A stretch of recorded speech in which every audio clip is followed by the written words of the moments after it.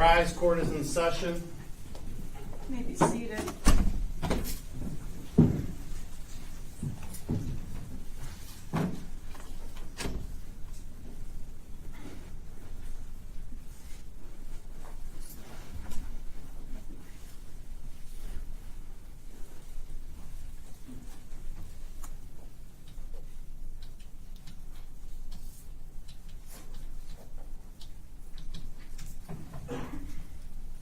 Versus Burke, 2025-2242 FH. Okay, it's been brought to my attention, and I've seen that the media has been doing Do you want our appearances? Sorry. Yeah, go ahead. Corey Newman on behalf of the people. Mark Curtis, honored to be here on behalf of Officer Burke, 59274. Jerry Faber, P67547, also on behalf of Officer Burke. All right, the media has been doing interviews, particularly with the Feiger Law Firm, right out there.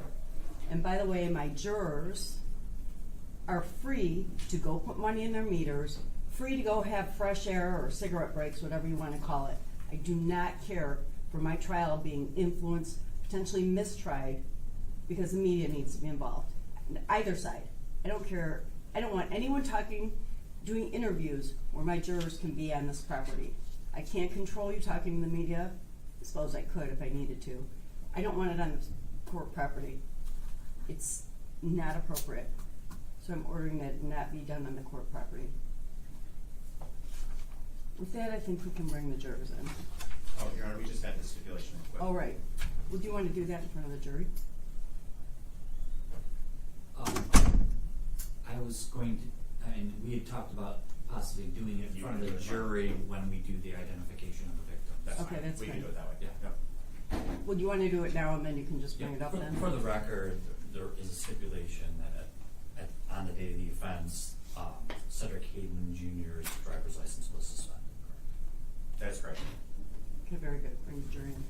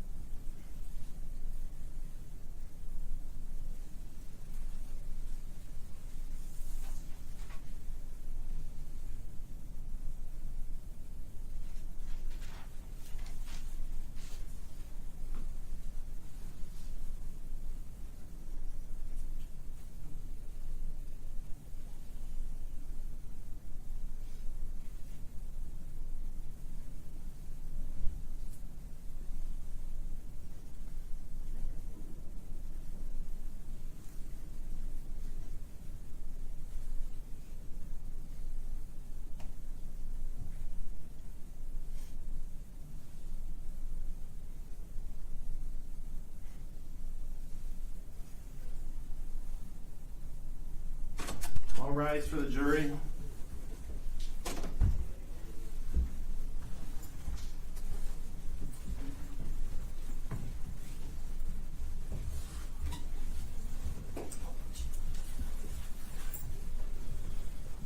guys can sit.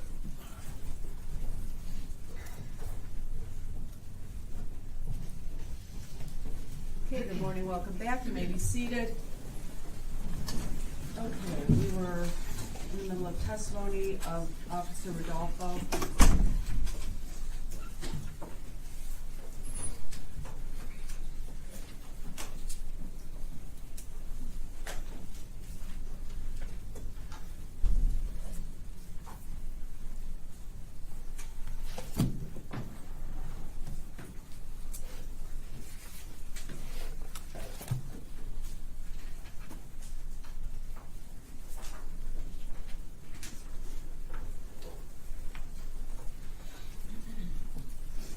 I'm going to swear you in since it's a new day.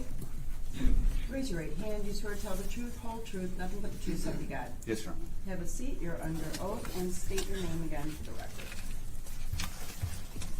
Officer Michael Rodolfo. Go ahead. Thank you, Your Honor. Good morning, Officer Rodolfo. Good morning. So I'd like to resume your testimony and talk a little bit about the call signs. Okay. People's Exhibits 1A through K. There's a lot of radio dialogue involving call signs. Correct. So what was your call sign that evening or that early morning of September 30th, 2024? David 40. David 40. And that's a call sign? Correct. And that was Officer Burke and yourself. Yes. Who is Henry 50? I believe it should have been Officer Napoli and Pisecki. What about Adam 40, if you recall? Officer Kamel and Dixon. Officer Dixon and Kamel? Correct. And then you had one-man vehicles, which also would include an FTO, right? That would be considered a one-man vehicle as well, correct? David 11. Officer Anise and Officer Burrell. And so the FTO in that case would be Officer Burrell. Correct. And then Charlie 11. I don't remember. Okay. I believe those were the, and the call signs, those have particular areas of patrol? Correct. Is that the same every shift, or is that part of the briefing? It's part of the briefing. Okay. And you testified that you're very handy with the computer, like a forte of yours. Correct. Are you able to see on your in-car computer the locations of other patrol units? Yes. And was that one of the things that you were looking at as you're responding to this flock hit? Yeah. Is it safe to say that at the time of the first, but certainly the second flock hit, you were the closest unit to the suspect vehicle? Correct.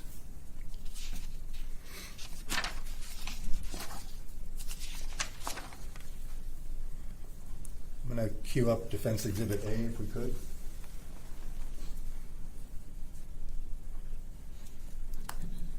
And then directing your attention to Exhibit A before I play the exhibit. 4:56 and 00. So right on the minute is the first flock hit. Is that correct? Correct. Were you responding from the flock hit or the dispatch traffic 37 seconds later? Flock hit. Okay, so in real time, the same time that dispatch gets a flock hit, you're getting the flock hit, and you were aware of it from the flock hit, not just the dispatch traffic. Is that correct? Correct. There was also a question, just directing your attention to the screen before we hit play. There were questions about Lincoln High School, and I think you said that maybe all three levels of grades were there. Correct. Do you see the area of Lincoln High School on the map there? Yes. Can you stand up and point to it, please? Absolutely. This area here. All right, so, and you're referring to the bottom left quarter of the exhibit before we hit play, and I think you can see maybe a sports field and things of that nature? Yes. All right, and then what street is directly north of the Lincoln school system? This is all of 9 Mile. All of 9 Mile. Okay. And I think it was your testimony that when the first flock hit came out, you were basically near the school area on patrol. Correct. Okay. All right. If we can hit play.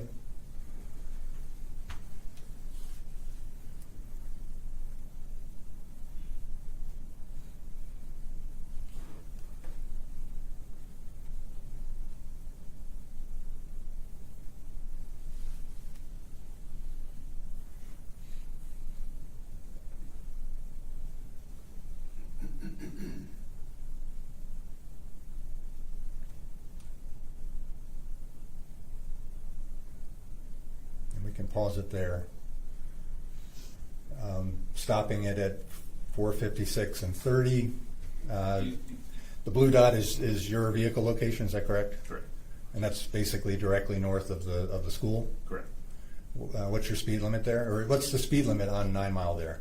I believe there is 45, And then what is your speed at that time? 39 30, miles an hour. 39 miles an hour. Okay. All right. We can continue to play this.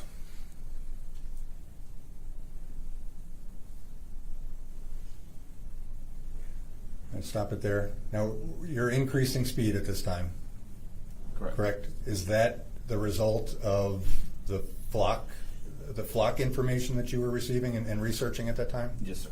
Okay, you can hit play.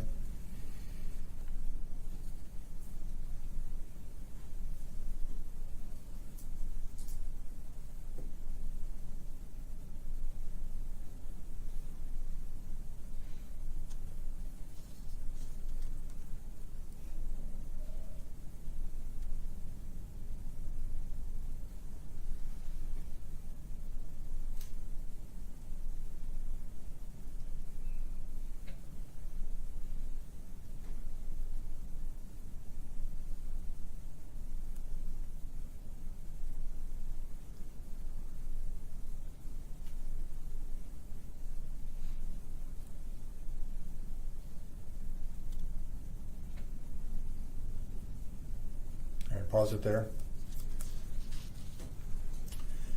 Now at 4:57:27, you're basically where? That is Grossbeck right here. And 9 miles. Grossbeck and 9 Mile? You're basically at that intersection when the second flock hit. Correct. And you became aware of that in real time, correct? Yes. You obviously don't know you can't see the vehicle at this time, correct? Correct. But can you estimate how far away you were? Quarter mile. And now, for the sake of the graphic there, the circle is the Jeep location and the arrow is the direction of travel, correct? Correct. Okay. And so you're given the information about direction of travel in real time as well. Correct. Okay, you can please return to your seat, officer.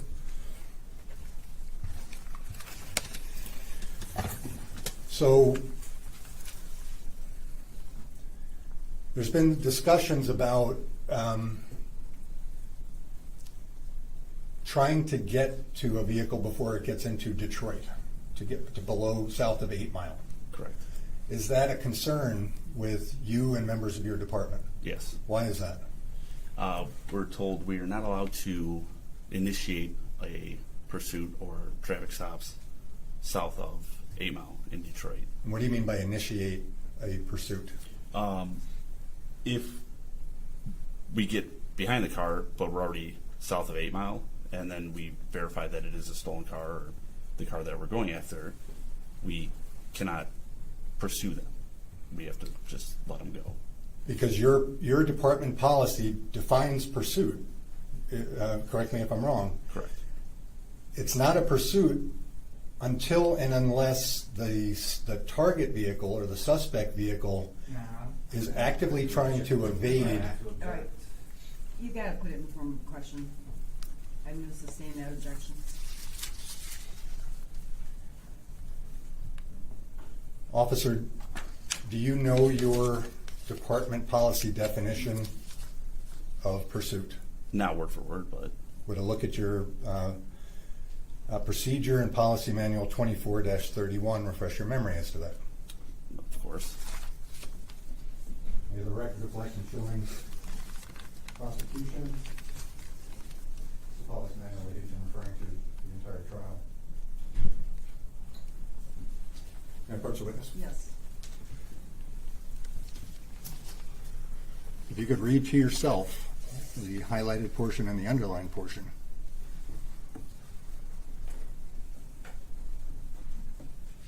Yep. Does that refresh your memory? Yeah.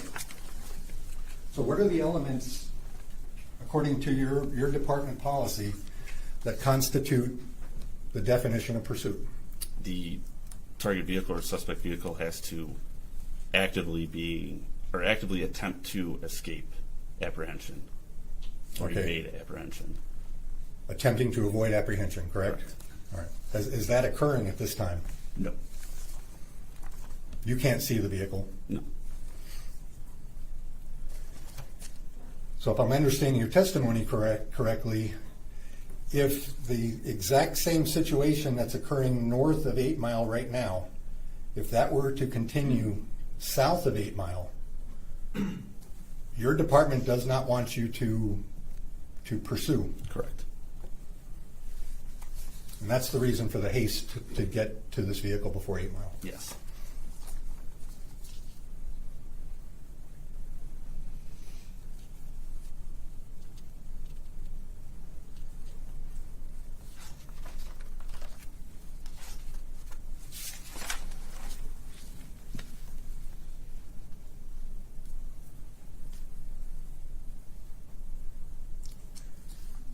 Officer, you testified about some fairly significant injuries that you received Yes. as a result of this collision. Yes.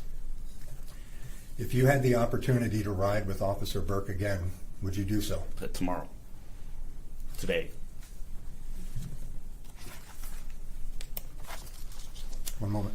Thank you. Thank you, Officer. I have no further questions. I do have one question, might lead others. Were the police car headlights on? Yes. Anything based on that? No. No, thank you, Your Honor. Okay, go ahead, Mr. Newman. Thank you.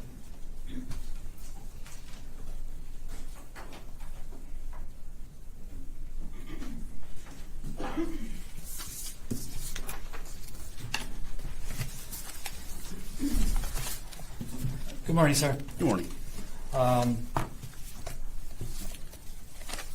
Second.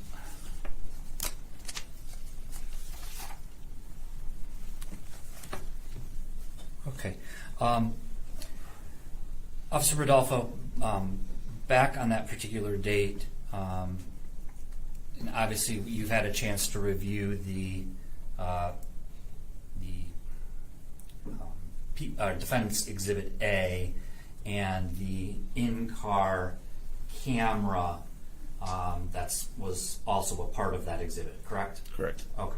I want to talk a little bit about that to start, and I'm going to put up the People's Exhibit. It is People's Exhibit 13, which is the in-car video. Oh, I think we need to switch it over. Sorry. Yeah. I'm sorry, I didn't realize we didn't switch it over yet.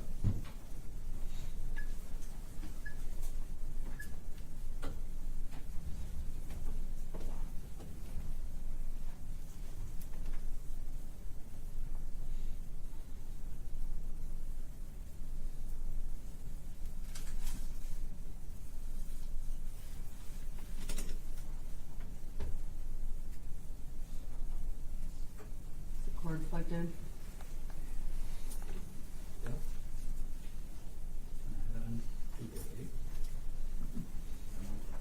I recheck the connections.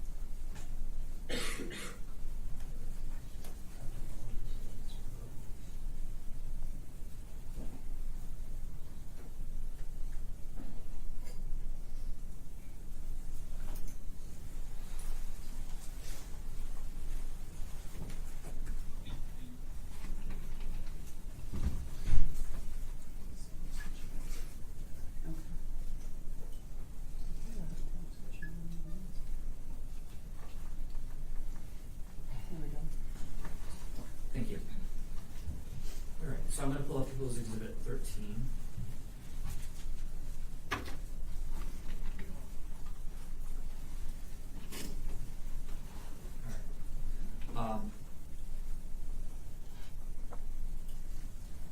for the record, you can see that this is the beginning of the video, correct? The very beginning of the video? Correct. All right. Counter for the video is set at 0, is that correct? Yes. Okay. And what time is it on the timestamp of the video at the very beginning of the video? 4:56 a.m. Okay. And how many seconds? 17. All right. And so that would have been 17 seconds approximately after the original flock hit at 4:56:00 exactly, correct? Correct. Okay. And at that point in time, you are heading what direction? This is east. Okay. On 9 Mile Road, correct? Correct. Okay. All right. You can start it.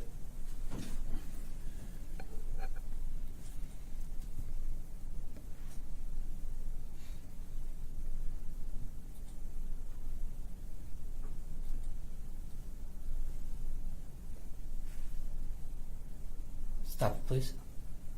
Okay. Now you've driven a short distance at this point, and what time is it now at this point that we've paused it? 4:56 and 33 seconds. 33 seconds, okay. And you're going how fast at that point? 44 miles an hour. Okay. Again, still on eastbound 9 Mile, correct? Correct. Okay. Can you describe for me that roadway? It looks like is only one lane at that point, and why is that? I believe there was construction. Okay, so you're in a construction zone at that point? Is that correct? Yes. Okay. At that point, you had gotten the original flock hit. You said you were relying on the flock hit that came through, was it through your computer in your scout car? Yes. Okay. Tell us, how do you become aware when you're in your scout car of a flock hit There's on your computer? There's a audible chime, and then also it comes to the front of the screen. Okay. All right. So when you begin your shift, you have to sign in to flock and things of that nature on Yes. the computer? Yes. Okay. Each shift you have to do that? Yes. And so are you obviously familiar with that chime that you hear through the flock system? Yes. Okay. And how is it you're familiar with that chime? Whenever we hear it, it's quite startling. You hear it a lot during your shifts, correct? Enough to know what it is. Yes. Okay. And so you get, in this case, did you get a chime through your computer? Correct. All right. And what time was that at? The 4:56. Okay, right at 4:56. Correct. Okay, all right. If you can continue just for a couple seconds here. Okay, I want to stop it right there. Okay, and we stopped it at what time now? 4:56 and 37 seconds. Okay, and what did your speed jump to at this point? 68 miles an hour. Okay, you can play it.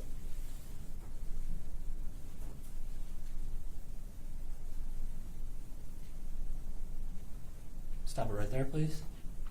All right, and what does the timestamp indicate now? 4:56 and 45 seconds. All right, and what is your speed at that point? 97. Okay, and are you still in that construction zone at that point? Yes. Okay. What time was the dispatch over the radio for the flock hit? I don't recall. Okay. If you heard that, would that up to fresh your memory? Yes. That dispatch?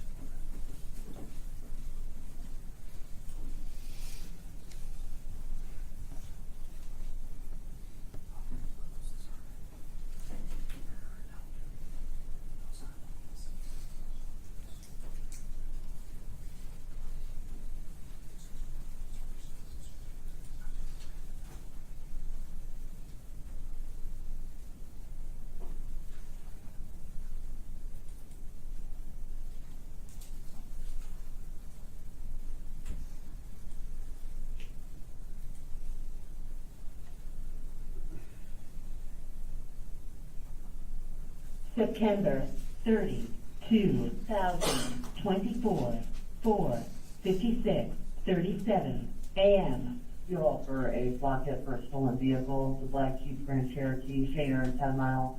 Southbound Shader from 10 Mile. License plate is 2 Paul Robert Nora 96. Again on the Black Jeep Cherokee, NWL.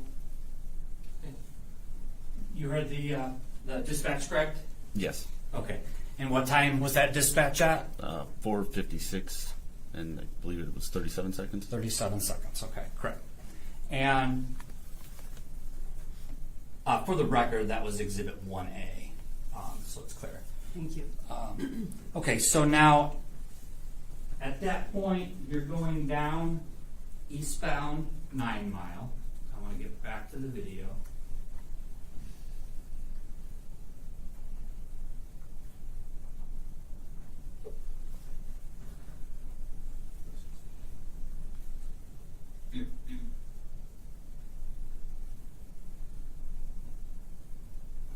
We left off right at 4:56:45. What I want to do is play it from this point.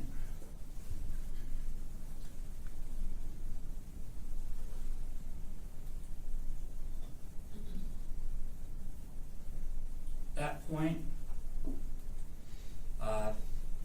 what time is it now, sir? 4:56 and 56 seconds. Okay, all right, and that speed at that point? 102. All right. Right.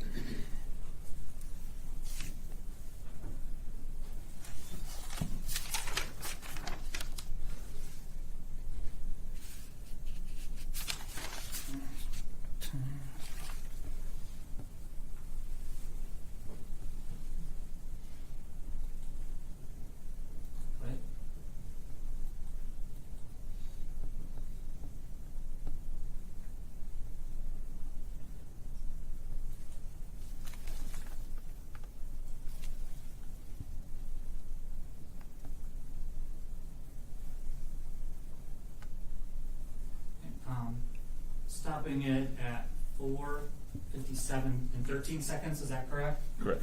Okay, and what is your speed at that point? 86. All right, at 86 miles per hour. And at that point, did you see were there multiple cars that passed by you going the opposite direction at that point? A couple, yes. Okay, all right. And do you know why you were slowing down at that point? I do not.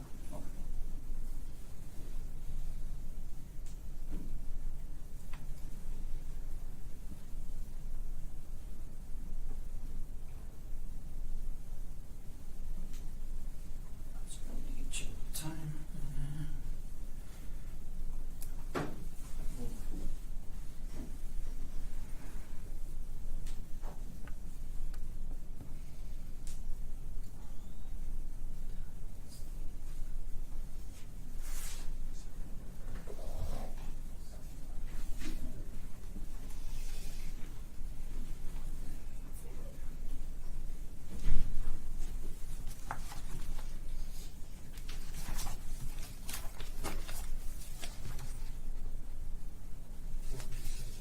Okay. Yep. All right. A couple more seconds. Sorry.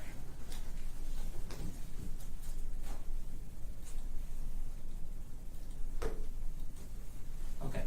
Stopped it at what time now? 4:57 and 27 seconds. Okay. And was that the time of the second flock hit, if you will, updating the location of that vehicle? Correct. Okay.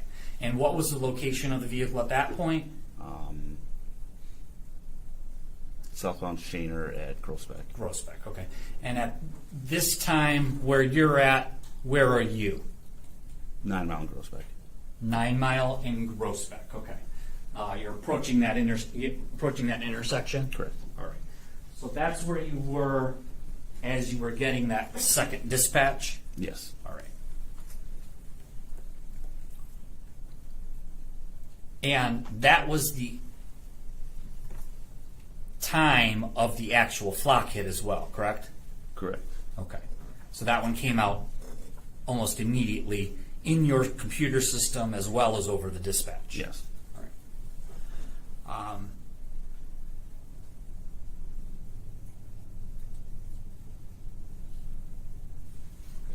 Thank you. Continue.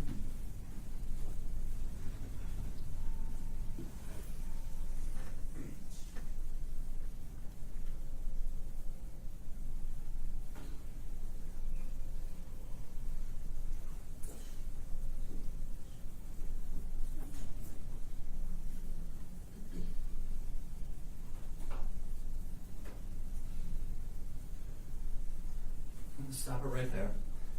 We're stopped at 4:57:50, correct? Correct. Okay. Prior to that point here, the entire time you were going down 9 Mile, did you ever have your lights and sirens on? No, Lights or sirens? just our headlights. Just your headlights, okay. And at that point, when you're going down 9 Mile Road at over 100 miles per hour at points,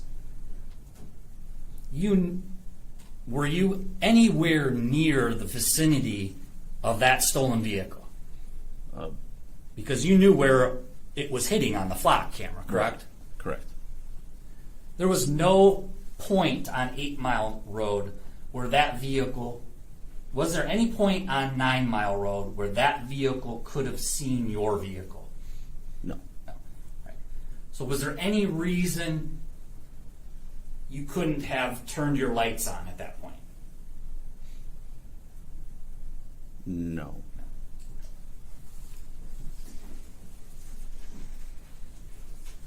All right, so you're at the intersection of, Shaner and 9 Mile at this point, correct? Correct.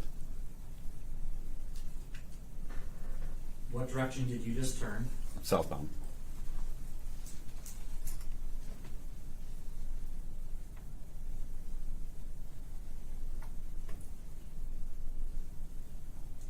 So I'm gonna stop it at 4:58:05, correct?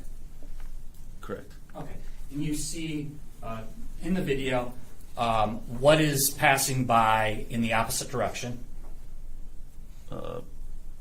Reddish SUV. Okay, all right, and obviously that vehicle passed right by you, so you know that that is not the stolen vehicle, correct? Correct.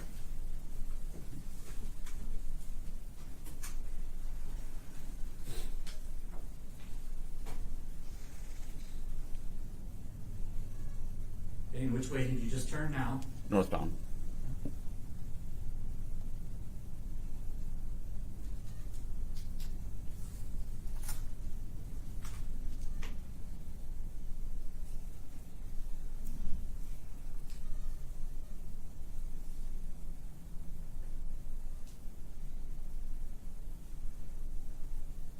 Okay, and which direction did you just turn there?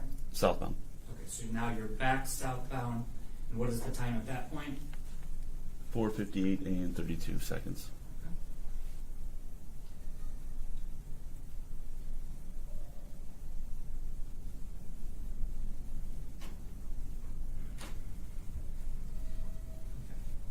And that intersection you had just gone through, that was still the intersection of Shaner and 9 Mile, correct? Correct.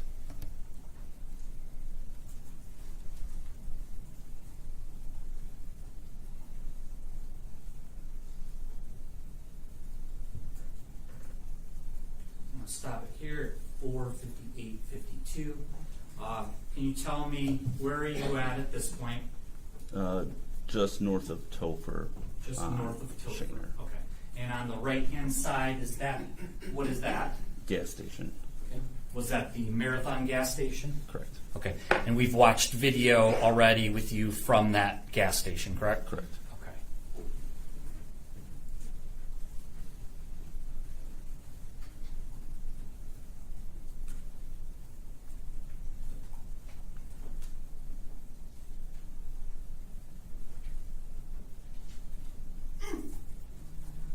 So when you get to Topher and you're proceeding down Shaner, how far do you get down Shaner before the collision occurs? That's about a half mile. Okay. All right.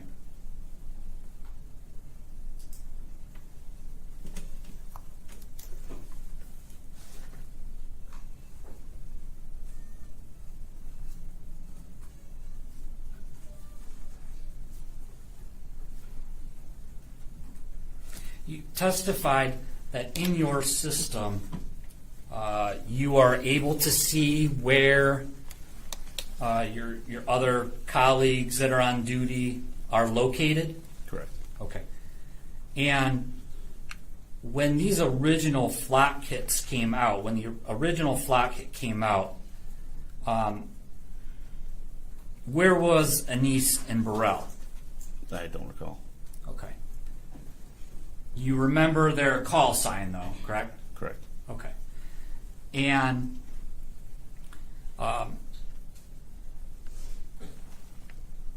when you came to after the crash, do you remember who the first person you saw was? Officer Burrell. Burrell. Okay.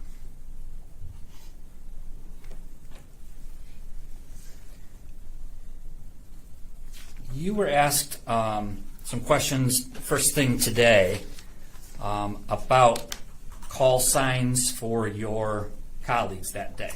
Correct.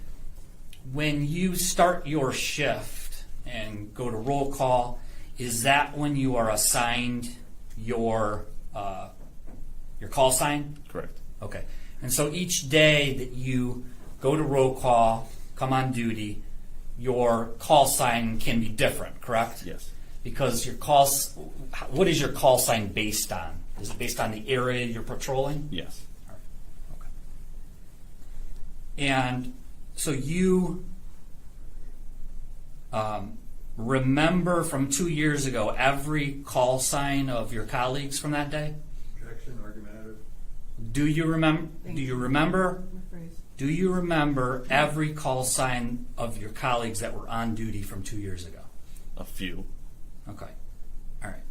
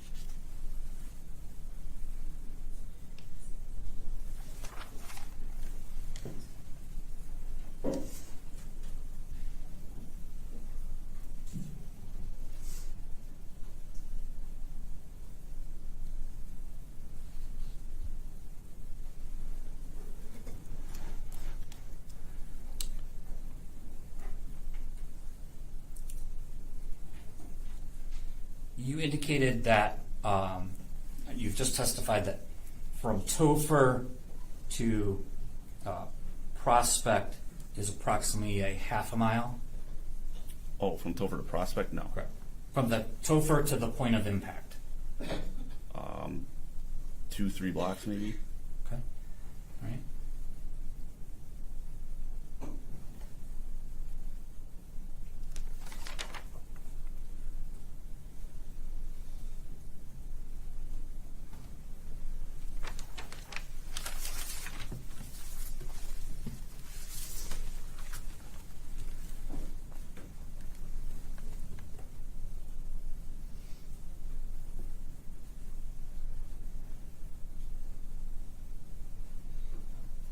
When you testified yesterday and you were initially shown Defense Exhibit A,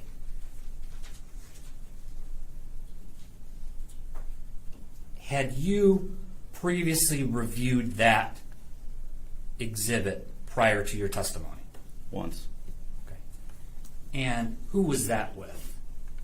The defense counsel. Okay. Was Officer Burke there? No.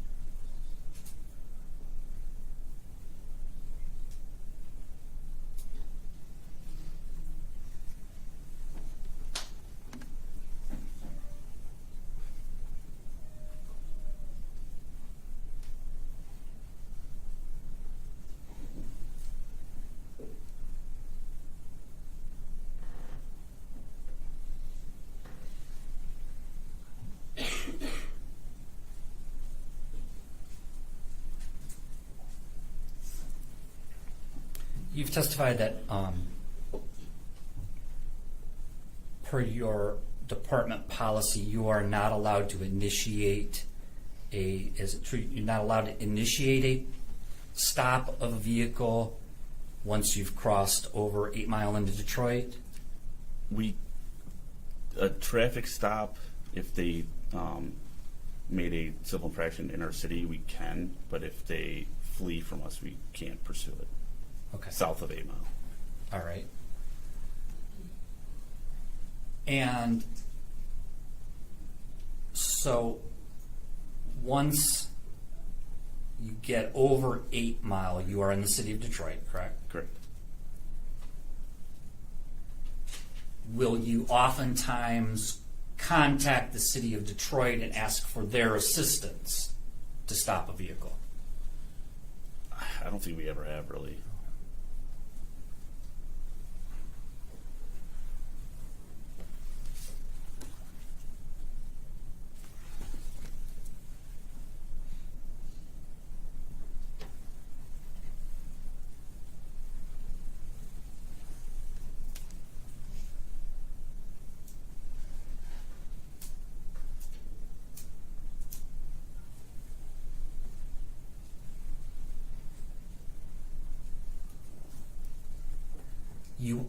Let me ask you, if a vehicle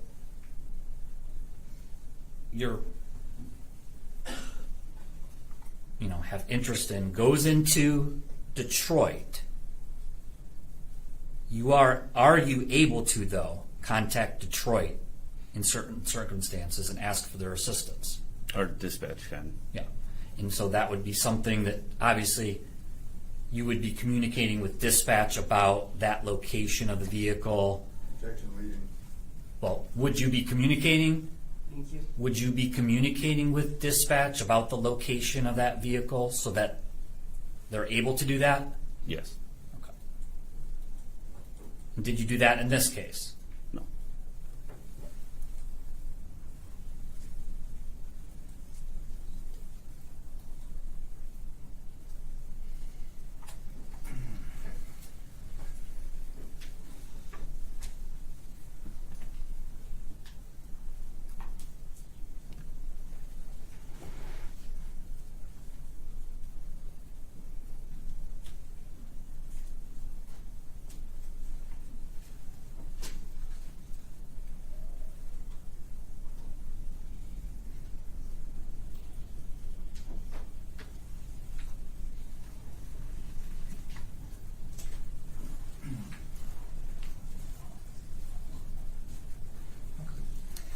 All right. Officer Rodolfo, are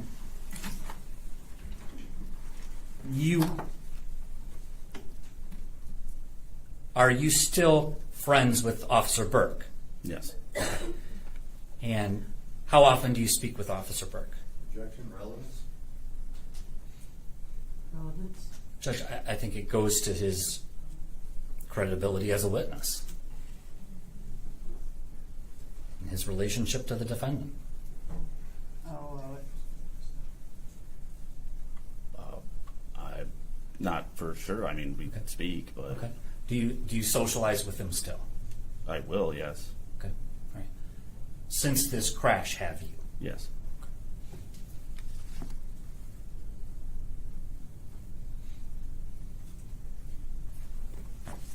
Thank you. And I'm further here.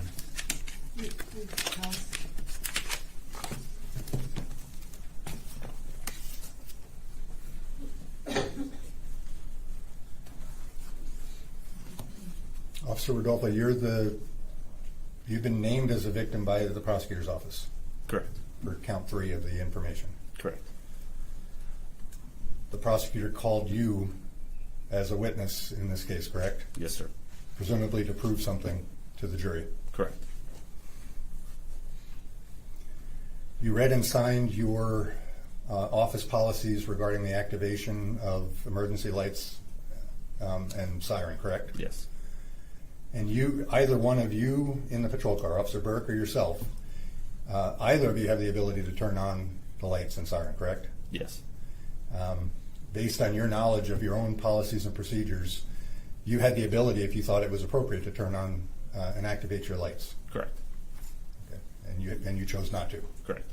And was there any activity during the entire incident leading up to this collision that you were observing, that you were aware of, that you believed was in violation of your policy? No. Nothing further. Anything based on that?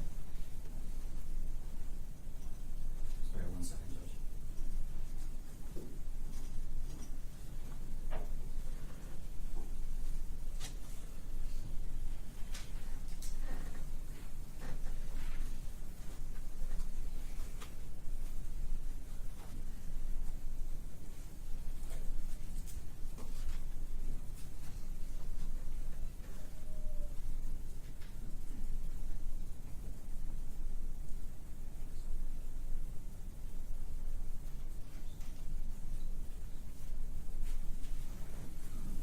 Okay. Thank you. Thank you. You may step down. You're the next witness. Can we approach this for a second? Sure.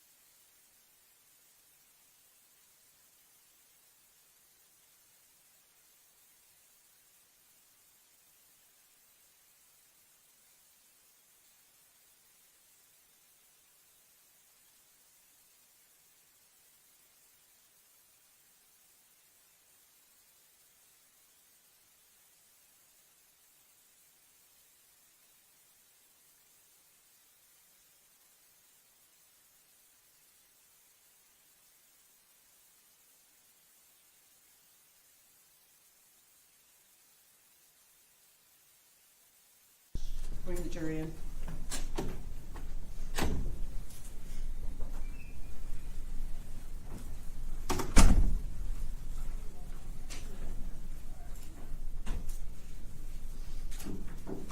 All rise for the jury.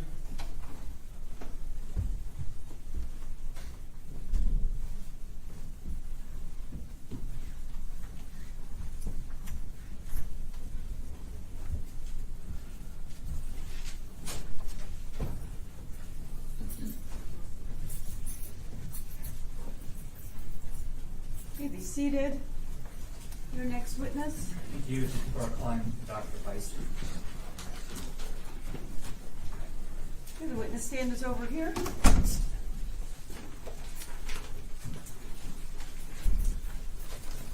Before you sit down, please raise your right hand. Be sure to tell the truth, whole truth, nothing but the truth, so help you God. I do. Have a seat. You're under oath. Please state and spell your name for me. All right.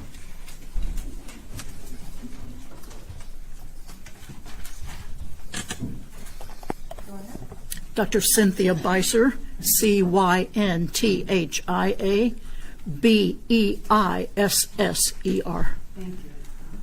Go ahead, Mr. Newman. Thank you. Good morning. Good morning. Dr. Beiser? Yes. How are you? I'm fine. How are you today? Good, good. Thank you for Good. being here. Dr. Beiser, can you tell us what is your occupation? I'm a forensic pathologist. I'm currently a part-time deputy medical examiner for the Macomb County Medical Examiner's Office. All right. That's a lot of information already, so let's break that down a little bit. What is the Macomb County Medical Examiner's Office? What is it? Yeah. What is the It- function of that office? Oh, the function of the medical examiner's office is to investigate deaths which come under its jurisdiction, which would be those, first of all, natural deaths in which there's no physician to take care of the death certificate or no family to take care of the decedent. That would be the responsibility of the medical examiner. Also, we investigate deaths which are not natural, and those could be anything from drug abusers to traffic accidents to homicides of all sorts. Anything which is considered unnatural would come under our jurisdiction, and we would investigate. Thank you. And what is a forensic pathologist? First of all, a forensic pathologist is a medical doctor. I went to medical school just like any physician. I chose to specialize in pathology, which is broadly the study of disease. Forensic pathology is a subspecialty of pathology in which we are trained to do autopsies, not just on those who died of natural disease, but also who died of traumas of all sorts. So we are specially trained to do trauma pathology. All right. Thank you. And you indicated, obviously, that you went to school for this particular field. Is that correct? That's correct. All right. Can you tell us, in terms of your education, if you can go back to your initial education in this particular area, can you tell the jury what your education in this particular area is? First of all, I graduated from Spring Hill College, which is located in Mobile, Alabama. I graduated in 1982 with the Bachelor of Science degree, majoring in both biology and in history, and I graduated summa cum laude. After that, I attended the University of Tennessee School of Medicine. I graduated from there in 1986 with a Doctorate of Medicine degree with honors. Following that, I did a 4-year residency in anatomic and clinical pathology at the Medical College of Wisconsin, which is located in Milwaukee, Wisconsin. I completed that in 1990. After that, I did a 1-year fellowship in forensic pathology at the Dade County Medical Examiner's Office, which is located in Miami, Florida. After that, I spent 30 years as a deputy coroner, forensic pathologist at the Lucas County Coroner's Office in Toledo, Ohio. I retired from there after 30 years in 2021. After that, I got this part-time position that I now hold. All right. And so working in this part-time position, do you reside in another state at this point in time? I do. I live in Toledo. You still live down in Toledo where you worked for 30 years? Yes. Plus? Okay. All right. And besides your education, let's talk about, obviously, the schooling. You indicated you did a fellowship in Dade County. Can you tell the jury, what is that? What does that entail? A fellowship is a year of specialized training after finishing the residency in general pathology. Just like all subspecialists would go and do some year or years of training in their subspecialties. So I chose forensic pathology, and the fellowship year concentrates only on doing forensics, not doing hospital pathology or anything else in training for what I will be doing for my career. All right. Thank you. Doctor, after your fellowship, you indicated you were a forensic pathologist for, I'm sorry, was it Lucas County? Yes. Okay. And is that where Toledo is located? Yes. All right. Thank you. Have you testified in court before regarding the field of forensic pathology and autopsies? Yes. And have you been qualified as an expert in court previously as an expert in the area of forensic pathology? Yes. How many times have you been qualified as an expert in this particular area? Well, I stopped counting after 100, after 30 plus years. Okay. All right. And at this time, Your Honor, I would ask that the court recognize and qualify the witness as an expert in the area of forensic pathology. We have no objection. I should note for the record that the defense did indicate a willingness to stipulate to cause and manner of death and the doctor's autopsy report. Okay. I will find her as an expert in forensic pathology. Thank you. All right. So I want to turn to this particular case a little bit here, but I want to get some background information first. As a forensic pathologist working part-time in Macomb County, can you tell us when you first, I guess, how does it come about that you begin the process of an autopsy and in starting your examination? Well, first of all, our office gets a call about the death of the person. The investigator takes the information and passes that on to the pathologist, who then decides whether an autopsy or merely an external examination is warranted. If an autopsy is needed, then it's done. Okay. All right. And what is the purpose of an autopsy? Well, the purpose of the autopsy is, first of all, to determine the cause of death, also to collect specimens, which may be needed for ancillary testing, for instance, toxicology testing, also to collect evidence if the case warrants that, perhaps retrieving a projectile from a shooting incident, something like that. So it varies depending on what the case is. All right. And before conducting an autopsy on a deceased individual, do you get any information about the circumstances or police reports or anything of that nature about the death?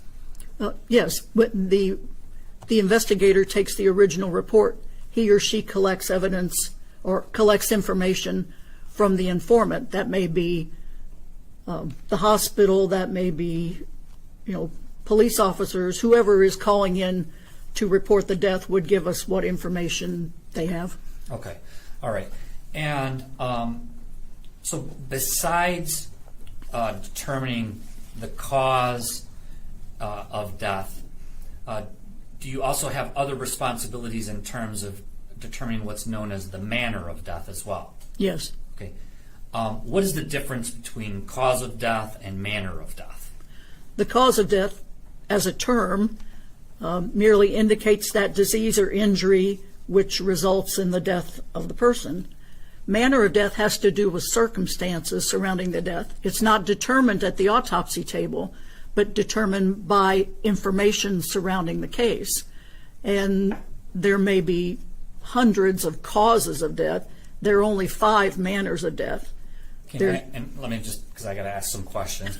What you said there's 5 categories of manner of death?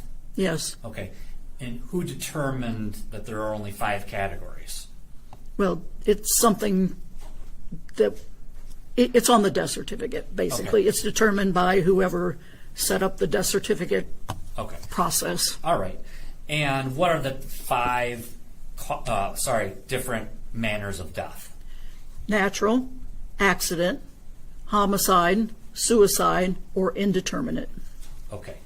And those categories of the manner of death, is that something that you determine as the forensic pathologist?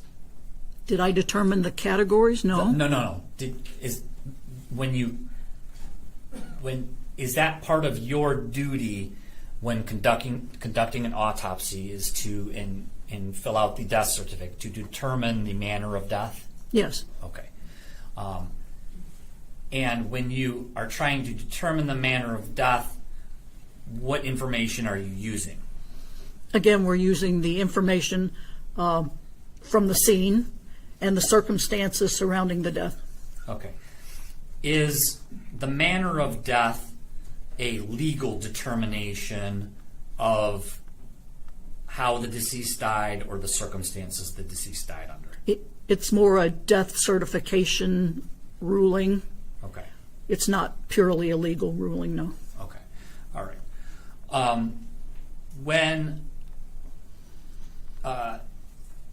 As you were working with the Macomb County Medical Examiner's Office, at some point were you assigned, I guess, the duty of doing an autopsy for an individual by the name of Cedric Hayden Jr.?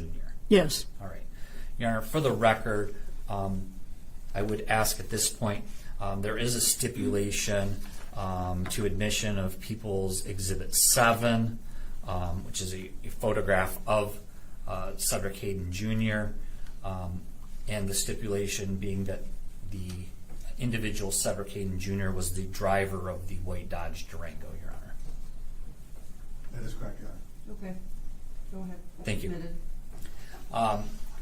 And so do you recall, when was it that you became involved in your, investigation and autopsy of Cedric Hayden Jr.? The autopsy was performed on October 1st of 2024. Okay. And when you conducted the autopsy with regards to Mr. Hayden Jr., tell us, I guess, procedurally, where do you start? What do you do? Well, an autopsy consists of the external examination and the internal examination. Obviously, we start with the external examination. The body is first of all photographed as received, clothing, nude, whatever that may be. The clothing, the jewelry, anything on the body is recorded, as well as injuries or evidence of natural disease, which may be evident on the body. The body is stripped, cleaned, again, I would look at the body, again, recording anything I may see, in addition to what I call the vital statistics: height, weight, hair color, eye color, that sort of thing. After determining that, what would you do next? Then I would proceed with the internal examination, which is the detailed dissection of the internal organs. I'm looking for evidence of disease or evidence of trauma, or if I'm dealing with an infant, I may be looking for congenital birth defects, anything which would help me to come to some conclusion as to the cause of death. Also, during the internal examination, I'm collecting specimens, the blood, the urine, vitreous fluid from the eye, that sort of thing, for ancillary testing if the case warrants that. Okay, thank you. And so when you conducted the autopsy with regards to Mr. Hayden Jr., did you use the procedures and steps that you just indicated for the jury? Yes. All right. And I want to start with the external examination, because that's, you said, where you start, correct? Yes. All right. Can you describe for the jury what you found with regards to anything of note with regards to the external examination of Mr. Hayden. He had evidence of some blunt force injuries. Okay. And can you describe what evidence there was of blunt force injuries? He had abrasions and contusions on the head, the chest, abdomen, and the extremities. Okay. And when you say blunt force injuries, what does that mean? The blunt force injuries are abrasions, contusions, and lacerations. An abrasion is a scratch or a scrape. It's the scraping off of the upper layer of the skin. A contusion is a bruise. There's no damage to the outer layer of the skin, but the damage occurs underneath. And we are all familiar with bruising. A laceration is a tearing of the skin. It's like a ripping open of the edges of the skin. It's colloquially called a cut, but it's really a blunt force injury, not a sharp force injury. Okay.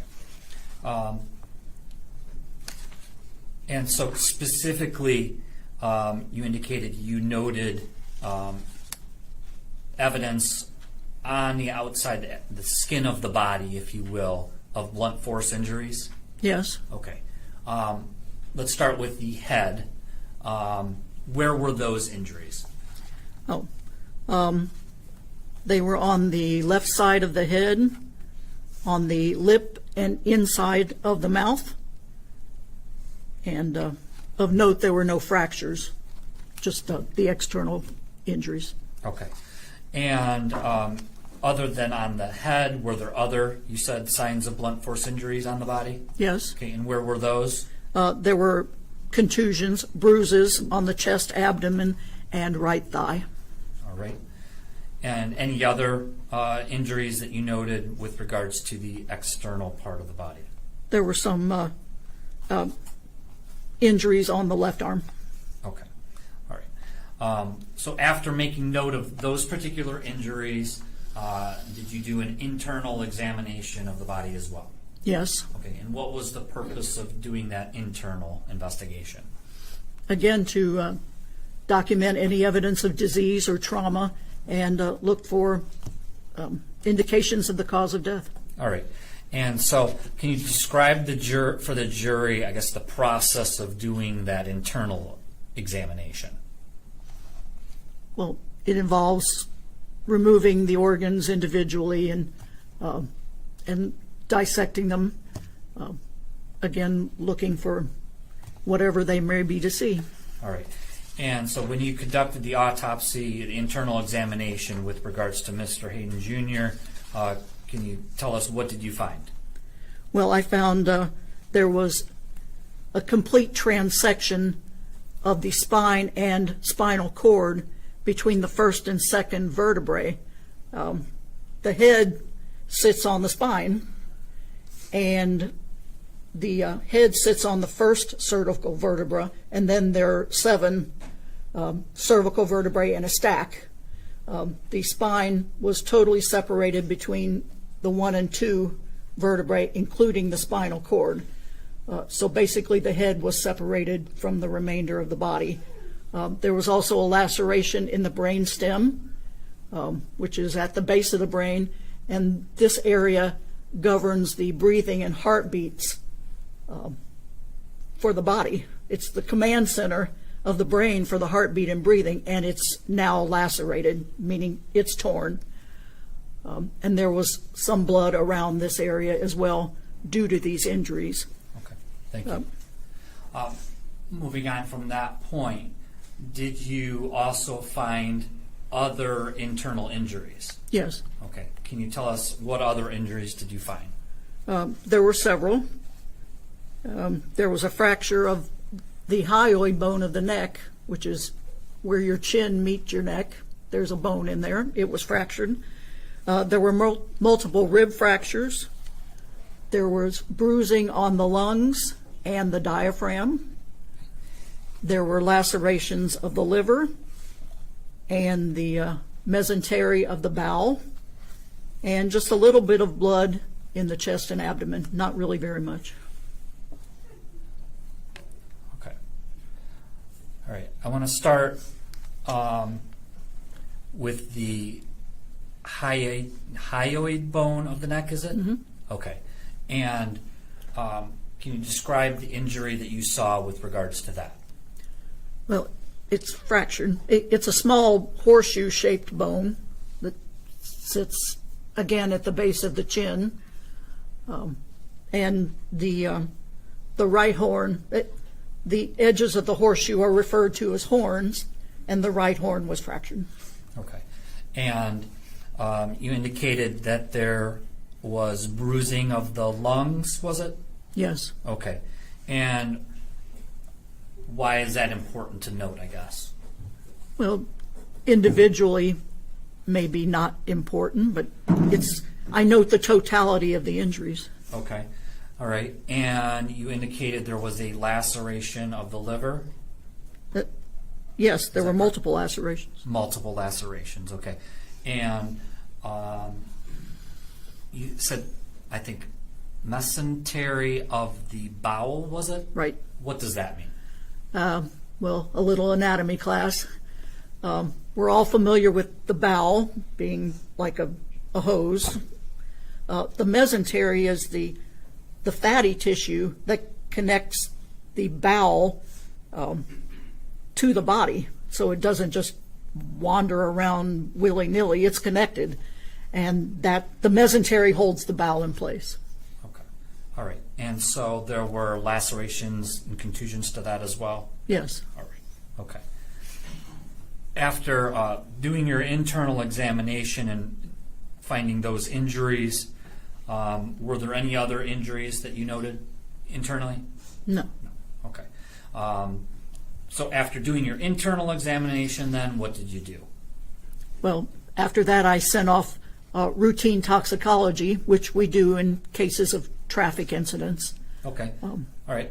And when you collect samples for toxicology purposes to send off, what type of samples do you take?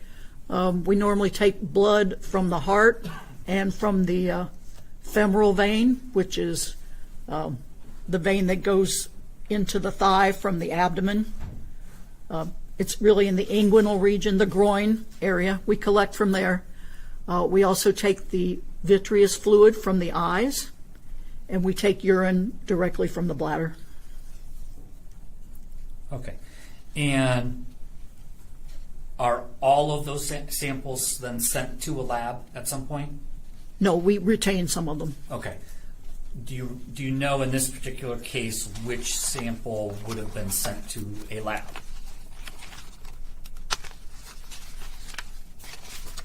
I see you're referring to a report. Would that help to refresh your memory? Yes, I'm referring to the toxicology report, which states that we sent femoral blood. Femoral blood, okay. And so that would be, I'm sorry, again, from where? It's from the one of the femoral veins, which are basically in the groin region. Okay, all right. And are you familiar with, well, let me ask you, when you take a blood sample from different areas of the body, are there areas of the body that would be better to take blood from to determine toxicology versus other areas? Yes. Okay. Can you describe what that is? Oh, well, there are certain drugs that when you're taking them will be absorbed into the tissues of your body, like the fat or the muscle tissue. And then after death, when those tissues break down, those drugs can leach back into the vessels and artificially raise the level of the drug in the sample, which is why we take it from the femoral vein, because there are no organs or tissues there.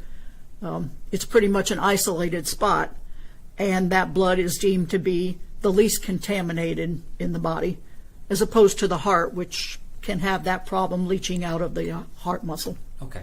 And when you say drugs, would that include alcohol? Yes. Okay. All right.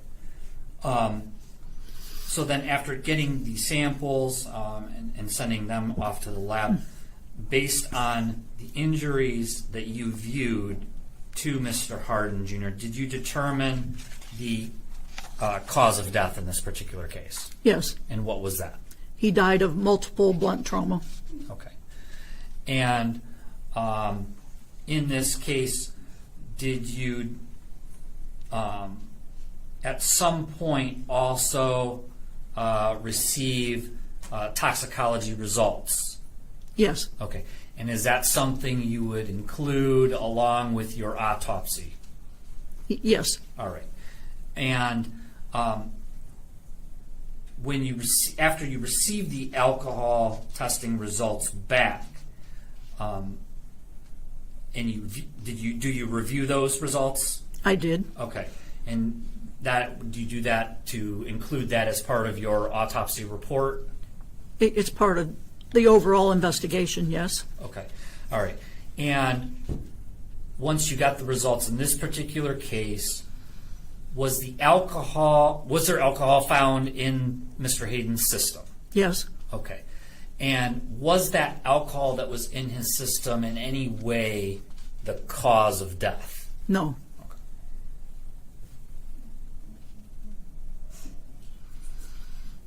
And what was the alcohol intoxication result that was received? He had a 0.198% alcohol. Okay. All right.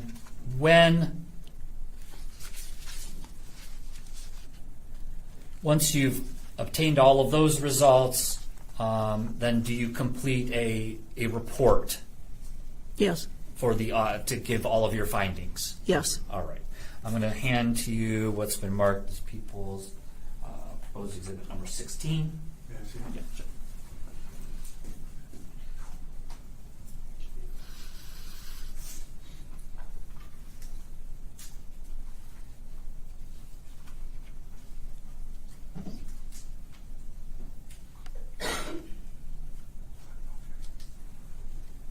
I'm going to show you people's proposed exhibit number 16. Can you tell me what that is?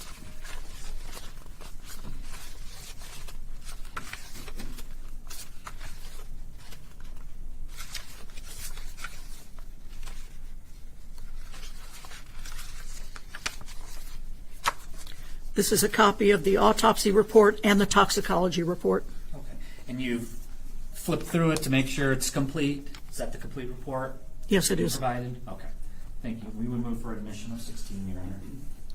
No objection. It's admitted. Thank you. The particular injuries that you viewed in this case, as part of your autopsy and an investigation, did you review police reports with regards to this case? No, because they were not provided to us. Okay, all right. Were you aware that this case involved an auto accident, an auto crash? Yes. Okay. The type of injuries that you found with regards to Mr. Hayden Jr., would speed be a factor that you would consider in determining the cause of death in this particular case and causing those types of injuries? Well, not specifically speed. You know, I would say these injuries are consistent with an automobile accident. Okay. And, you know, speed is kind of more for the investigator of the accident to determine. I can only say. But I'm not asking you to determine the speed, but Right. these types of injuries, would they be consistent with a high-speed traffic accident, crash? Yes. Yes. Okay.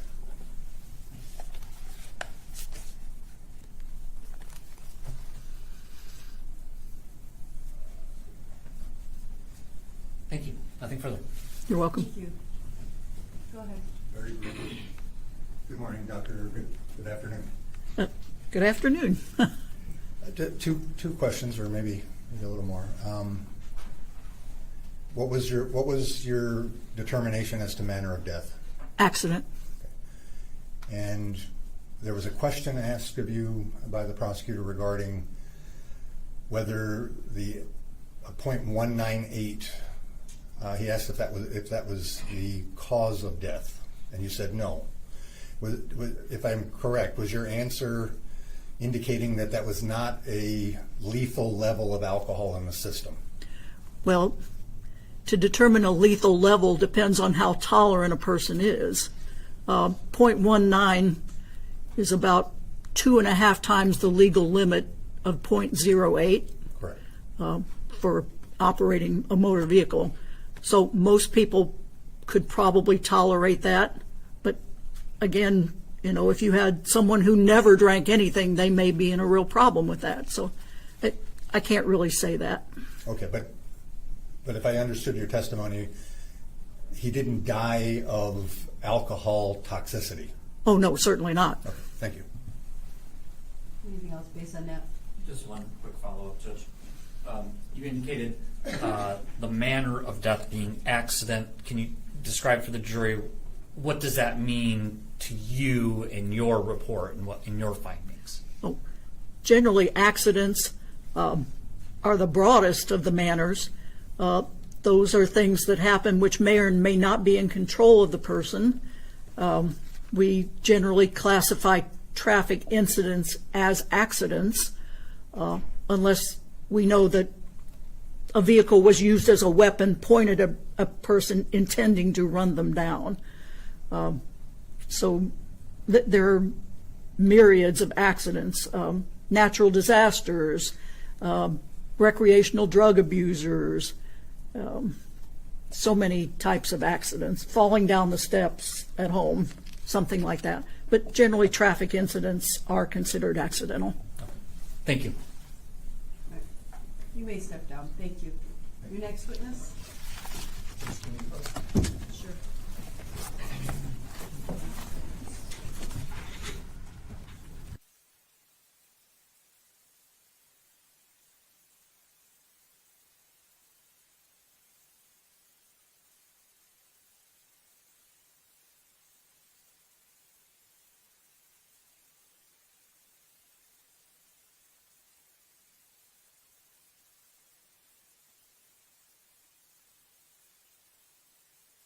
Take our lunch break now, and we're going to return at 1:10.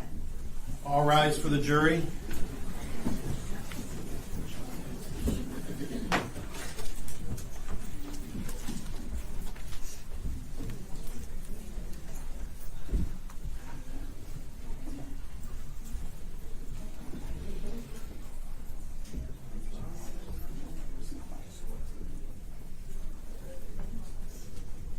Okay, we're in recess. Thank you.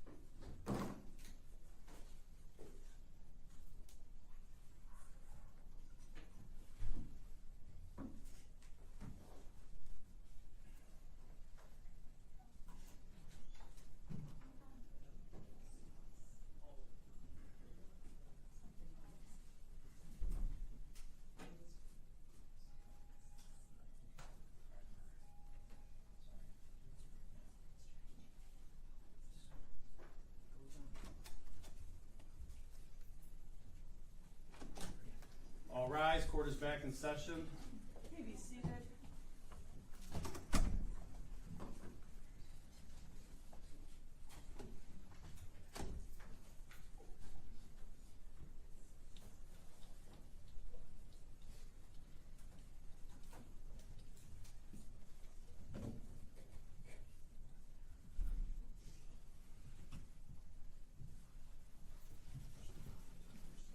It's up on all the screens, but Back on the record, People versus Burke, 2025-2242 FH. Are we ready? Yes, people are ready, Your Honor. Defense is ready, Your Honor. Went to co-be witness. Okay, very good. Let's bring the jury in. You can make your way over here if you'd like. Yeah, yeah, you have to go that way. On the other side. Okay. And then you'll be able to sit in that chair in a minute. I'll swear you in after the jury gets in. Okay.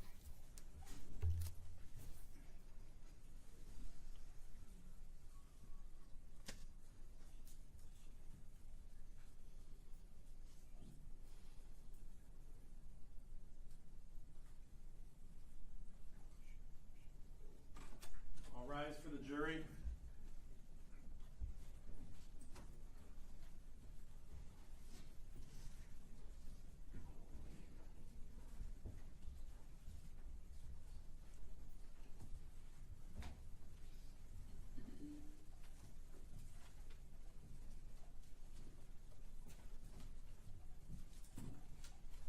Okay, you may be seated.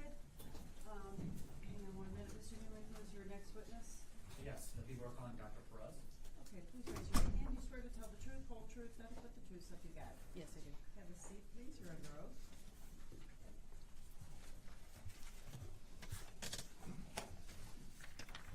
State and spell your name for us. My name is Catherine Perez, Catherine. Last name Perez, Perez. Thank you. Go ahead, Mr. Newman. Thank you. Good afternoon. Good afternoon. Dr. Perez, can you tell us what is your occupation? I'm currently an assistant medical examiner at the Wayne County Medical Examiner's Office. I also do part-time work at the Macomb County Medical Examiner's Office. Okay, thank you.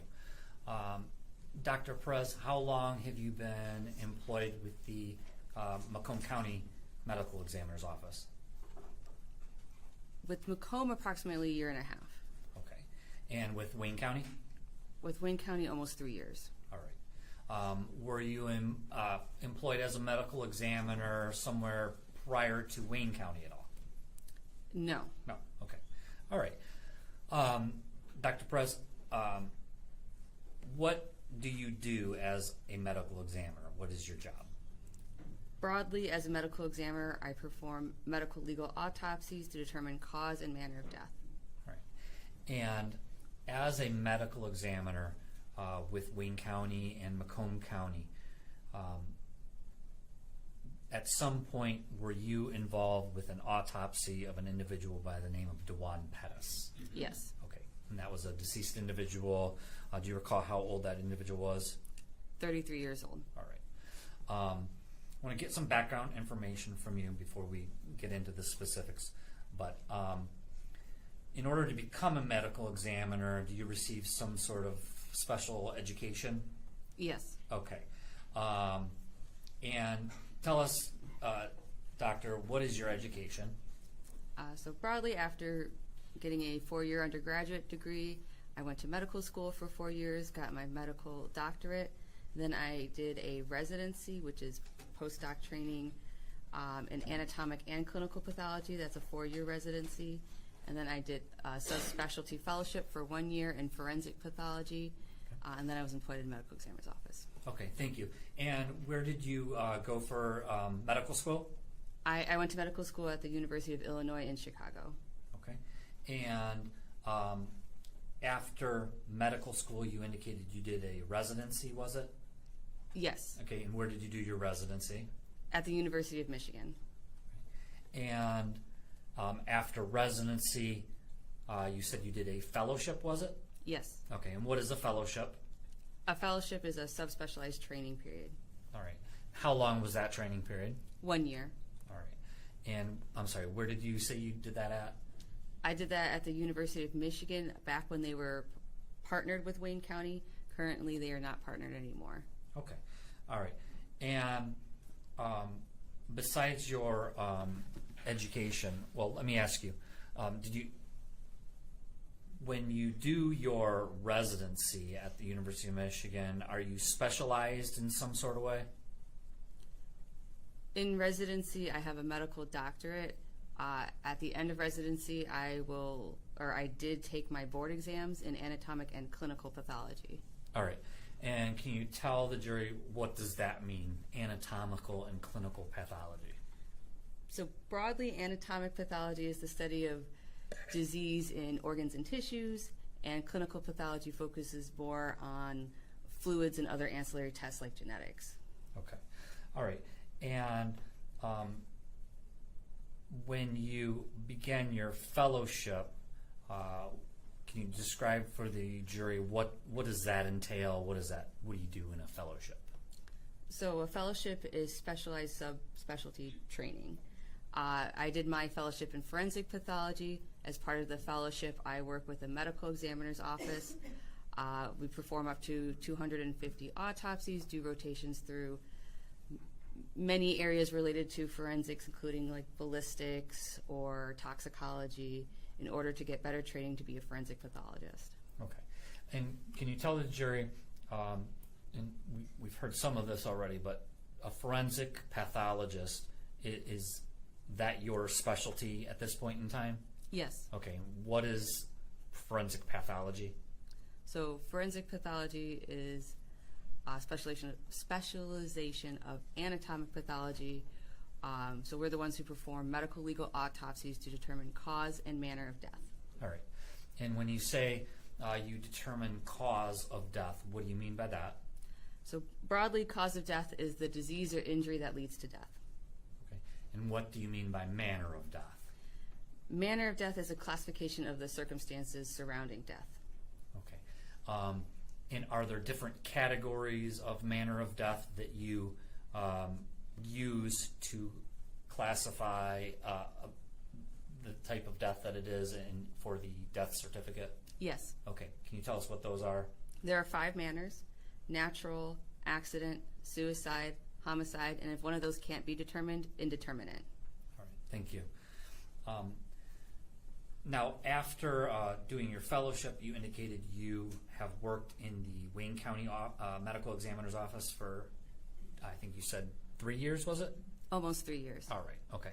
And have you, how many autopsies would you say you've performed in the 3 years that you've worked at the Wayne County Prosecutor's Office? Or, not Prosecutor's Office, Medical Examiner's Office? Probably around 1,500 autopsies. Okay. All right.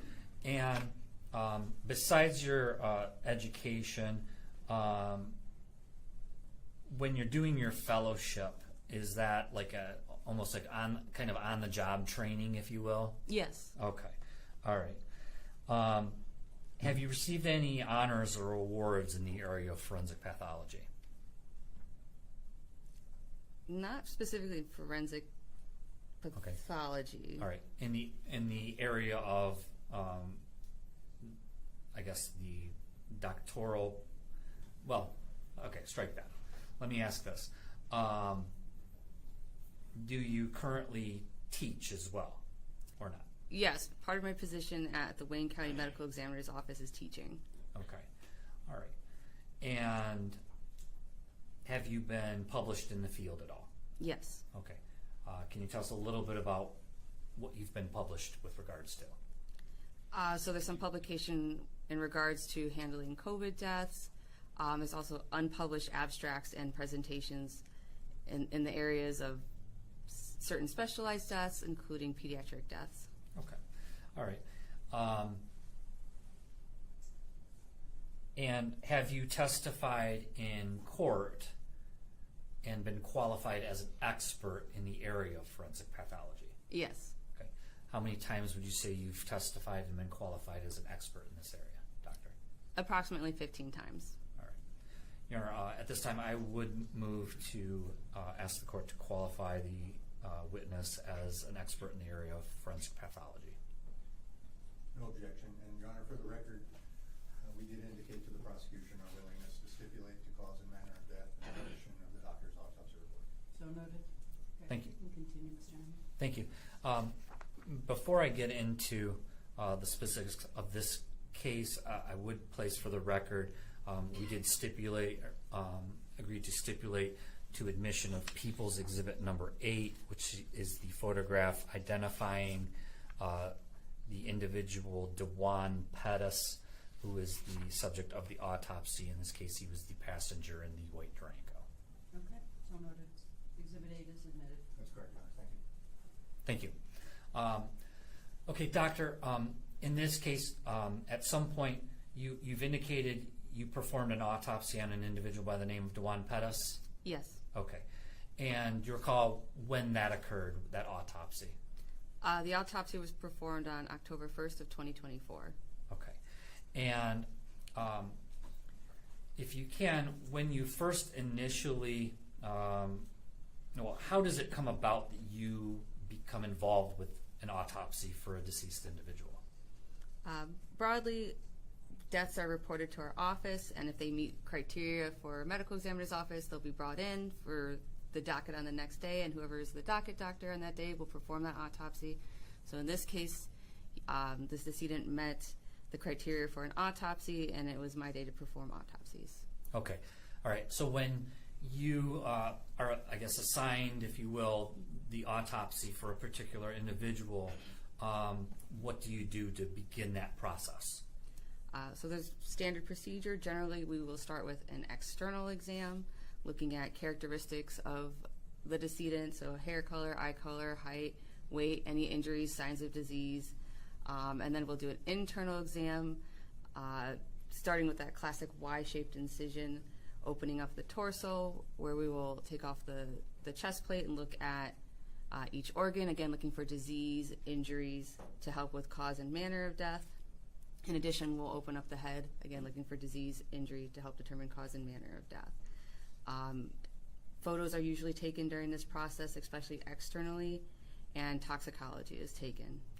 Other ancillary tests can be done depending on the type of case. Okay.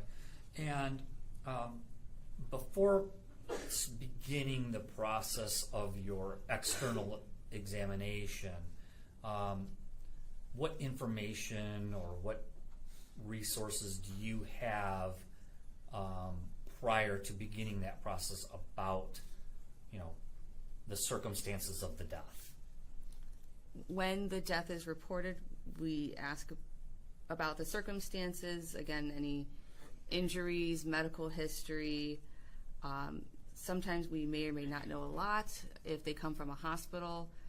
For example, we may not know their position in the car if they're coming from a car accident, or what location they came from. We try to elicit as much as we can from whoever is reporting the death.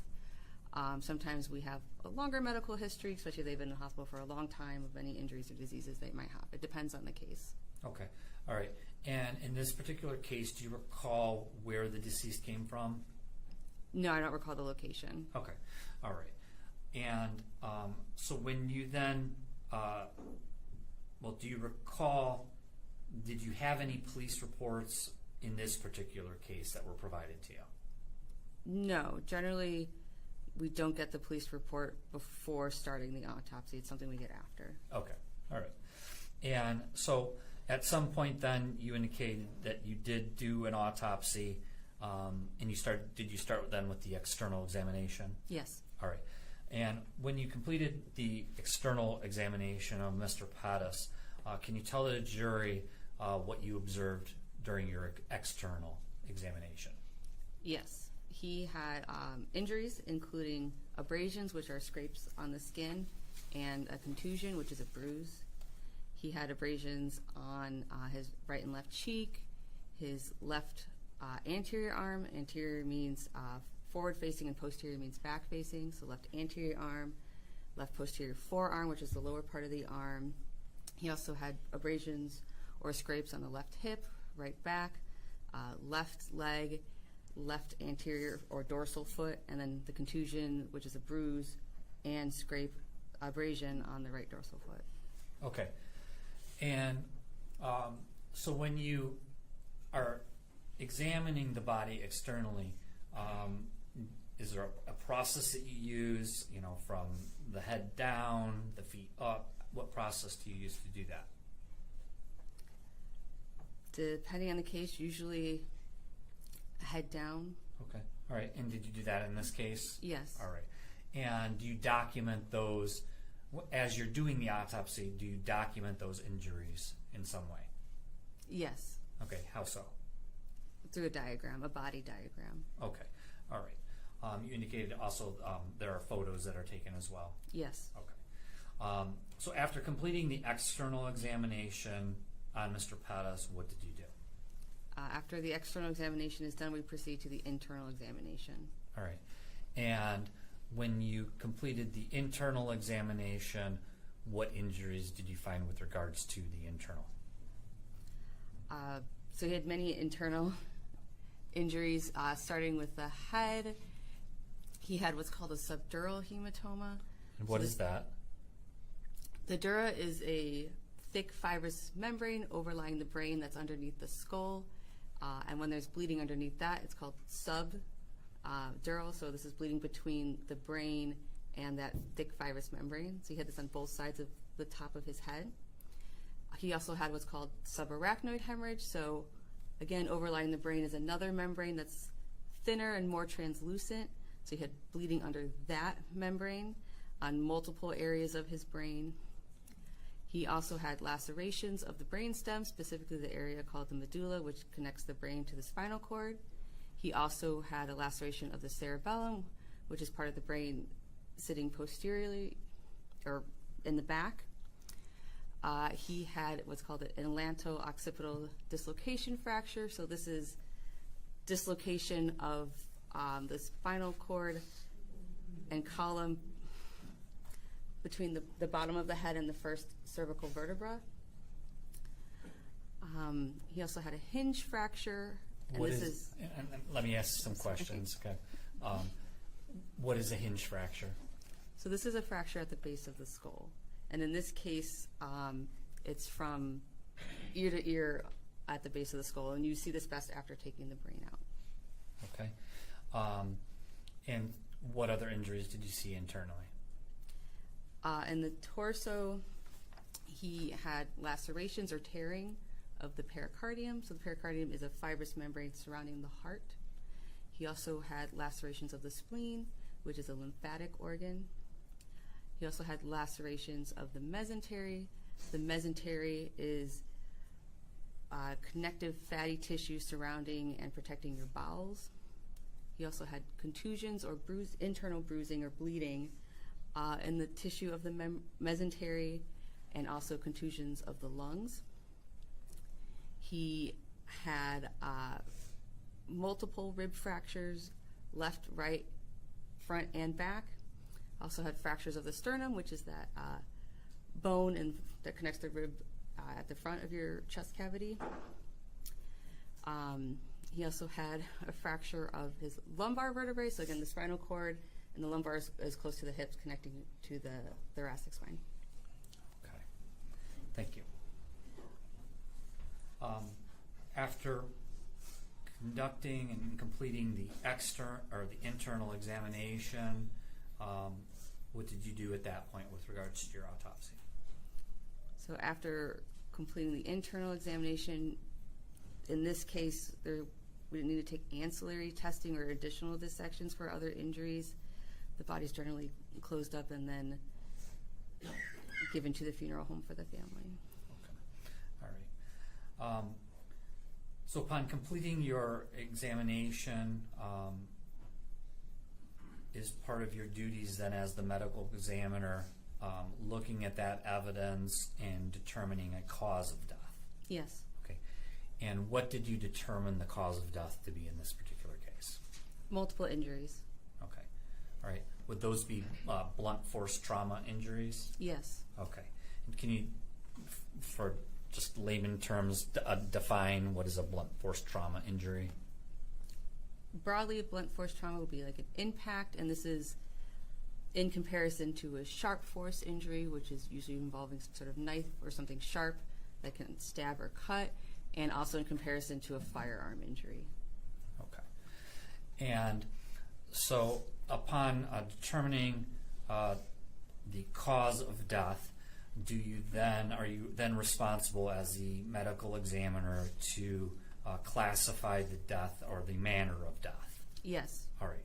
And what did you classify the manner of death for with regards to Mr. Pettis? Accident. Okay. And when you classify it as an accident, what does that mean?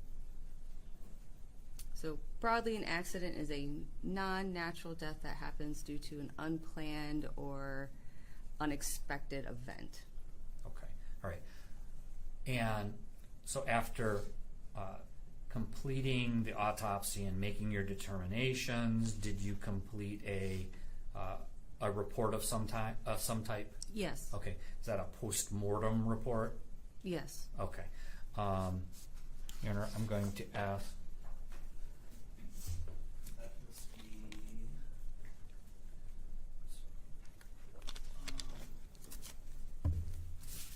I'm marking it as people's number 17, Your Honor.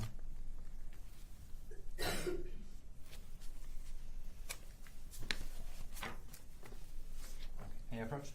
Yes. Mr. Newman, may I see it? Oh, yeah, sorry. Thank you.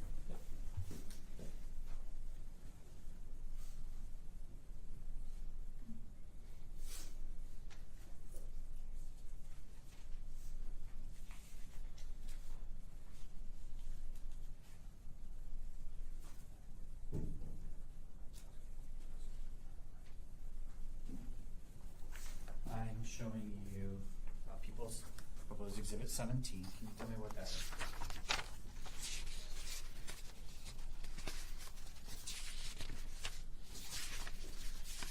So this is my autopsy report and body diagram.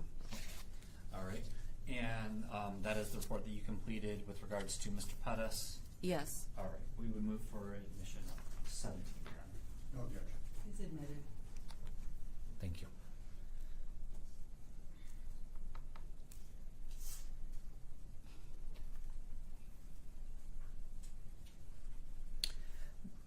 Doctor, would the injuries, the internal injuries that you observed in Mr. Pettis's body, would those injuries be consistent with a motor vehicle crash at high speed?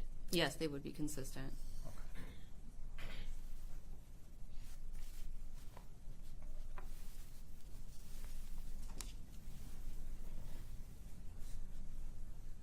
Okay, thank you. No, I'm sorry. No questions for this witness, Your Honor. Thank you. You may step down. Your next witness? People are calling. You can follow. Thank you. Lieutenant Timothy Kohanek.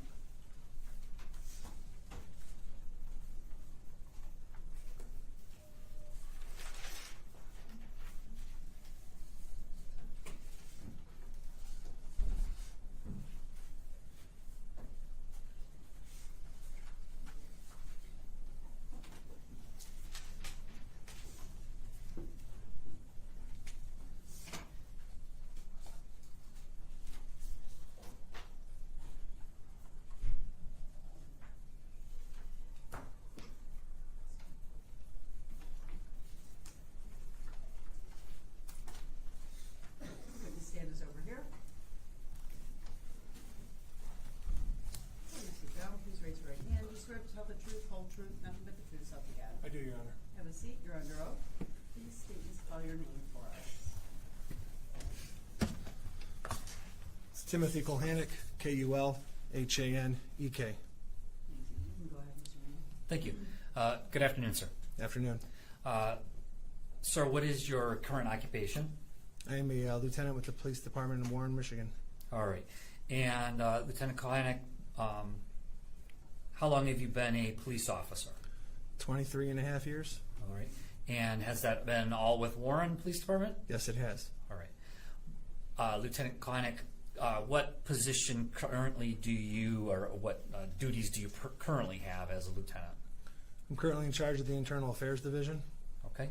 And I want to take you back to around September 29th, 30th of 2024. Do you recall, obviously, an incident that occurred back on that date that brings you here? I do. Okay. Back on that particular date, what were your duties with the Warren Police Department? I was a patrol sergeant assigned to the Midnight's patrol shift. Okay. A sergeant for the patrol division? That's correct. All right. And what are the, I guess, job responsibilities and duties of a sergeant with the patrol division? We're the first line supervisor of the patrol officers. What does that mean? Means we do oversight, supervision duties for the patrol officers, making sure that they're doing their job appropriately. We check reports, we take complaints. There's administrative work as well as on the road work. Okay. And so are you involved with scheduling officers' shifts, things of that nature as well? Yes. Okay. All right. And so back on that date, September 29th of 2024, do you recall, were you working on that particular night? I was. All right. And as the sergeant in the patrol division, I guess when you begin, do you have set hours that you work, a shift, if you will? Yes, everybody's assigned to an assigned shift. Okay. And what shift were you working on that particular date? I was working 8 p.m. to 8 a.m. All right. And so as you're working that shift, when you begin a shift, generally, what is the procedure for you when you get to work? We conduct a roll call at the beginning of the shift. All right. And did you conduct a roll call back on that date, September 29th? I did not conduct that roll call, but I was present for it. All right. Back on that date, where does the roll call happen? Where does that? We have what's called an on-duty room inside the police department where we assemble at the beginning of all of our shifts. Okay. And so would all of the officers that are working that particular shift meet in that particular room? Yes. All right. And do you recall who conducted the roll call that particular day? I believe that particular day was Sergeant Patazik. Okay. All right. And what does roll call consist of? Unit assignments, car assignments, equipment assignments. We go over the daily patrol diary. We talk about other happenings within the department and the city. Okay. You mentioned the daily patrol diary. That's correct. Okay. What is that? It's an electronic diary that lists different things that might be going on. And it might be vacation checks. It could be area checks. It could be on the lookouts for different suspects, things of that nature. All right. Okay. And that particular patrol diary, does basically everyone in the department have access to add information to that for Yes. the officers? Yes. All right. So in this particular case, did you, during the roll call, go through any of the items on that particular diary yourself? No. No. Okay. Who would have done that? That would have been Sergeant Patazik who ran the roll call that day. Okay. All right. And after going through the diary, you indicated, you may just talk about things that had recently happened in the city of Warren, things of that nature. That's correct. Okay. All right. When do you recall on that particular date whether there was a specific briefing with regards to an ATM theft crew? We've been talking about this crew for a week or so. I would venture a guess that we did talk about it that day. Okay. You don't have a specific recollection I do of not. that particular date, but you are aware that it was being talked about? Correct. Okay. What, and at that time, were you directly involved with that investigation yourself? I was not. Okay. Who was handling that investigation? That would have been handled by our detective bureau. Okay. All right. So any information about what was going on with that investigation would have come from someone in the detective bureau, most likely? That's correct. Okay. When, after roll call, then generally what happens on a shift? What do you do?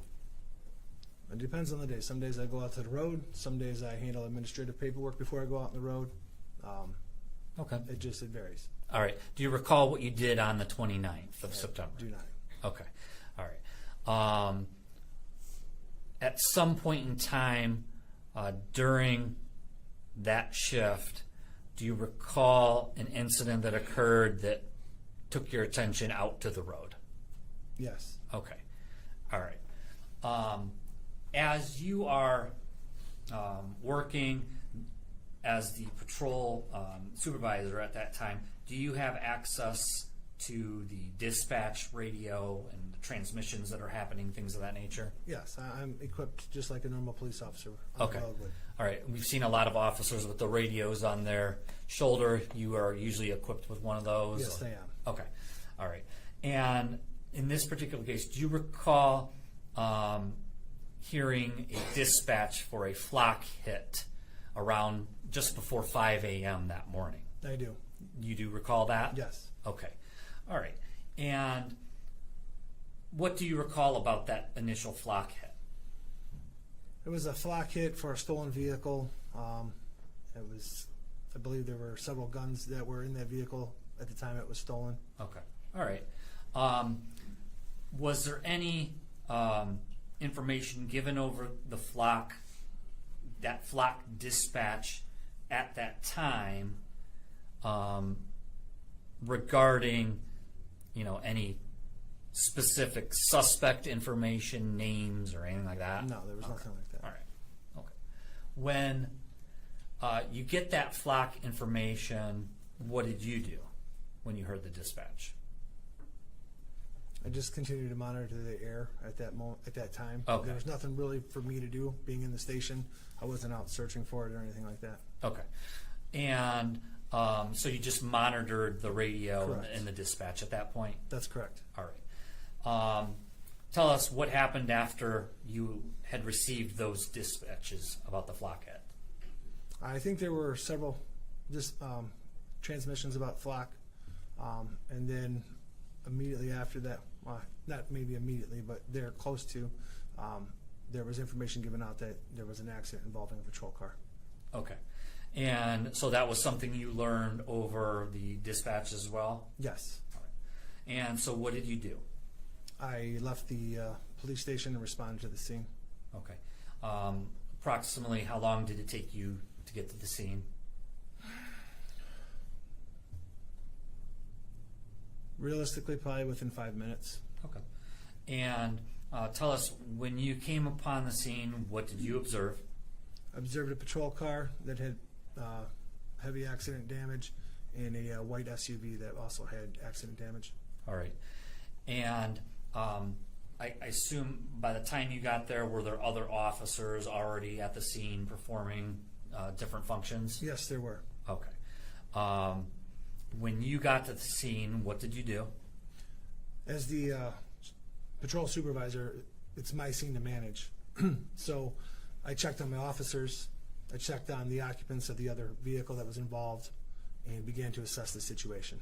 All right. You indicated that you checked on your officers. What officers would those be? Officer Burke and Officer Rodolfo. Okay. And so you learned when you got to the scene that those were the officers involved in the crash? Yes. Okay. Where was Officer Rodolfo when you arrived at the scene? He was trapped in his patrol car. Okay. Were you able to communicate with him at all? I believe I spoke with him verbally, yes, for a few minutes. Obviously, like I said, not minutes, but a few moments. There were other officers there that were already tending to him, and I can't recall if the fire department was there yet or not. Okay. All right. At some point, though, you do recall fire being there. Correct. And treating Officer Rodolfo. Okay. And where was it that you came into contact with Officer Burke? He was outside of the scene in the sense of he wasn't in the patrol car. He was up and around the patrol cars. Okay, all right.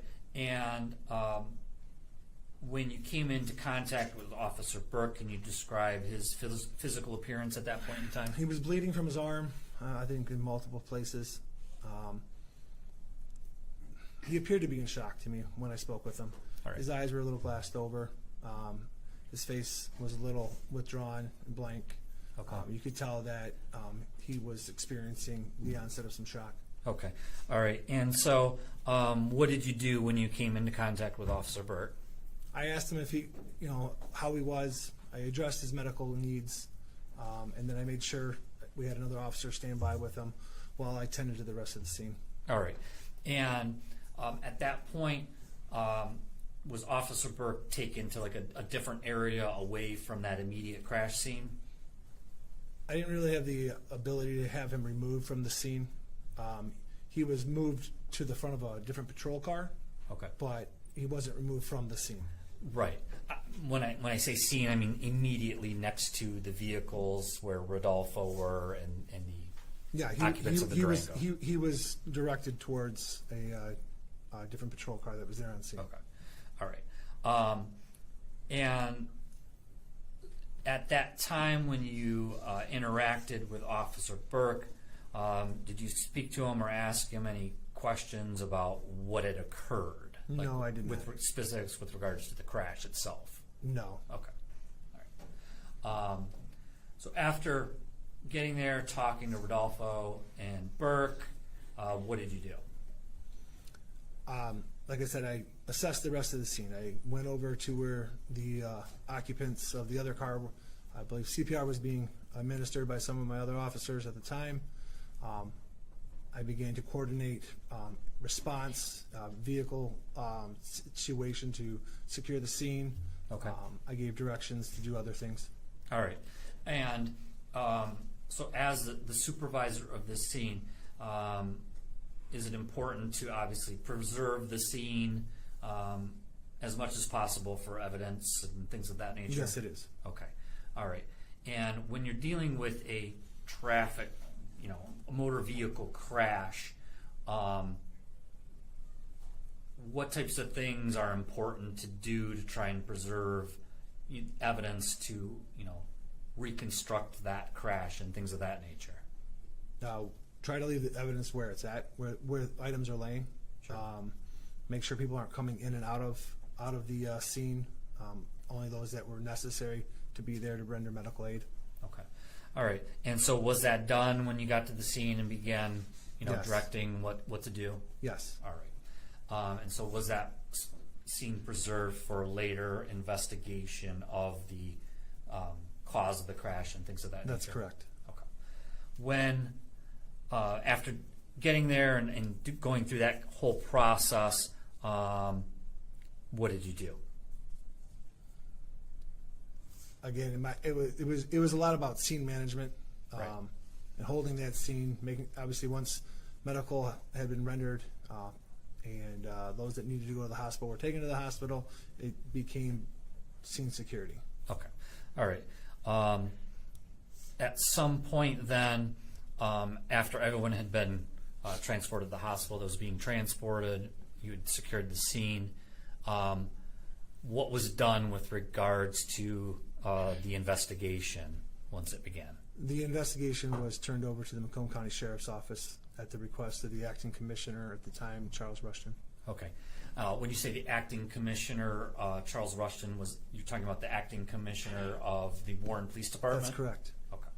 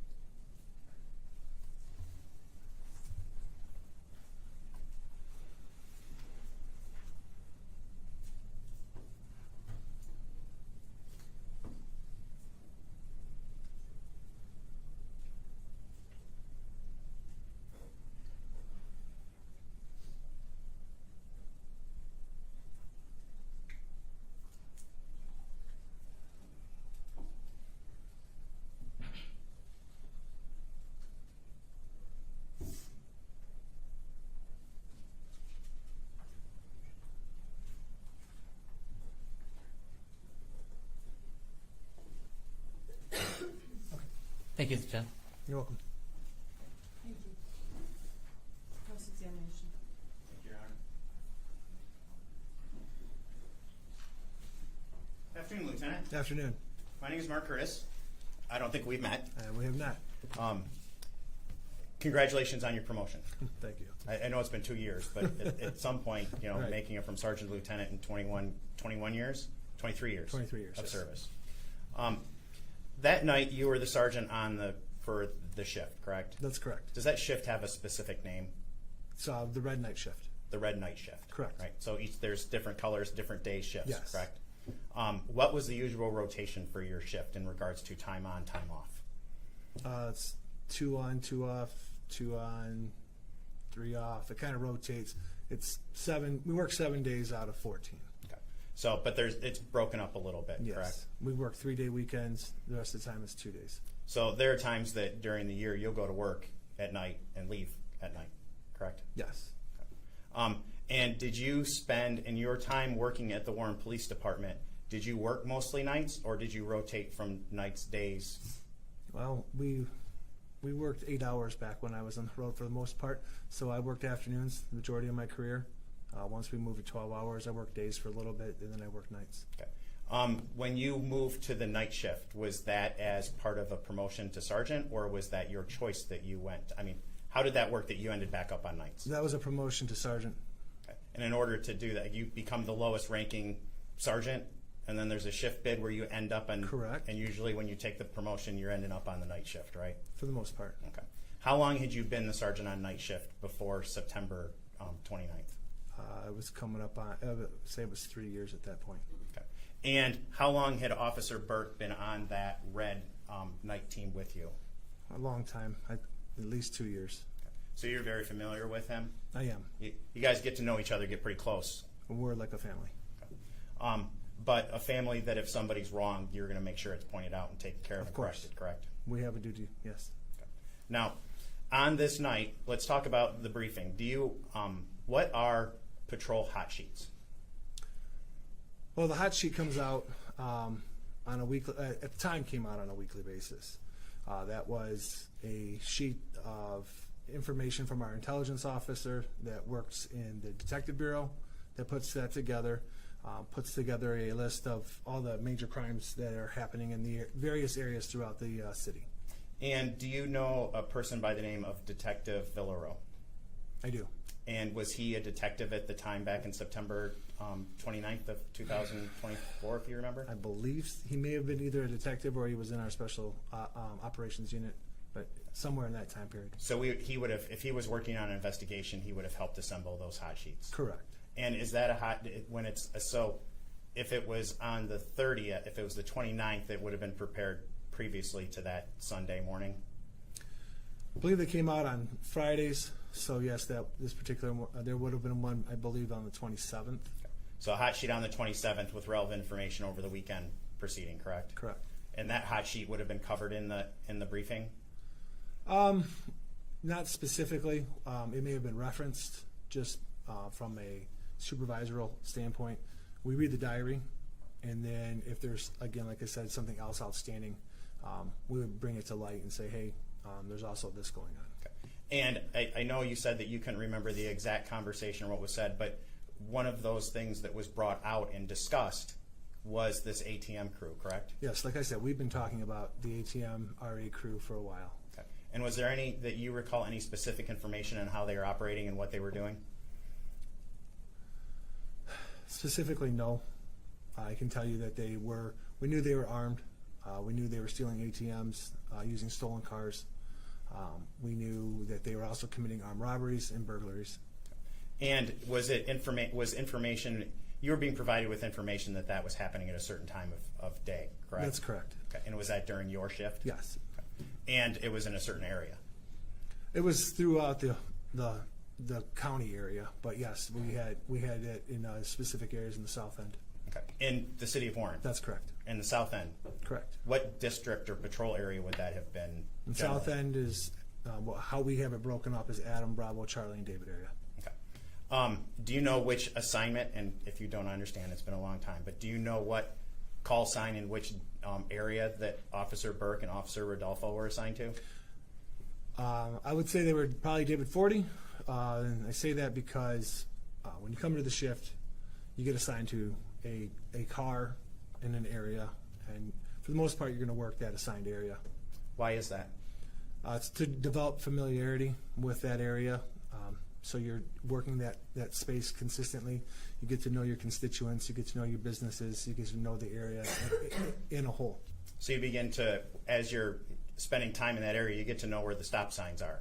Correct. You get to know where the stoplights are. That's true. You get to know, as you're working in the night shift, when your traffic's heavy, when your traffic's not. That's correct. And you know, because you're in the area, when there might be, I'm going to use an old time, but you might know if crime's afoot because it's out of the ordinary in your area. Yes, you get to know the area enough that you know what something looks out of place. Okay.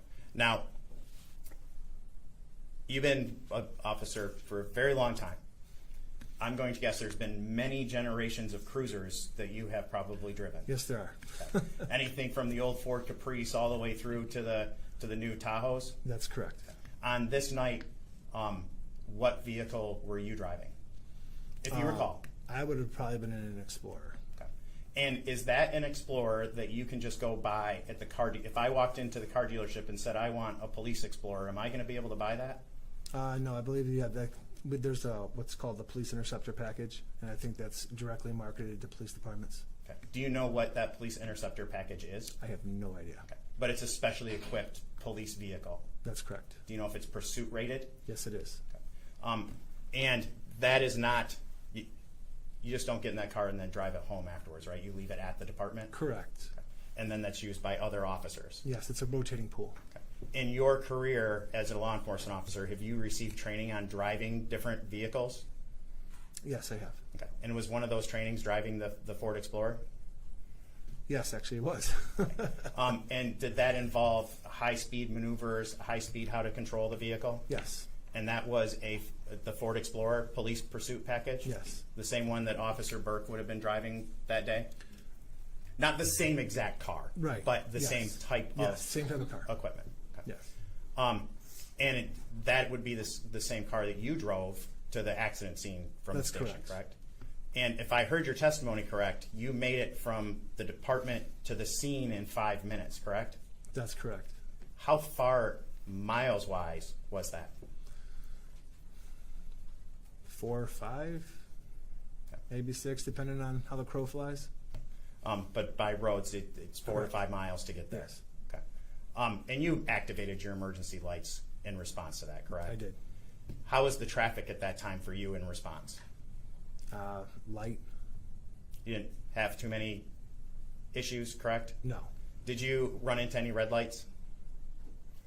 Maybe? I don't recall. What would be the process that you would handle if you approached a red light while you're driving at high speed? I would slow my vehicle down to almost a stop. I would obviously check traffic in all directions before I proceeded through the red light. And as part of your training, or as part of your experience as a law enforcement officer, you worked the road, correct? I did. Did you conduct traffic stops? Many. And based on those traffic stops, would you activate your emergency lights as soon as you saw a violation? No. Like if, okay. Why not? Well, if you see the traffic, if you see the violation, right? You want to make sure you put yourself in a position to safely make that traffic stop. Maybe get some intel on the vehicle that you're going to stop. See who the registered owner is. See if there's any wants or warrants for them. See if there's any officer safety cautions or anything like that. Anything that you can get prior to your stop and approach of the vehicle. If you were trying to catch up to a vehicle, would you activate your emergency lights while you're trying to catch up to it? Let me back up and give you the scenario. Light traffic, middle of between 3 and 5 a.m., and you see a violation and you're trying to catch up to that vehicle and it's a half mile down the road. Are you going to activate your emergency lights? Probably not. Why not? Again, with light to no traffic, I would want to get up closer to the vehicle. One, to be close enough to ascertain the plate, get to some type of descriptive information, and then make sure it was safe for me to stop that vehicle. And would you have to accelerate and or increase your speed in order to catch up to that vehicle? Yes, I would. It's routine for you to have to increase your speed in order to catch up to another vehicle, correct? Yes, it is. Okay. Now, on this date, on the 29th, you was talk about the flock hit, okay? There's been discussions of what the flock system is and how it operates. It's a license plate reader, correct? That's correct. Okay. And they're scattered throughout basically Michigan, That's correct. correct? And a stolen vehicle, if it's stolen out of Sterling Heights, will be entered into that lien system, correct? It can be. Into the flock system. Yes. Okay. And if that plate reader, because the flock system's reading, and correct me if I'm wrong, but it's reading every plate that's driving past that camera, correct? That is my understanding of the system. Okay, or it's attempting to. Correct. Trying to capture. Now, when flock captures a tagged license plate, does it transmit that solely to your dispatch center at Warren? No, it'll transmit to the car MDT as well, into the system. If you're signed into it, it'll alert you. And would it be instantaneous? So it'd be this. Let me rephrase that question. It'd be the same time that it would pop up for the dispatcher as the time it would show up in the Correct. cruiser. Yes. Okay. So there wouldn't be any delay in that. No, the system's instant throughout its system itself, like to the different terminals. And if an officer is sitting in the cruiser operating the computer and a flock hit goes out, they would be notified immediately, correct? Yes. And then it's up to the officer whether they open it up and take a look at it and, Correct. and go from that point. In your shift, do most of your cars work in two-man teams? No. What about Officer Burke and Officer Rodolfo on that day of September 29th? They were working as a two-man, yes. Did they commonly work as a two-man? Yes, they did. Did they commonly work together? Yes, they did. Was that at their request? Yeah, like I said, in the beginning, we do a shift pick every 6 months. And for the most part, our shift had stayed together. Like I said, I was on that shift for just over 3 years. And for the most part, everybody stayed on that shift. So everybody gets to know their personalities and who they'd like to work with. And then at the beginning of each pick, the command staff will go to them and say, who do you want? Where would you like to work? Kind of a wish list type thing. And then we determine where people get assigned.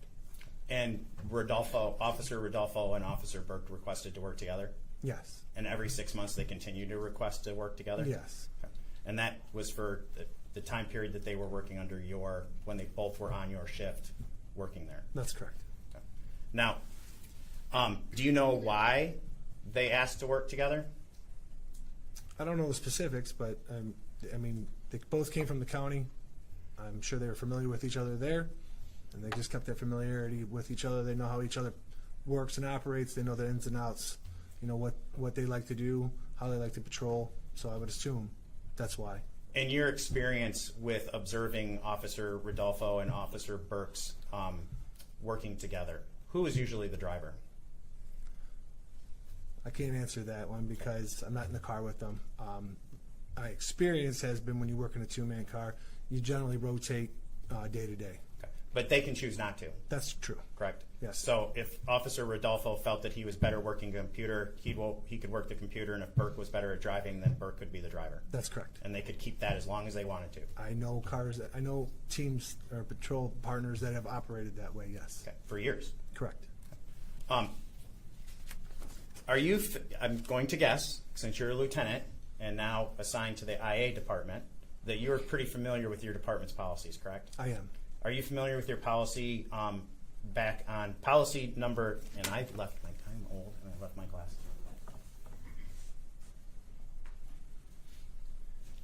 Are you familiar with policy 24-31 that was effective July 10th of 2024 in regards to pursuit driving policy? I am. Okay. Did you review that policy? I've reviewed it numerous times. Okay. Has that policy was in effect at the time of this incident, correct? If it says it was July 10th of that year, then yes, that's the policy that was in effect. And do you know why it was the effective date is July 10th of 2024? Policies go through review annually at our department. Sometimes it's a minor change, sometimes there's no change. But changes do get made. They're a living document, more or less. They're made to adapt to the procedures and what happens as you're working as a law enforcement team and as a law enforcement officers, correct? Correct. Policies can be amended to be more strict. They can be amended to be more liberal, correct? That's correct. Okay. And it's an officer's responsibility to understand and know those policies, correct? Yes, it is. Do you sit them down and hand it to them and say, you need to read this and watch them read it? No, it's not operated that way. Okay. Is the policies, are they put into a computer system? They are. And the officers are notified that they need to review those policies, and then how do they acknowledge that they did that? Through the computer system itself, there's an acknowledgement checkbox. It's a timed timer they put on it for you to read it, to make sure that you're actually reading it. You can't just open it and then close it and pretend that you read it.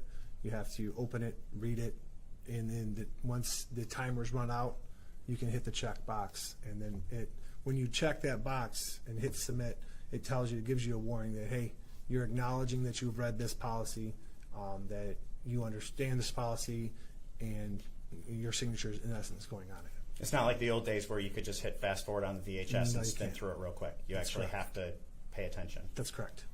In the system that was in place at that time, if you're familiar with it, is it one that the officers would be notified that there was this new policy and that they would be required to review it? We receive updates or emails from that system saying, hey, you have a policy to review, or there's something in this system for you to review. It might not specifically say what is there, just that you have something waiting in your queue. Okay. So it might be something completely different than an updated policy. It's a possibility. And is there a timeline that those individuals have to answer that, to review it? If you know. At the time, I don't know if there was. Okay.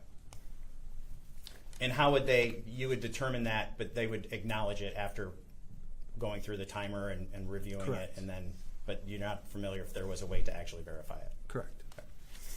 Do you notify them that, hey, there's stuff in, because you're the sergeant that's in charge of the brief, do you notify them that there's new policies? A roll call, yes. If it's a major policy like change or something like that, yes, we're going to say, hey, there's a change in the policy. This is what it is. Make sure you go into the what's called Power DMS is what the system's called. Go into Power DMS and make sure that you review the policy. And that would have been said on July 10th, correct? If this policy went into effect Potentially, if we were working that day, then it would have been. And then do you continually remind everyone that they have to go do it? I know. Do you check on them to see if they did it? Me personally, no. Okay. At that time, as a sergeant, no. Okay. Now, you're familiar with 2431, correct? Correct. Do you know what it says in regards to what a pursuit means? A pursuit is it's your initial attempt to stop a car, and if that car accelerates or flees from you or tries to evade you, then your continued pursuit of that vehicle becomes a police pursuit. So it doesn't become a police pursuit until you've made contact with the suspect vehicle and activated your emergency lights. That's correct. Okay. And that's when a pursuit kicks in. That's correct. And that's when the pursuit policy would kick in. That's correct. Now, you're familiar?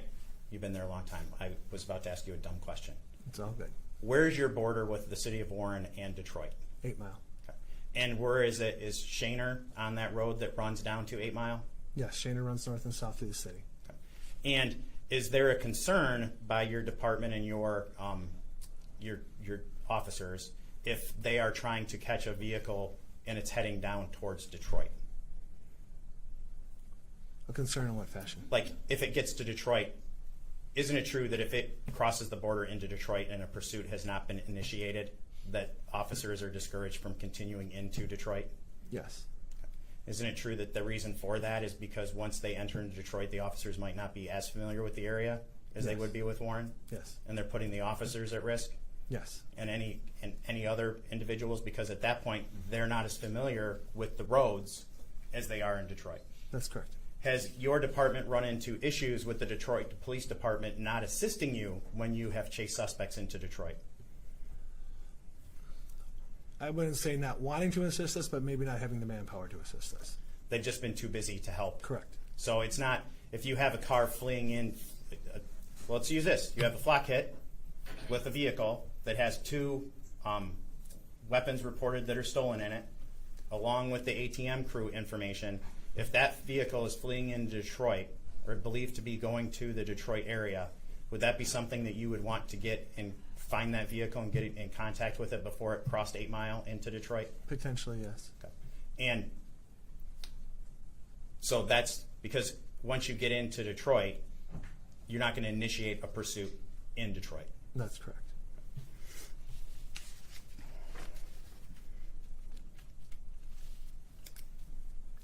I want to talk about the day of this incident. I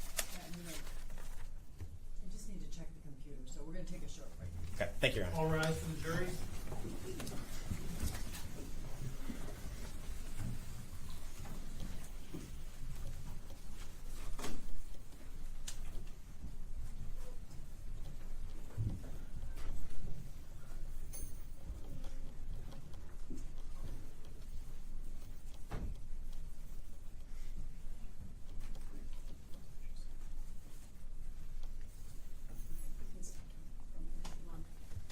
Just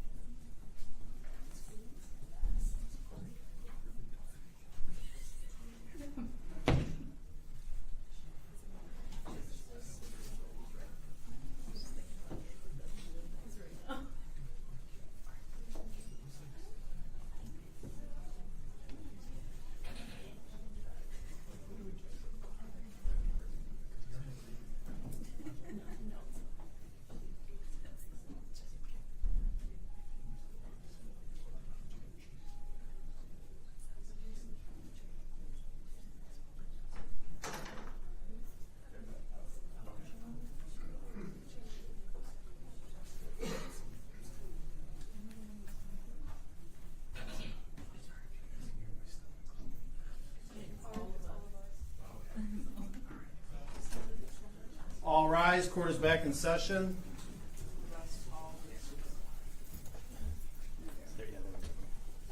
Back on the record, People versus Burke, 2025-2242 FH. You may be seated. Lieutenant Kohanek, you're still on oath. You may be seated. Oh, no, we need the jury. I guess we can stand.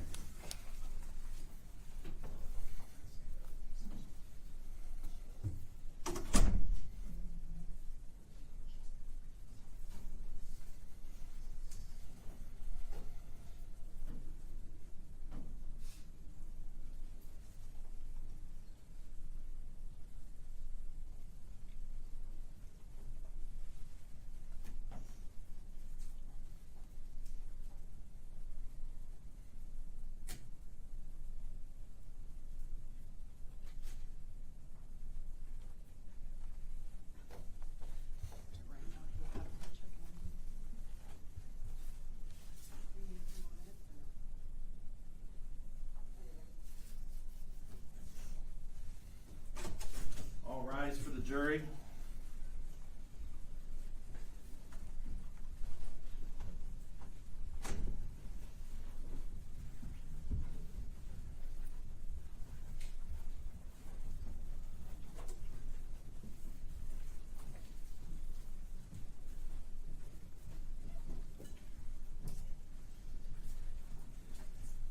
Okay, you may be seated. All right.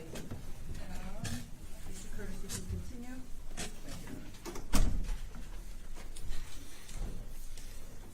Lieutenant, when we left off, I said we were going to start talking about the day of this incident and your arrival on scene, correct? Correct. Let me back up for a second. You said that you observed the flak hit come in, correct? I heard the flak hit. Through dispatch? Correct. Did you hear dispatch say that this was a stolen vehicle out of Sterling Heights? I knew it was a stolen vehicle. I knew it was in our jurisdiction. I don't recall exactly what jurisdiction it was. Okay. Do you remember them telling you that take a break and I lose the ability to talk. Did you hear the dispatch in regards to there being weapons in the vehicle? Yes. Okay. Did that raise your level, if you were out on the road as an officer, would that raise your level of concern in regards to that vehicle? Yes. Given the information that you knew about this ATM crew and everything that was happening, would that, as an officer on the road, raise your level of concern also? Yes, it would. It almost is the perfect storm of information as far as what you're briefed on and know. Sustain, please rephrase. With that information, and if you had the information about the briefing, you're on the road, you have the information about the briefing, the ATMs, the Durangos and the Jeeps, and then you have the information of the stolen vehicle, the Jeep with weapons in it. Looking at the totality of the circumstances, would that cause you concern as it regards to stopping this vehicle? Yes, it would. Okay. And is that because it would be viewed as more of a danger to the community than a regular stolen vehicle? Yes. And it would be something that you would hope that your patrolmen, if I'm using the proper term, would actually take seriously and respond to. Yes. That would be expected of them. That's correct. If you had found out as a sergeant that one of them said, you know what, not worrying about it today, what would that do for you? That would have bothered me. It's not what you're hired to do, correct? That's correct. If you want to do that, you go become a fireman. Correct? Sure. Okay. Now, on this day, you respond to the scene. When you arrive, is Officer Napoli already there? There were a bunch of officers that were already there. Officer Napoli, I believe, was there. Okay. When you arrived on scene, you stated under testimony of Mr. Newman that you made observations of Officer Burke's person, correct? That's correct. You had known Officer Burke for 2 years plus at that point? Yes. Did you like you said, almost like family, so you see each other every day at work, you know each other's behaviors and behaviors, correct? Correct. Was that the James Burke that you knew when you walked up on that scene? No. Why not? Like I said, he was in a daze. He wasn't. It was apparent he wasn't fully comprehending everything that was going on. It was kind of like shell shock. You could tell he had been involved in a critical incident. His facial features were withdrawn. His eyes were glazed over, almost as he was trying to figure out what was going on. He was injured from his arm in multiple places.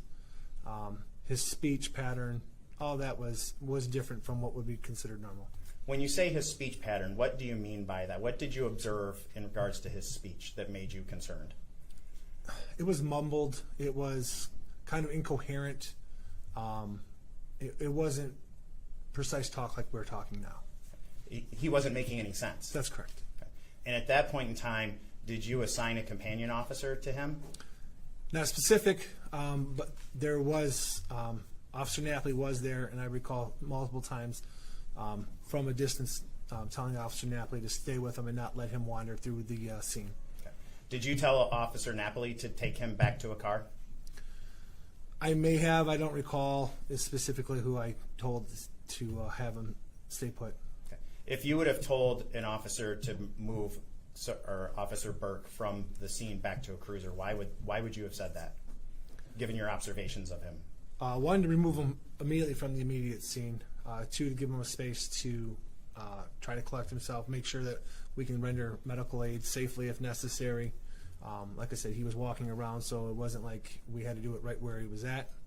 The other thing is to pull him away from the scene, to give him that mental break from what just transpired, try to bring him to a space where he was back mentally, cognitively aware of what was going on. Because at that point in time, you did not believe he was mentally and cognitively aware of what was going on, No. or even what he was saying. Correct. Sorry. So I'm going to object based on foundation. I laid the foundation asking how long he had known Officer Burke, how long he had worked with Officer Burke, that he knew Officer Burke's mannerisms, and then he shows up on the scene and is able to base it off of that. After you secured the scene, did you go again and check on Officer Burke? I don't know if I did or not. He was removed from the scene by ambulance, correct? Yes.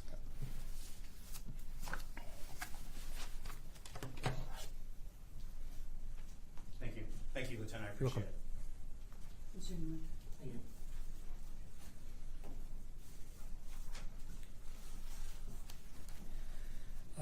Lieutenant Kohanek, just so it's clear, because I believe on direct you testified that do you remember what was briefed on that particular day, September 29th? Like I said, not specifically what was briefed. I Okay. do know that we talked At some point at in some the point. week We have been prior, at least. Right. We had been talking about this Sure. throughout the entire week, and to say we specifically talked about it that night, I can't say we said it specifically, but it would not be out of the realm of possibilities that we talked about it that night. Okay. All right.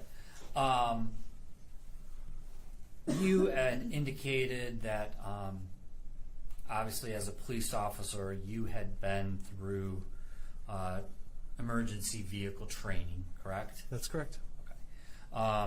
And was that done by the city of Warren, that emergency vehicle training? I've been through training through different places, but yes, the city of Warren specifically did provide training. Okay, so would they bring in someone from outside to do that training, or how does that work? No, it has this last time, but previously we had our own instructors. Okay, all right. You'd also received training in the police academy when you went through the police academy, is that Correct. correct? Okay, all right. And you indicated that you have trained yourself specifically in that Explorer vehicle, correct? All right. When you train in that vehicle, were you training at 100+ miles per hour? No. How fast would you train at? We would probably reach speeds, depending on what the obstacle was at the time, whatever the driving course was, because there's various driving courses. would say we reach speeds around 40 miles an hour. 40 miles per hour. Okay.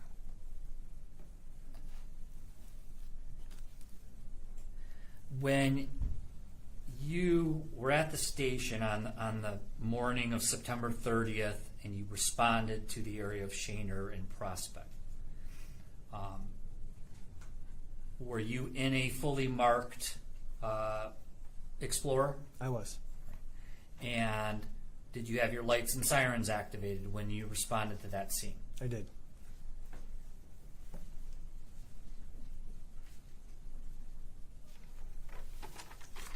And why did you feel the need to activate lights and sirens to respond to that scene? This was an emergency involving my patrol officers and the citizens in the city. Right. Me getting there in a timely fashion. Right. So that you can supervise what was correct. going on at the scene? That's what prompted the lights and siren response. All right. And what is the purpose of having the lights and sirens on? It allows me the ability to operate that motor vehicle outside the scope of the normal traffic laws. Okay. And you talked about outside the scope of traffic laws. Are there specific laws that govern how a police officer is able to drive a motor vehicle on the roads? Yes. And it defines the exceptions of when you can drive with and without lights. Is that correct? Correct. Okay. Those are state statutes that govern that. Is that correct? Yes.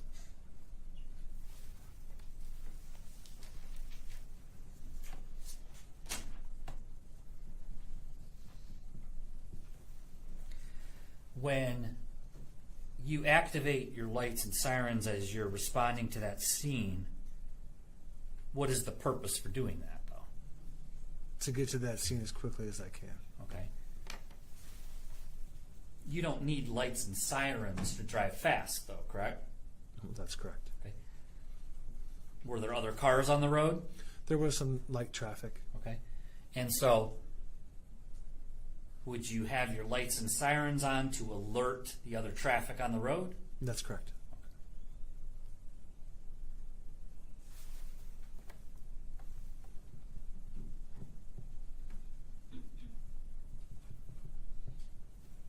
As a police officer,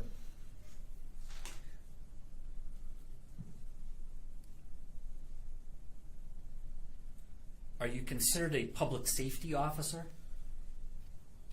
We're a peace officer, yes. Okay, right. So,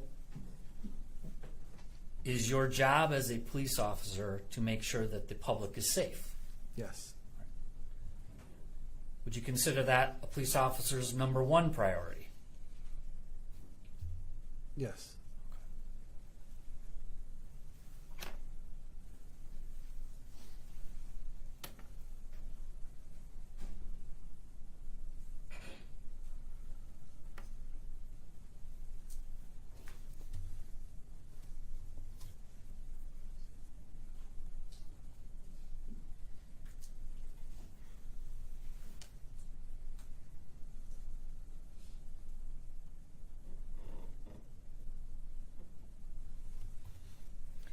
If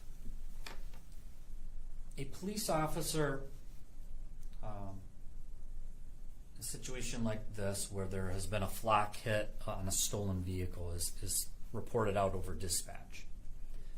If a police officer in the area is not able to catch up to that vehicle or apprehend that person, are there any consequences for that officer?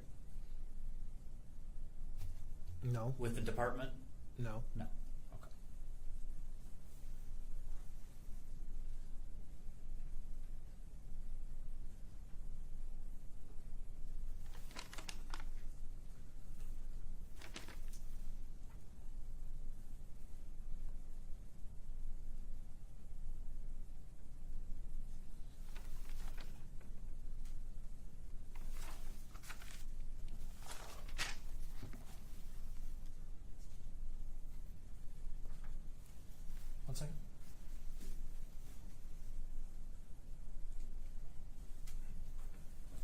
Thank you. Nothing further.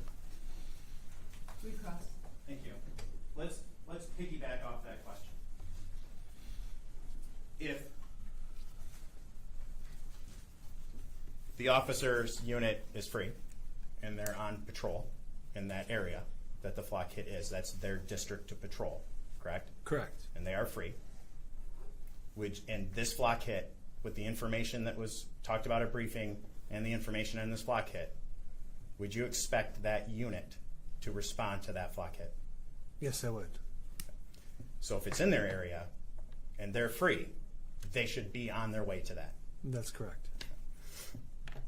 If you found out down the road that they had not, and they just decided that they were just going to keep hanging where they were, would you have been happy as a supervisor with that? I would not have. They actually probably would have gotten in trouble with you in regards to that, correct? We would have had a discussion as to why they didn't find the need to look for the vehicle. Okay. Because Mr. Newman asked you, is that your number one job is to protect the public, correct? That's correct. Isn't also, let's call it 1A, to prevent crime, Absolutely. to investigate crime, Yes, it is. to catch criminals, Yes, it is. to keep the public safe from criminals?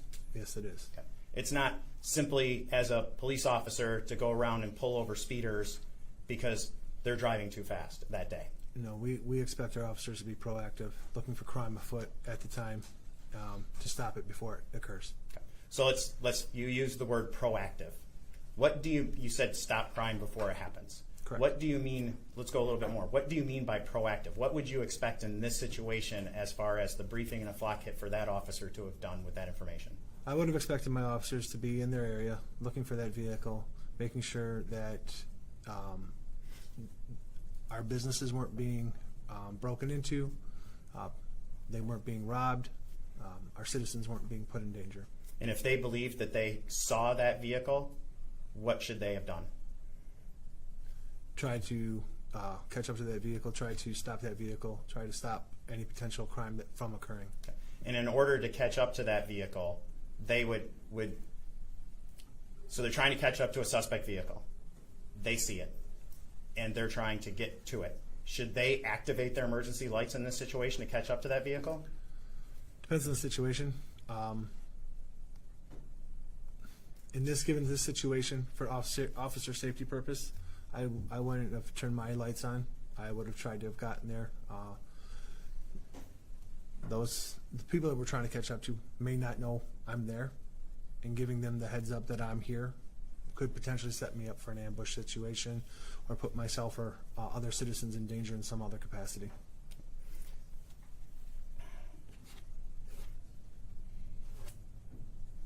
Now, Mr. Newman asked you about training that you received in regards to operating vehicles, correct? Correct. Emergency motor vehicles? Correct. And you said that you get up to about 40 miles per hour in that training? And that's correct. Is that a straight distance training, or is that cornering and ability training of your vehicle? It's in every facet. We do evasive maneuvers as far as lane changes, an evasive change of a lane if something were to come out in front of you. It could be accelerating to a turn and navigating a turn successfully. It could be a serpentine. There's various different obstacle courses that you run when you go through emergency vehicle operations. And that is an attempt to simulate what would happen out on the road at speeds, correct? Correct. Okay. You're not expected that due to you're only trained at 40 miles an hour that you should only operate your emergency vehicle at 40 miles an hour. No, These vehicles are designed to go fast and accelerate fast, correct? that's true. And that's part of what they're designed is to assist you in catching those suspects. Correct. Nothing further. Thank you. Thank you. I do have a couple questions to follow up on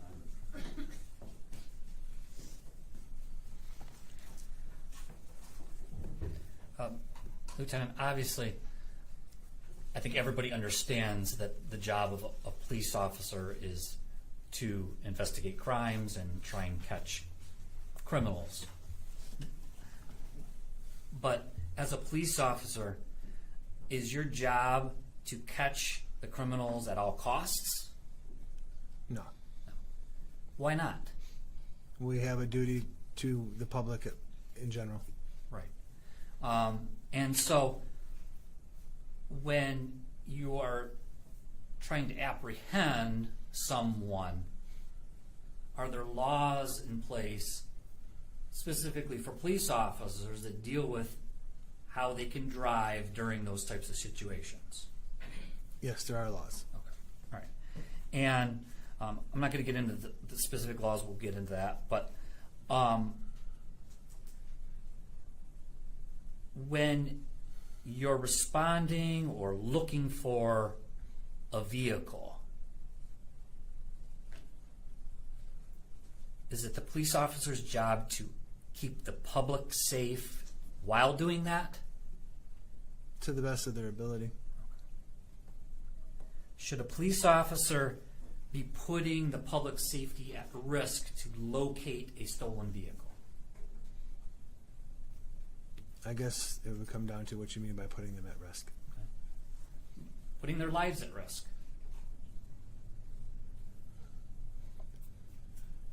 We shouldn't be putting anybody's lives at risk if we can control that situation. Thank you. Thank you. All right. Your next witness.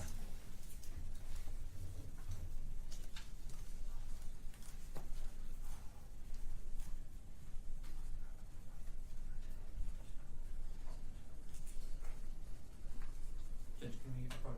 Sure.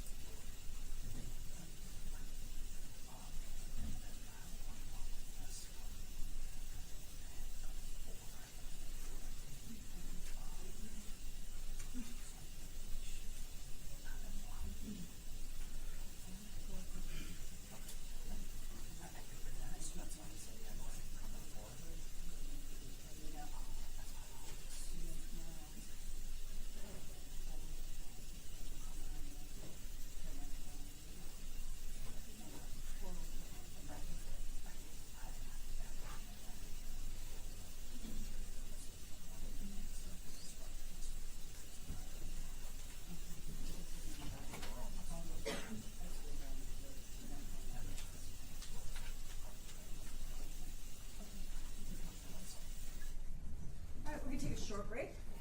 All rise for the jury.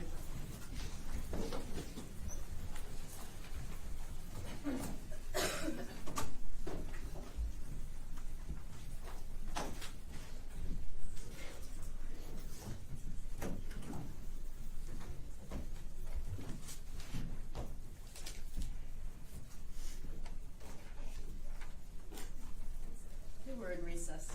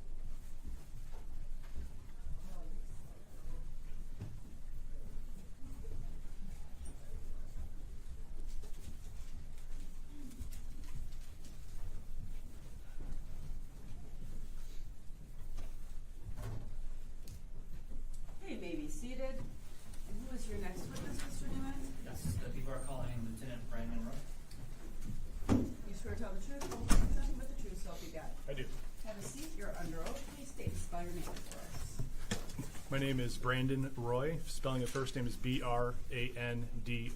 Spelling the last name is Roy. Thank you. Good afternoon, sir. Good afternoon. Sir, how are you employed? I am a lieutenant with the City of Warren Police Department. Okay. How long have you been a lieutenant, sir? Just over a year. I was promoted in February of 2025. Okay. And as a lieutenant with the City of Warren Police Department, are you assigned to a specific responsibility or duty? I am. I am the Innovation and Technology Lieutenant for the city. Okay. Innovation and Technology Lieutenant. Yes. Okay. And as the Innovation and Technology Lieutenant, what are your job responsibilities? My responsibility is to maintain the technology projects that we have inside the building and also to seek out new and innovative technology that helps us achieve our mission. All right. And Lieutenant Roy, so as the lieutenant over innovation and tech, are you responsible for, I guess, all of the tech in terms of overseeing the in-car camera systems, the body-worn camera systems, and things of that nature? Yes. Okay. And would that also include overseeing the flock camera system that the department uses? Yes. All right.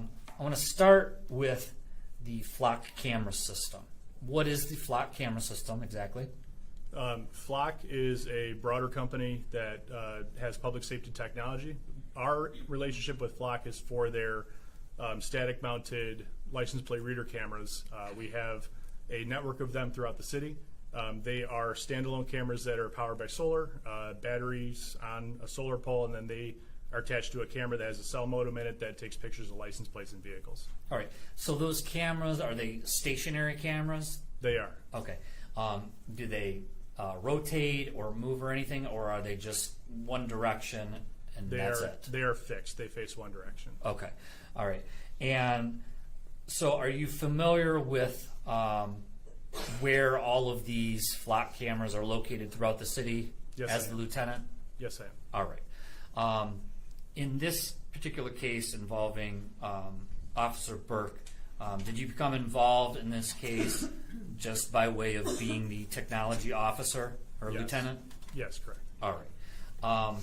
And are you familiar with the flock notices that were received with regards to this particular case?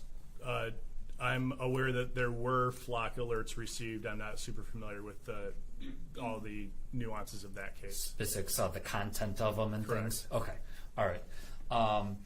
And so I want to talk a little bit just so that it's clear when these are these cameras, do they operate 24 hours a day, 7 days a week? Yes. Okay, so they're constantly taking photographs of every vehicle that goes by? Correct. Okay.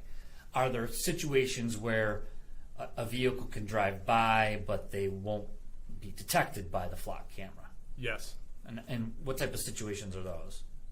Early on in our adoption of Flock, we had issues with batteries in the winter months when we didn't get a lot of sunlight and it got really cold. The batteries would die. Also, in some instances, like a vehicle being obstructed going by a Flock safety camera, it may not capture. So think of like a vehicle next to a semi-truck where the semi-truck passes by and it can't see the vehicle on the other side. Right. Okay. The camera can only take a picture of what it can see, correct? Correct. Okay. All right. And so when a flock camera takes a picture of a license plate, can you describe for us technology-wise what happens? Sure. So it's taking a picture of the whole vehicle, whether or not there's a license plate on it or not. With Flock, the reason why we went with them as a vendor is they also do something called vehicle ID, where it can predict the make and specific characteristics of a vehicle, so we can work backwards to a plate if we had to. If we don't know a plate, we can search a vehicle description opposed to just a plate. If there is a plate on the vehicle, it takes a image of the plate, it predicts the plate state, and then it runs that plate number against a database of known vehicles that it would alert to. All right.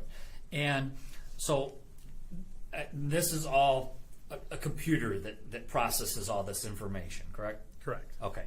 And so when a plate is a picture is taken, if a certain license plate comes back to a stolen vehicle, how long does it take for that information to be relayed? And, well, let me ask you, where does that information get relayed to initially? So Flock is a web-based platform for us. We access it through a web browser or a mobile app on their city-issued cell phone.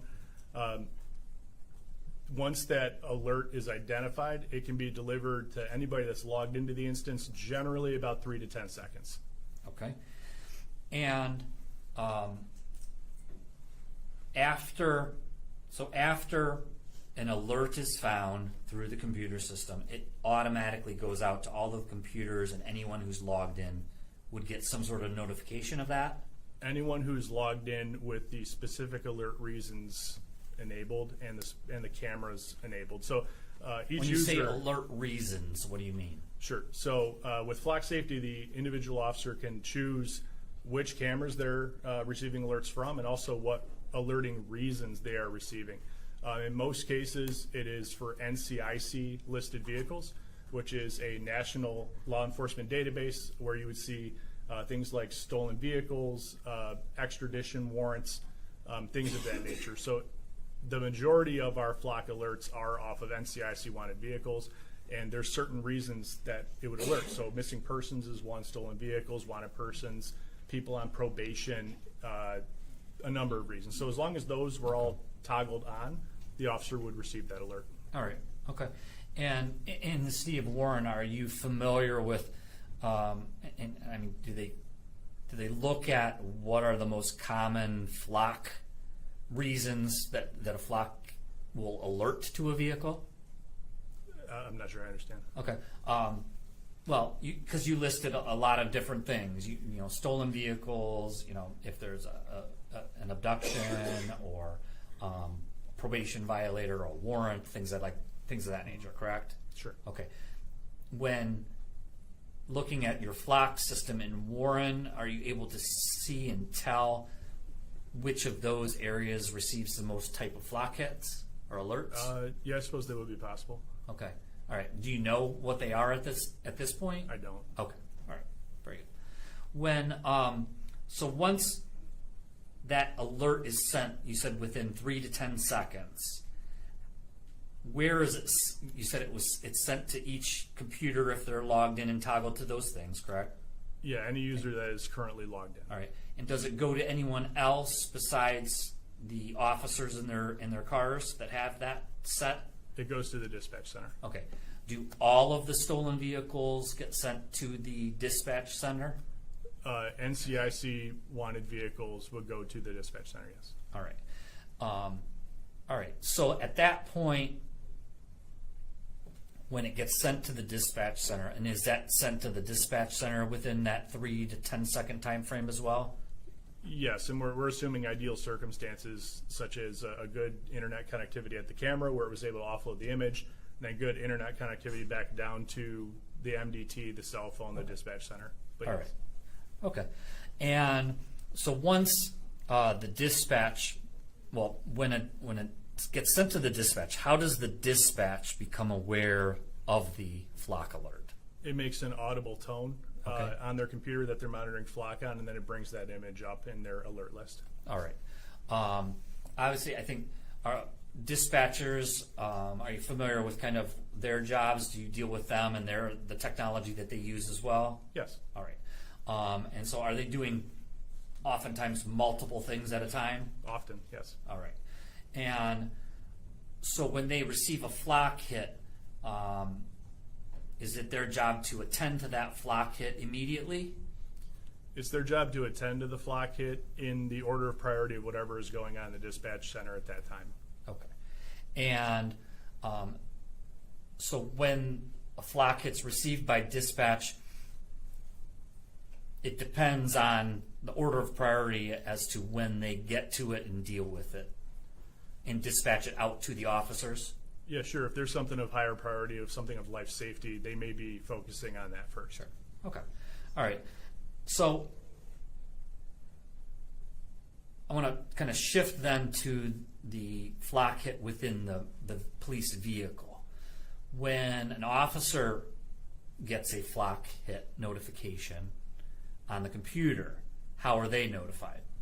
The exact same way as the dispatcher. The instance looks exactly the same. If you're logged in on the web browser from the computer in the car, it looks exactly the same. If they're logged into the Flock app on their phone, it looks a little different, but the functionality is similar. Okay, very good. And so then at that point, once the officers in the vehicles receive the alert,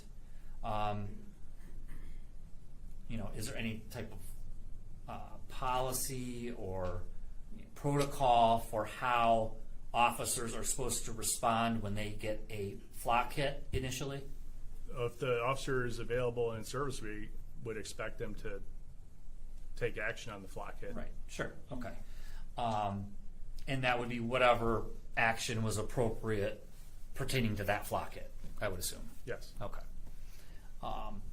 And so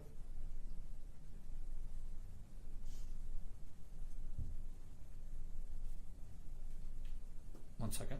Let me get my train of thought here. So after an officer receives the flock hit, are they then able to go into that system and gather more information about the substance of that hit? Yes, there is an amount of basic information that comes with it. You get the date, time, location of the scan. You get a photograph of the license plate that was scanned, a photograph of the vehicle in a wider perspective, and then Flock tells you the license plate number that it read and the predicted state of that license plate and the reason for the hit. That is all arrives with the alert. All right. And do they receive, from that information, are they able to determine which direction that vehicle is going from the location where the photograph is taken? Yes, the direction of the camera is listed on the alert, so they could predict which direction it was going. Right.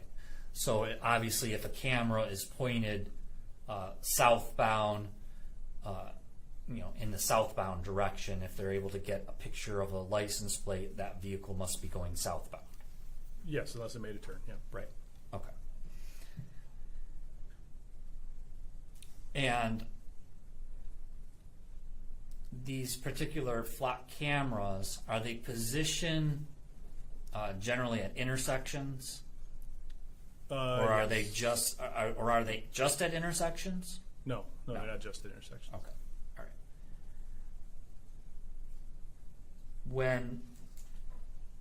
When you let's write that. I'm sorry.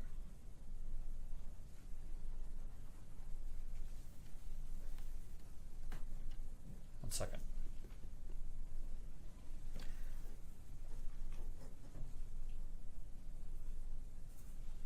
All right. Okay. I think. Let me turn to the body-worn camera system. That's also a system that, as part of your job, you are responsible for? Yes. All right. The body-worn camera system, can you explain for the jury how is a body-worn camera activated? Sure. So we use a company called Axon for our body-worn cameras and our in-car video. We describe it as an ecosystem of devices because they work well together. The body-worn camera is worn on the torso of the officer facing forward, and that body-worn camera is activated in a number of ways. The easiest, most straightforward way is there is a big button on the front of it. If you press it twice, it turns on. If you press and hold it, it turns off. Okay. And so with that, the officer has the power to turn that camera on and off? Yes. All right. Does that body-worn camera system, is it just video or does it include audio as well? Both. Okay. When it is activated by the officer, you said pushing the button twice, does that automatically activate both the video and the audio? Yes, it does. At the moment of activation, if it were a manual activation where they would press the button twice, at that moment you would have video and audio. Our body cameras are also configured to do what's called a 30-second buffer video. So at the moment of activation, there's also a 30-second loop of video previous to that activation that is video without audio that is attached to that video file to provide context as to why it was activated. Okay, all right. And that buffer video, how does the technology work that buffer, you're able to go back in time basically and get that buffer video? So the camera is recording that 30-second loop all the time. Whenever it's powered on, it's recording that 30-second loop of video. Okay, all right. And so when an officer activates that body cam, are they able to mute that camera as well? Yes. Okay. And how would an officer do that? On the current generation of cameras, there are a number of buttons on the one side of the camera. They all do different things, but one of them, if you press and hold it and continue to hold it, it will mute the camera until that button is released. So if the officer is hands off of the camera, they are recording audio. If they're hands onto the camera, pressing and holding that button, they could be muted. All right. And so an officer would have to, I guess, reach around and put their hand kind of around the camera to hold that button? They could, as long as they're pressing the button on the side, okay, it works. All right. And after, well, let me ask you this. Other than an officer manually pushing the button twice to activate the camera, are there any other ways that the camera can be activated? Yes. How is that? The camera can be activated by what's called a signal activation. Inside of our patrol vehicles, there is a little clear box that sits in conjunction with the in-car video system. If the patrol vehicle lights are activated to position 2 or 3, so we have a 3-position switch in the car. Position 1 is lights on the rear of the car. Position 2 is all lights, and position 3 is a more attention-grabbing flash pattern on the light bar. If you're in position 2 or 3, your body camera activates with that signal activation that we talked about, and that is a 30-second signal that goes about 50 feet away from the car, and it activates every body cam in proximity to that. In addition, if the officer hits the gun lock button inside of the car, it does the same thing, sends out that signal activation for 30 seconds about 50 feet away. And also with the activation of a taser, it activates all cameras within proximity. Okay, all right. And once like for instance, if a body worn camera were to be activated by lights and sirens, you said at settings 2 or 3, would that camera remain on until the officer turns it off, or would it only remain on as long as the lights are on? It remains on until that recording is terminated. Okay, all right, okay. I want to show you people's exhibit number 14.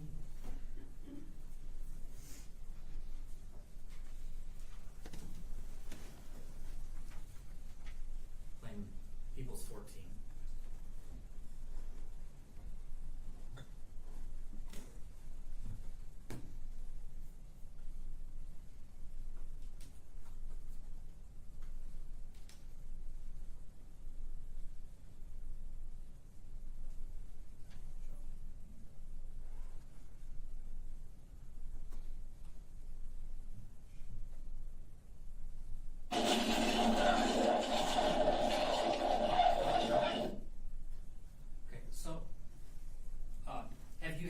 To see this video previously? Yes. Okay. And this particular body-worn camera video, were you able to determine how that body-worn cam was activated in this case? Yes. And how was that? It was from the event button press. Okay. So the event button had been pressed? Yes. Okay. Do you know, obviously just the information that you have available to you, are you able to tell whether Officer Burke manually activated himself, or somehow that button was activated another way? I don't know that. You don't know that. Okay. All right. Now, when we started the video, you'll see the video was about, I stopped it at about 33 seconds. Is that correct? Yes. Okay. You said there was a buffer period. How long is that buffer period? 30 seconds. All right. And during that buffer period, is there any sound that's recorded at that point? No. Only after the buffer period does the microphone kick in and start recording? Yes, that's correct. Okay.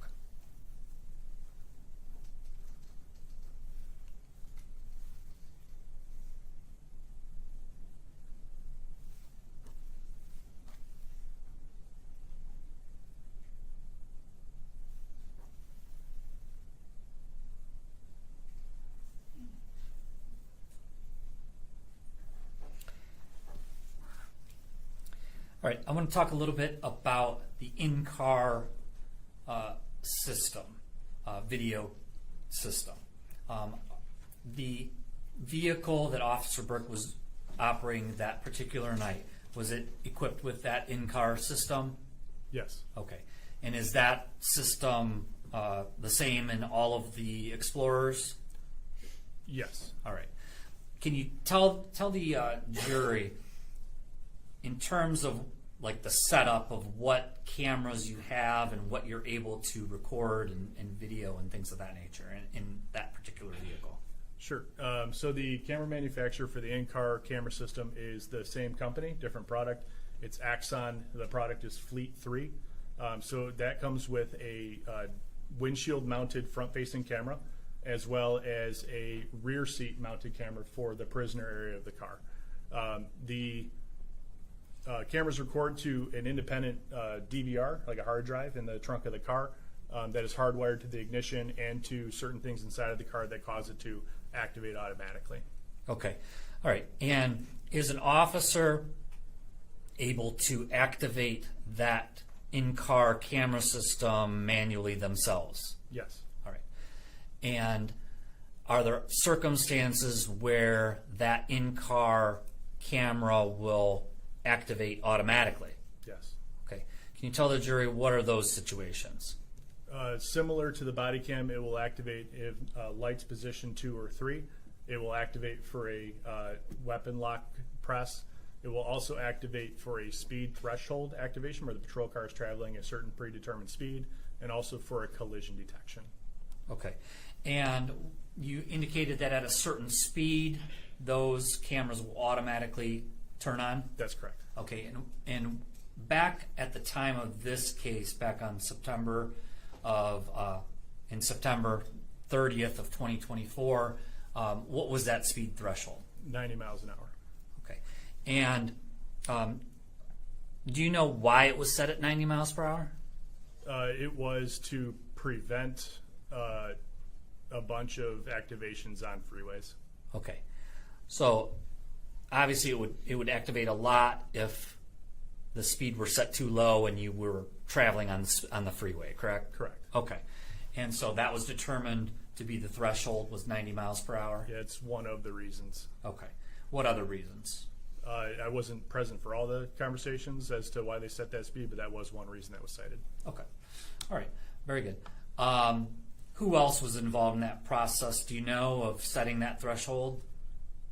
Police administration at the time. I think the ultimate decision came down to probably Bill Dwyer, former commissioner. Former commissioner. Yeah. Okay. Very good. Now, that threshold speed, are officers aware of that threshold speed? They are. Okay.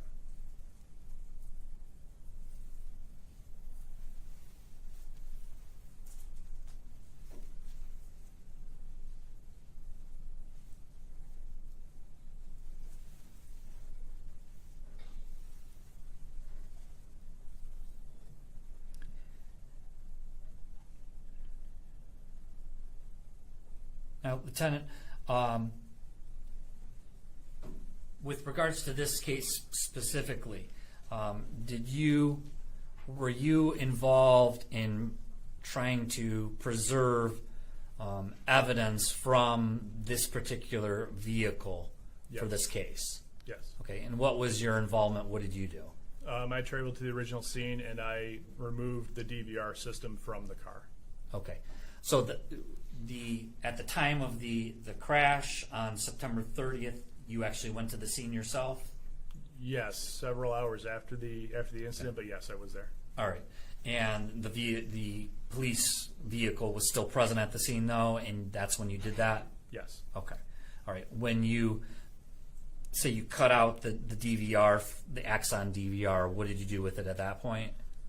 The way that the DVR is configured, it needs to be installed in a vehicle to upload. It uses the cellular modem in the car to upload video, so I had to install it into a different police car.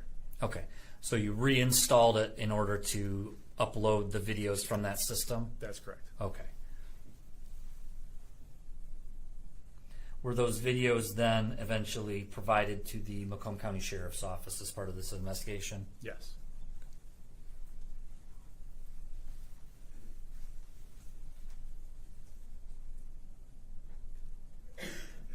Thank you. Anything further?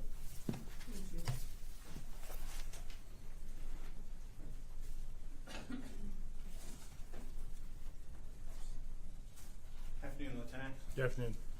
My name is Mark Curtis. I represent Officer Burke. I don't think you and I have had the opportunity to meet except just now out in the hallway, correct? That's correct. Okay.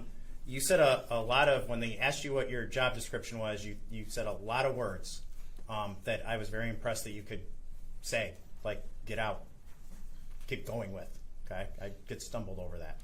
So is your main, if I understand correctly, your main responsibility in the department is the technology that is used by officers and your department as law enforcement? Yes, that's correct. Okay. And that includes anything from the computers the dispatchers are using to do we still call them MDTs in the cruisers? Yes. And what does MDT stand for? Mobile data terminal, mobile dispatch terminal. And in the videos that the jury has seen in the cars, those are the computers that are kind of mounted in the center? Yes. Okay. And that's when we're saying computers are actually they're described as MDTs. Correct. Okay. Now, are those computers routinely checked and routinely made sure that they're syncing up with the service? They are, so we own the equipment, and then Oakland County Clemens owns the configuration, but we handle the troubleshooting when in event of a problem. So if we're notified of a problem, we go and correct it. I wouldn't say that we necessarily do a regular maintenance on them. We do software updates and things of that nature, but there isn't a regular maintenance schedule to go down and check a computer on a time frame. And how do those computers communicate with Central Dispatch or Clemens? Is that a cell network? Is it Wi-Fi? How does it communicate? It's a cell network. There is a cradle point modem in the trunk of the car. Okay. And those are just bounce off regular cell signals, correct? Correct. And those can drop just like anything else? Sure. Okay. But in a city as dense as yours, with your experience, you don't find that to happen very often, do you? We typically have pretty strong cell coverage, but on occasion, of course, the MDTs do, for whatever reason, drop connectivity. It does happen. Okay. And how long does it usually take for that connectivity to kick back up? It varies. It can usually be up to minutes or as long as till somebody gets into the car and checks it. But typically, it's a pretty short outage. And in regards to the computer, the usage, we've thrown a lot of acronyms out. There's LEAN, right, which is the Law Enforcement Information Network. That's correct. And NCIC, which is the National Criminal Information Center, right? Yes. Okay. Those are both programs or databases that the officer can access from that computer? Yes. Okay. And then you said CLEMS. What is CLEMS? Clemens is a records management suite that now they're a separate authority, but at the time they were part of Oakland County government. It's how we write police reports, issue tickets, impounds, activity logs, jail management. It's how we keep our records in the police department. And is there also on that computer system an ability to see what they're called CAD notes? Yes. What are CAD notes? CAD notes, CAD refers to computer-aided dispatching. So when you call 911, you speak to a dispatcher, and then they send your complaint out to the road, they are typing up a CAD run. When they send that CAD run to a car and they assign a unit to that run, they get all the information that dispatcher inputted into CAD to their MDT. So it isn't necessary that the officer is only getting his information from dispatch. Correct. Basically, if I understand correctly, in today's technology, is a dispatcher may actually dispatch them to a call, and then the officer is able to pull that call up, read what it is, without having any further radio communication with dispatch, correct? Yes. And they can actually communicate with dispatch and other units on that computer without using the radio. They can, yes. Wouldn't it be true that if you relayed all of this information via radio, that it would clog up the radio? Yes, so in general, when a dispatcher will dispatch a run for service, you'll get the type of run, the address, and then the most pertinent information. They're typically not reading the entire thing. The officer would then reference the CAD notes to get further information. It's actually, you actually want to keep the radio at the main channel, right? Because if I understand correctly, there's several law enforcement channels. We have the main channel, correct? Correct. And then there's usually a lean channel. That's correct. And the lean channel is used for officers who might be on traffic stops or suspects to have dispatch run them for wants or warrants without actually tying up the radio to do it. The main priority channel. In a perfect world, that's how it would go. In practice, unless there's a lot going on, most of that traffic goes over the main dispatch channel. Typically, we are using the lean channel as a secondary dispatch in the event of a major incident. Is in practice how it gets used. But it's also, it'll go over, but they also can use their MDTs in order to check that information, correct? That's correct. Now, let's talk about we're going to work backwards, okay? We ended with body cams. Let's talk about body cams and cruiser videos, okay? Okay. Who is the company that manufactures the in-car camera systems that you use? Axon. Okay. And are they a major player in the law enforcement community in regards to video recording? Yes, they are. And they actually provide you subscribe to a service with them. Yes. Okay. And they provide you with evidence database to store stuff, to store videos, everything that you need to connect to these cameras and store them, they help provide, correct? Yes. Or they provide you at a cost. Yes. Okay. And are you familiar with the version of the fleet vehicle cameras that were being used on September 29th of 2024? Yes. Which version were you using? The Fleet 3. Okay. Which version of Fleet 3? The software version? Yes. That I don't know. Okay. There are multiple software updates that go into these cameras, correct? They get regular firmware updates, yes. It's like your Windows computer. There's software updates that continually change, correct? That's correct. So it's like my iPhone. I might have an iPhone 11, but I have an operating system of 28, correct? Precisely, yes. And they're working out bugs and they're changing stuff, and that's why they're always integrating it, correct? Yes. All right. The in-car video, where is that specifically mounted in the cruiser, in a Ford Explorer cruiser? It's on the windshield. I couldn't be more specific than that. Is it suction cupped to the windshield? No, I used an adhesive. Okay, so it's actually stuck to the windshield. Yes. Okay. And how high up is that mounted on the windshield? Roughly near where the rear view mirror would be. It's commonly placed behind the rear view mirror, correct? Facing outwards?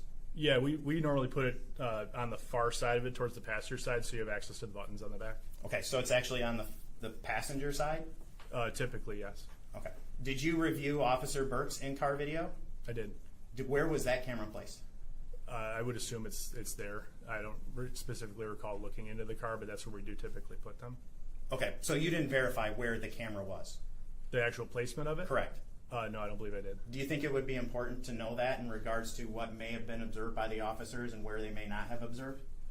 The camera captures a wide-angle panorama through the windshield. You can tell in the video that it's facing forward out of the car. Okay, I'm glad you brought that up. The camera is designed to record almost 180 degrees, correct? Close to. From pillar to pillar. Correct. Correct? And what happens to an image when it is designed to capture, when it's the frame or to the image of what it's capturing when it's stretched that far? I'm not sure I could say. If I'm trying to, how familiar? you're familiar with body cams, correct? Or the body cams and the cameras, the Yes. fleet cameras, correct? Yes. Okay. Do they catch let's focus on the in-car. Does it catch everything that an officer observes? No, of course not, Why not? because it's facing only forward. Okay. And what are officers doing? They're moving their heads back and forth. Okay. Does it capture everything as an officer would see it necessarily in front of the cruiser? No. Okay. How far do you think it is? It doesn't show what an officer would see at distance, correct? Correct.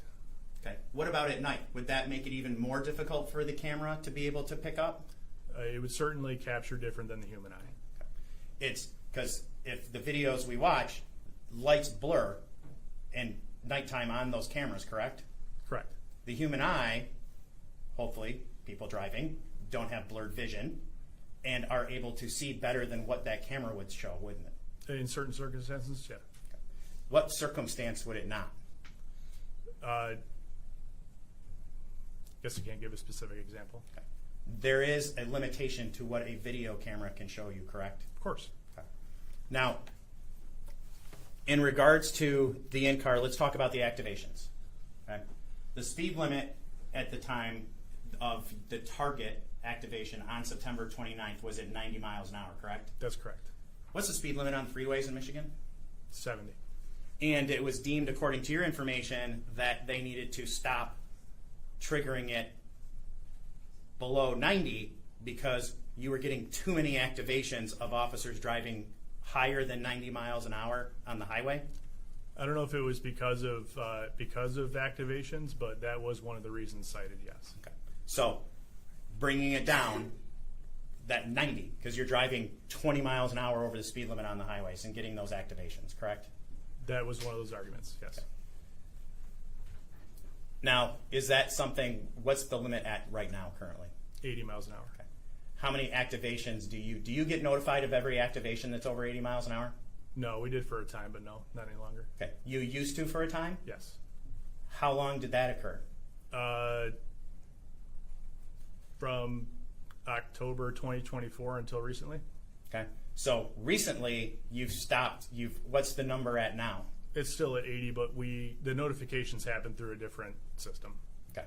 But you were getting a flood of notifications that your officers were driving over 80 miles an hour on a routine basis and getting that trigger that you actually deactivated those notifications?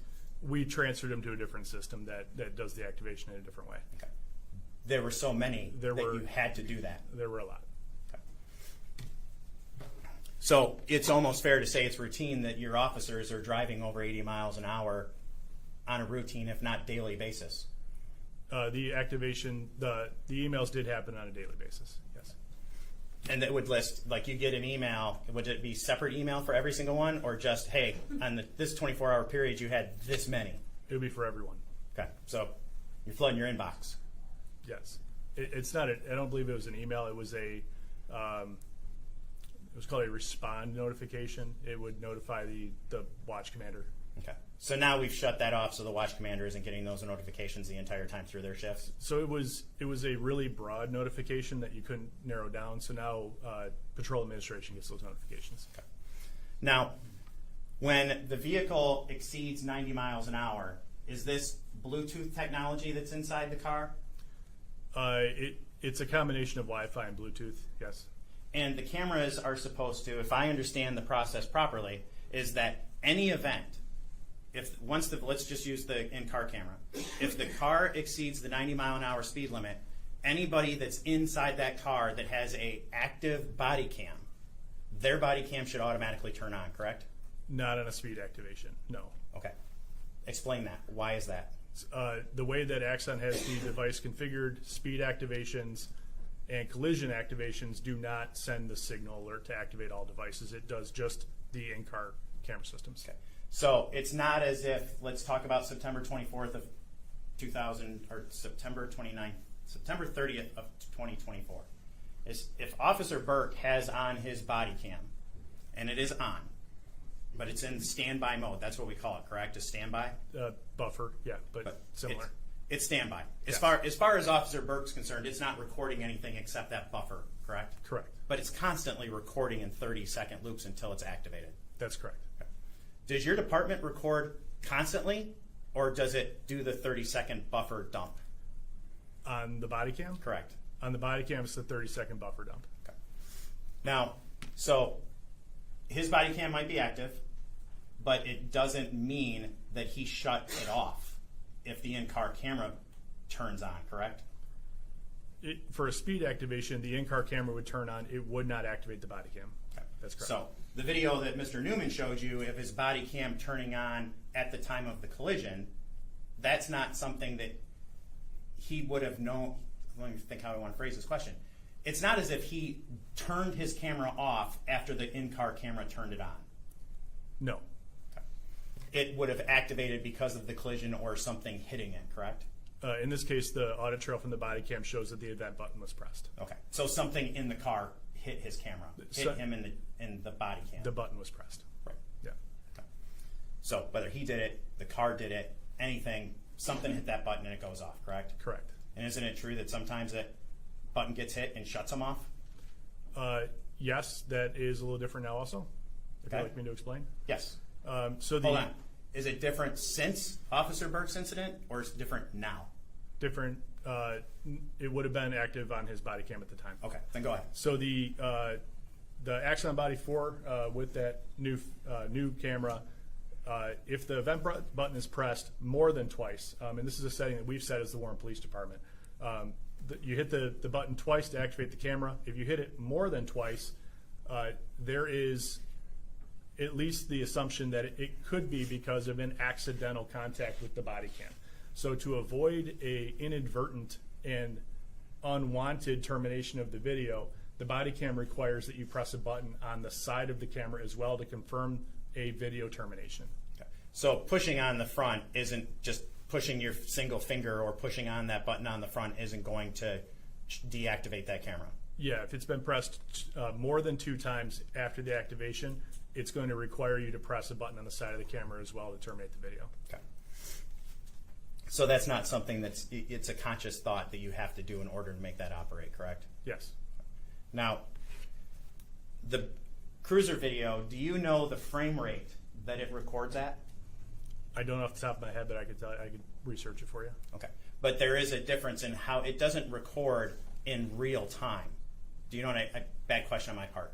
It doesn't record every millisecond of information, correct? I would imagine not.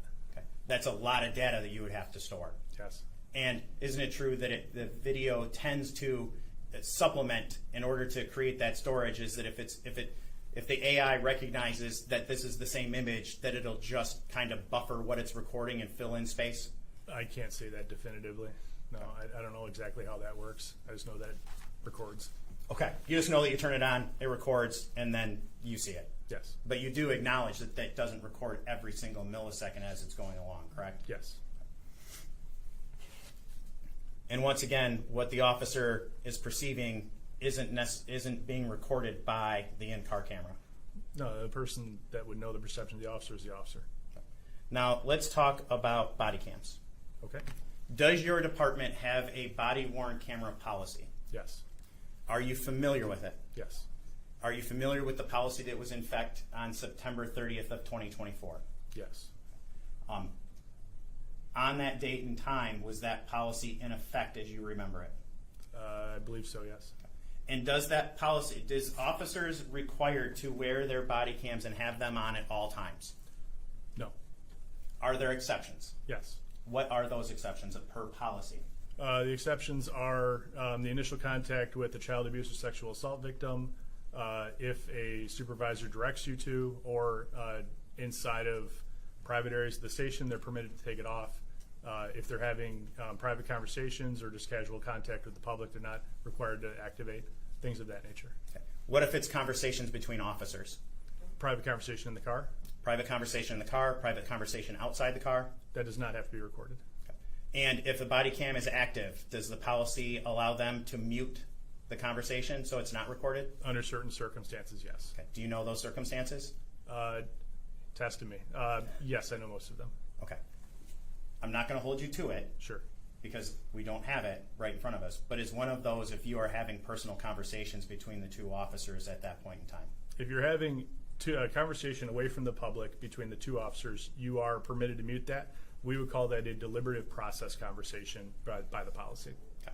And did you review Officer Napoli's body cam? No, I did not. Napoli's? You did not? No. Okay.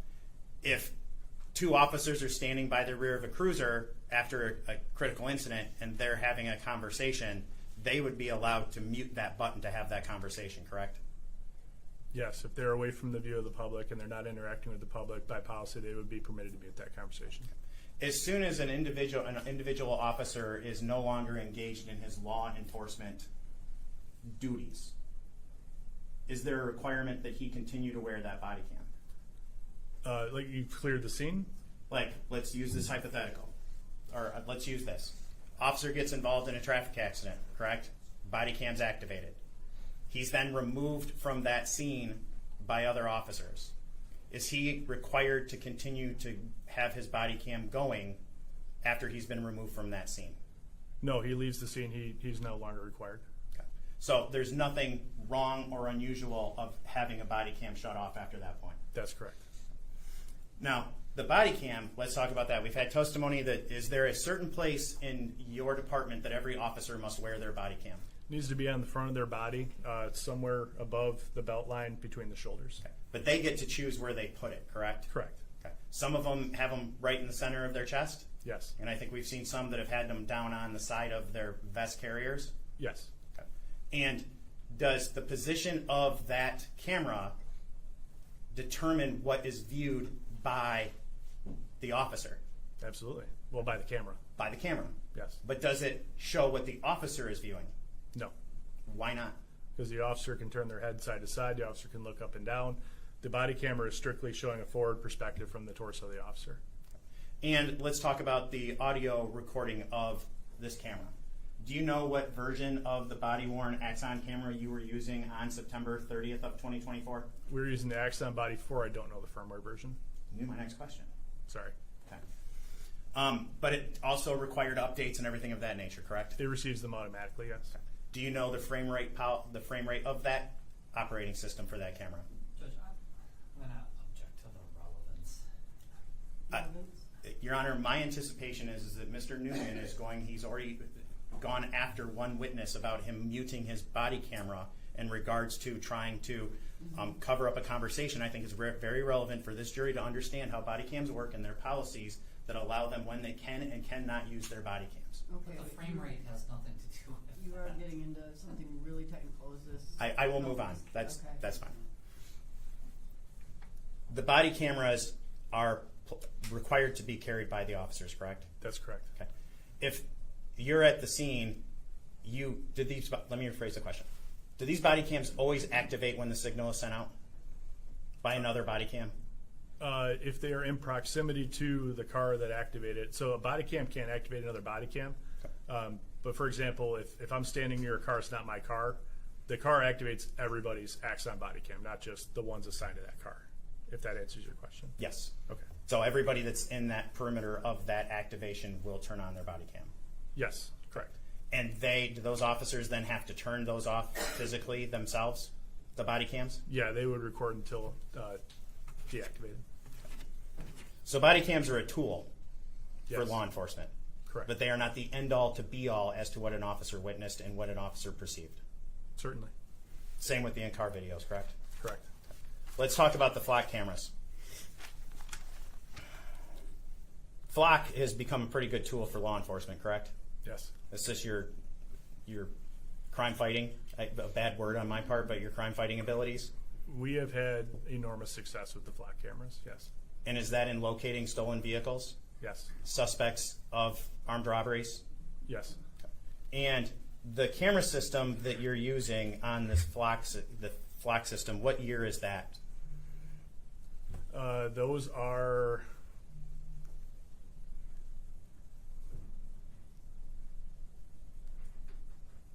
I'm not sure exactly when we put them up. Probably about 2022. Okay.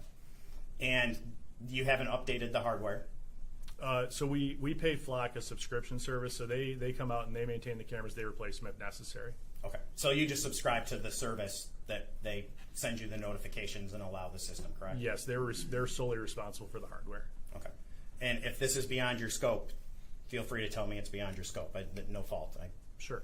But once a flock camera is put up, if it's on a 4-lane road, is it capturing, and it's facing southbound, is it capturing both lanes of that 4-lane road? The information we receive from Flock is that it will capture 2 lanes of traffic.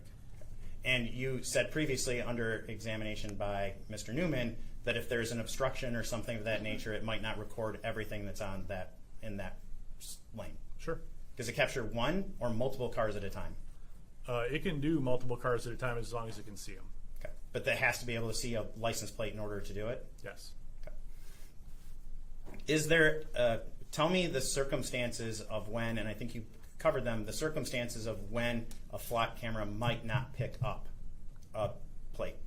If it can't see the car, if the car is obstructed by another object, if the camera, the battery died on the camera, camera's not functional. Okay. What about weather? Yes, heavy snow, heavy precipitation, that could happen. If it's solar powered, correct? Yes. If you have a bunch of cloudy days like we have here in Michigan in September timeframe, that's going to affect the battery of the camera? It can. Okay. And does it if the battery dies, does the next day, if the sun comes out, it powers back up? They didn't used to. I believe they have fixed that. When? As of when we first got them in 2022, when they would go dead, they would have to replace the entire unit. I don't think we've had that issue since at least 2023, 2024. 2024? Yeah. Okay. And is there how does it communicate with Flock, which relays it to you at dispatch? Cellular modem on the camera. Okay. So it is a cellular modem transmitting? Yes. Okay. And there could be problems with that transmission also, correct? Yes, there can. The second that a Flock hit or the camera reads it, Flock determines that it's in the system, that it needs to send an alert. It sends the Flock hit with the time that it took the picture in the direction of the camera, correct? That's correct. It doesn't take that 3 to 10 seconds that we talked about. It's not going to say, hey, this was taken at 44:56, but it took us 10 seconds to get it to you, correct? It'll tell you the time that's elapsed since the actual scan. So you know when the scan took place, not when you received it, when the scan took place. Okay. When the scan took place and where it was sent with direction. Yes. And does that information, then would you expect your officers to use their computers in order to verify the information that Flock has put out? They are required to do that, yes. They are required to verify, correct? Yes, Okay. they are. And they just can't go and make stops or go and pull something over without verifying the information they got from Flock, correct? That's correct. It must be verified. And does that mean that they have to put physical eyes on that vehicle? No, not necessarily. It means they need to confirm that the plate that was given to them by Flock is still, in fact, a wanted plate. You have to run that through NCIC or lien. Okay. And before they initiate a pursuit or initiate a traffic stop, they would want to verify that that plate and vehicle match exactly what the Flock was, correct? That is correct. And does your department allow your officers to try to catch up to those vehicles in order to verify that information? Yes. If there was a stolen vehicle with firearms, as a lieutenant in your department, you would expect your officers to do that, correct? I would.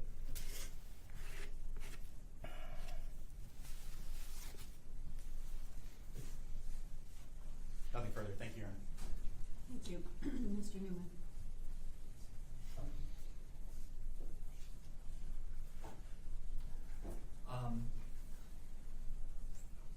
I don't have any follow-up. Thank you.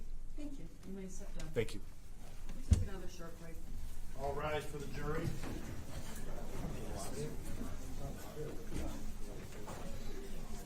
Oh, yeah. Thank you.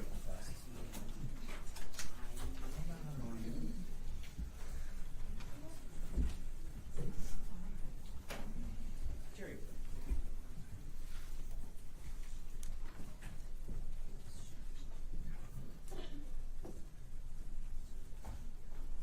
We're in recess.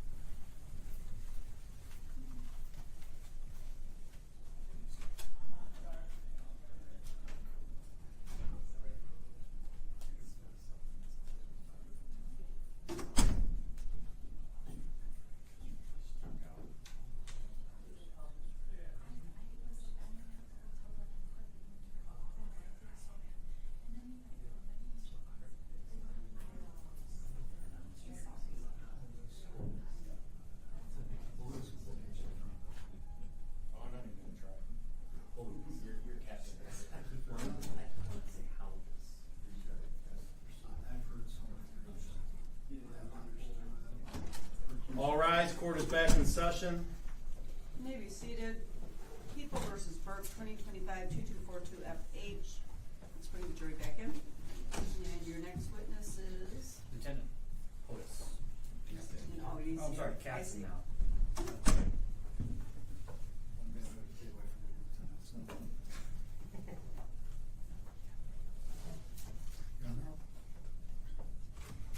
All rise for the jury.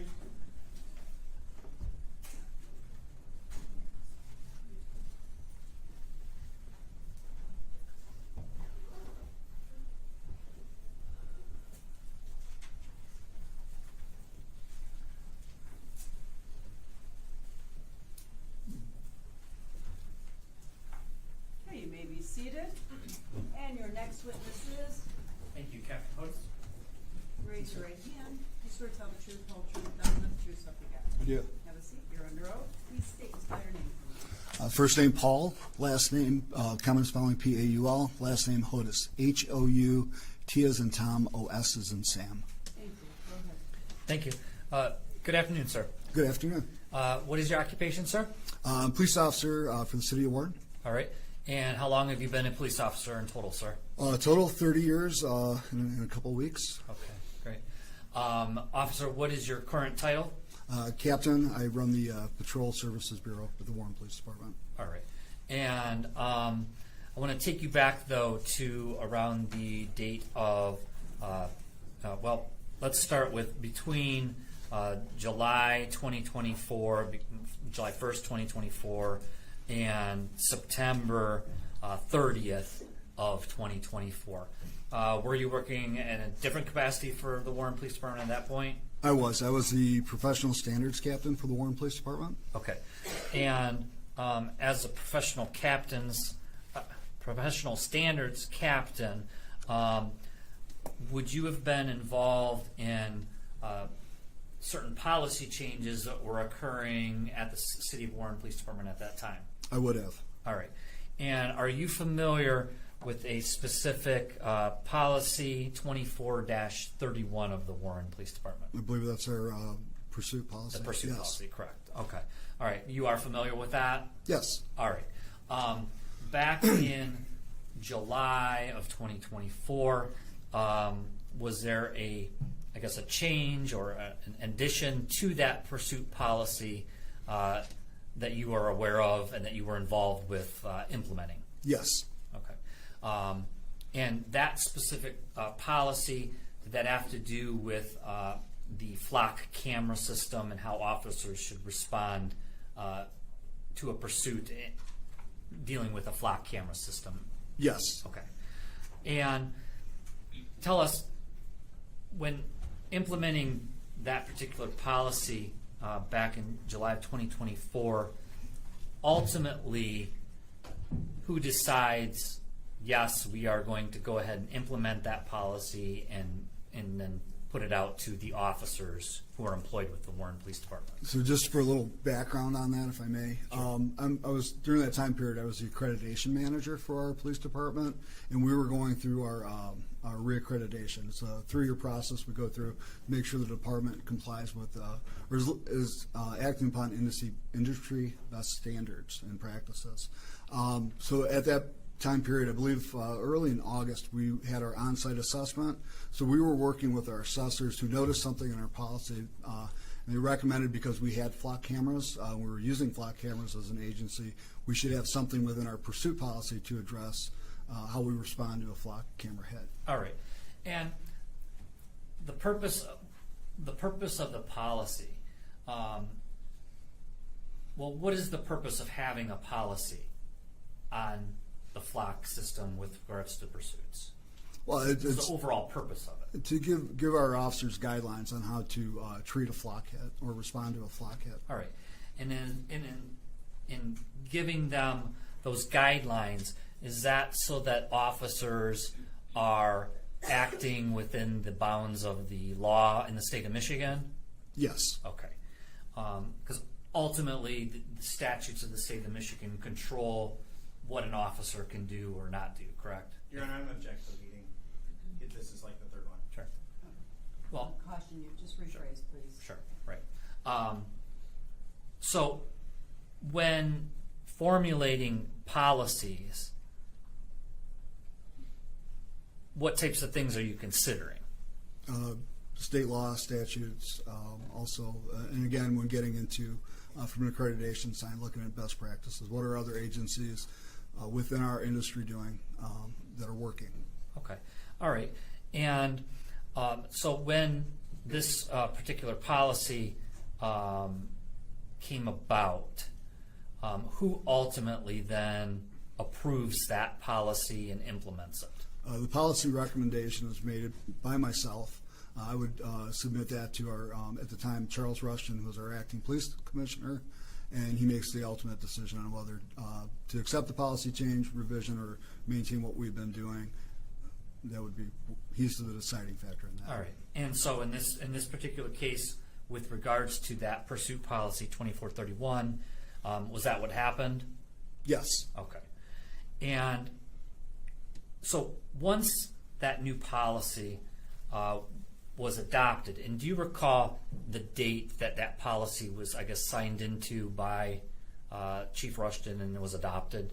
I don't remember the date he signed it. I know when it was sent out to our officers, Okay. our employees to. All right. And when was that? It was July 10th. Okay. Of 2024? Yes. All right. And so once a policy is implemented, it's then disseminated to all the officers. How is that done? So we have a record management program we use called Power DMS. It's recommended. The DMS stands for Document Management System, and it's the preferred vendor for our the accreditation program that we belong to. And that record management system is there to show if the officers receive the information, dates they signed, when it was viewed. It allows us to also go back and look at records from the past. Maintains policies and procedures from previous revised copies. All right. And so have you reviewed some records regards to that Power DMS sending out that particular policy back in July of 2024? That's a good question. I know I kind of flubbed that one.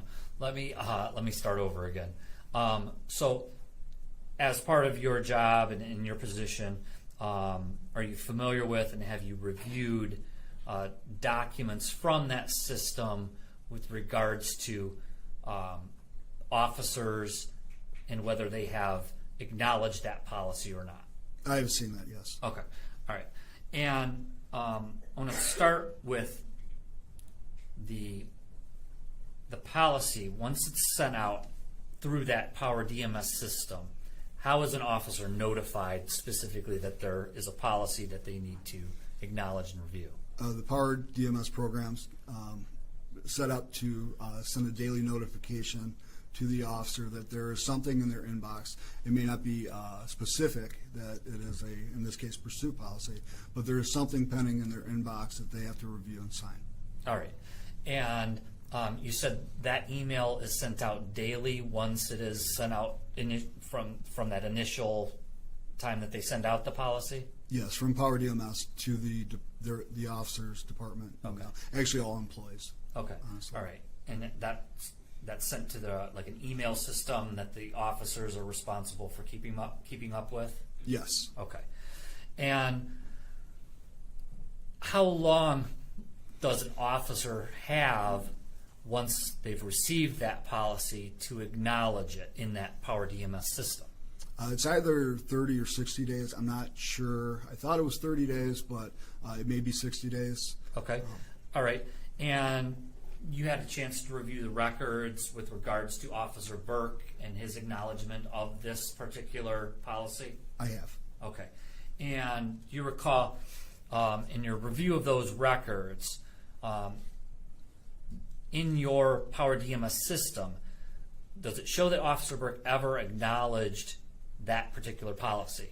I believe the policy was signed on September 11th of 2024. Okay. Would seeing it help to refresh your memory? It would. All right.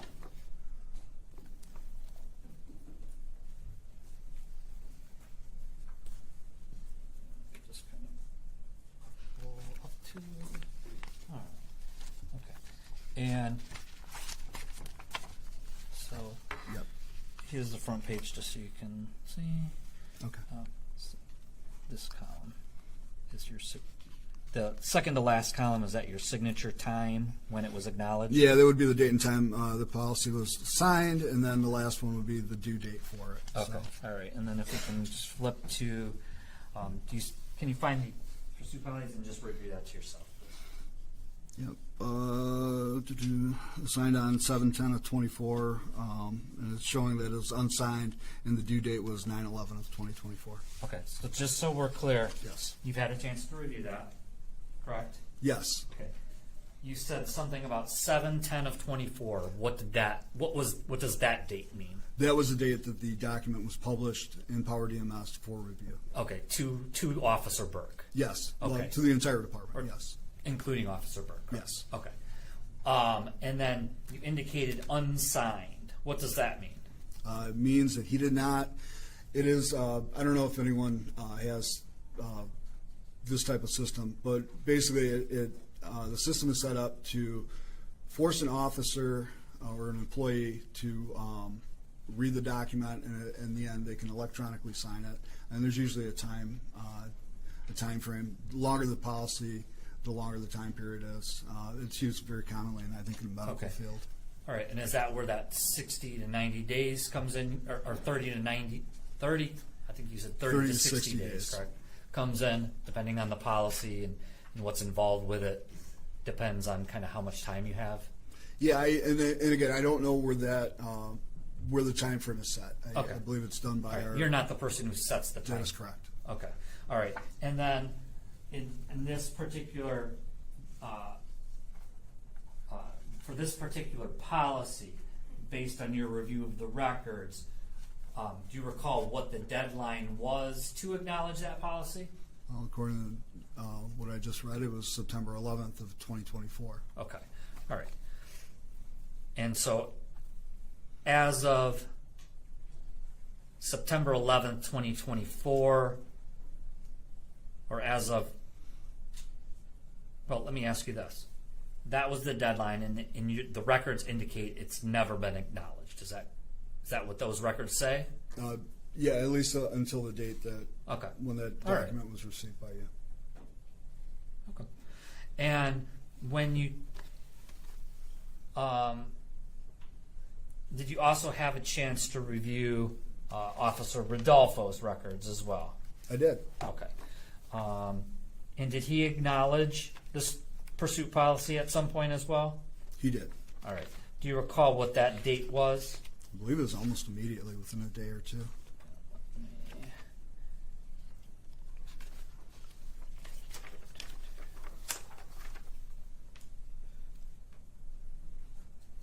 Okay. If you saw it, would that help to refresh your memory as to the exact date? It would.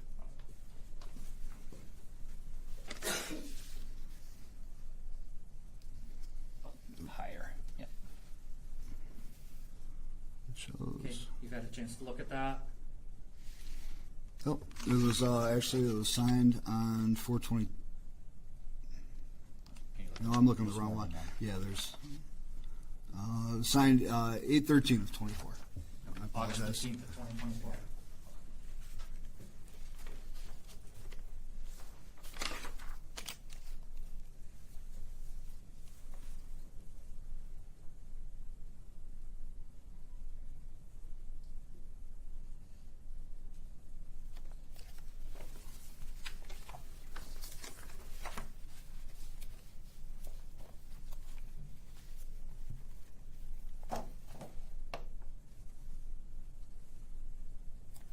Second here.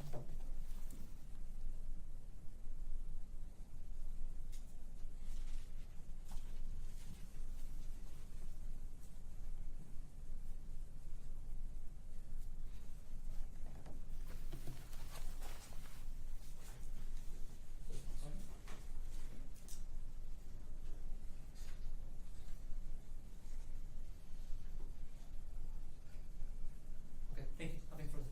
Thank you. Just 1 minute,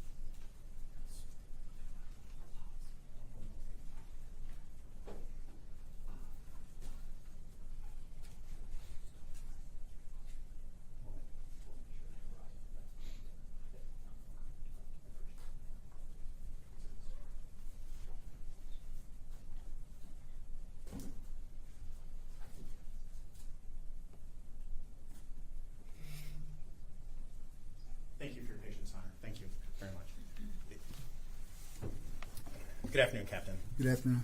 Okay, let's talk about the policy that Mr. Newman and you were just talking about. Okay. Is policy law? Law does dictate parts of policy, yes. Listen to my question carefully. Is policy law? As in like state law? Yes. Is it codified by the state legislature It and is signed by not. the governor? It is not. In fact, the only person who decides whether a policy is implemented or not is the commissioner. That is correct. Okay? There's no, besides you doing the research and you making a recommendation, the person who makes the decision in regards to the policy is the commissioner at the time that signs it. That is correct. Okay. There is no vetting. There is no, I mean, you're vetting, but I mean, if a law goes through a House, goes through the Senate, goes to the governor, goes through a debate, but there isn't any of that in regards to a policy when it boils down to it. The chief says it is or it isn't. Aaron, I'm going to object to this question. Right.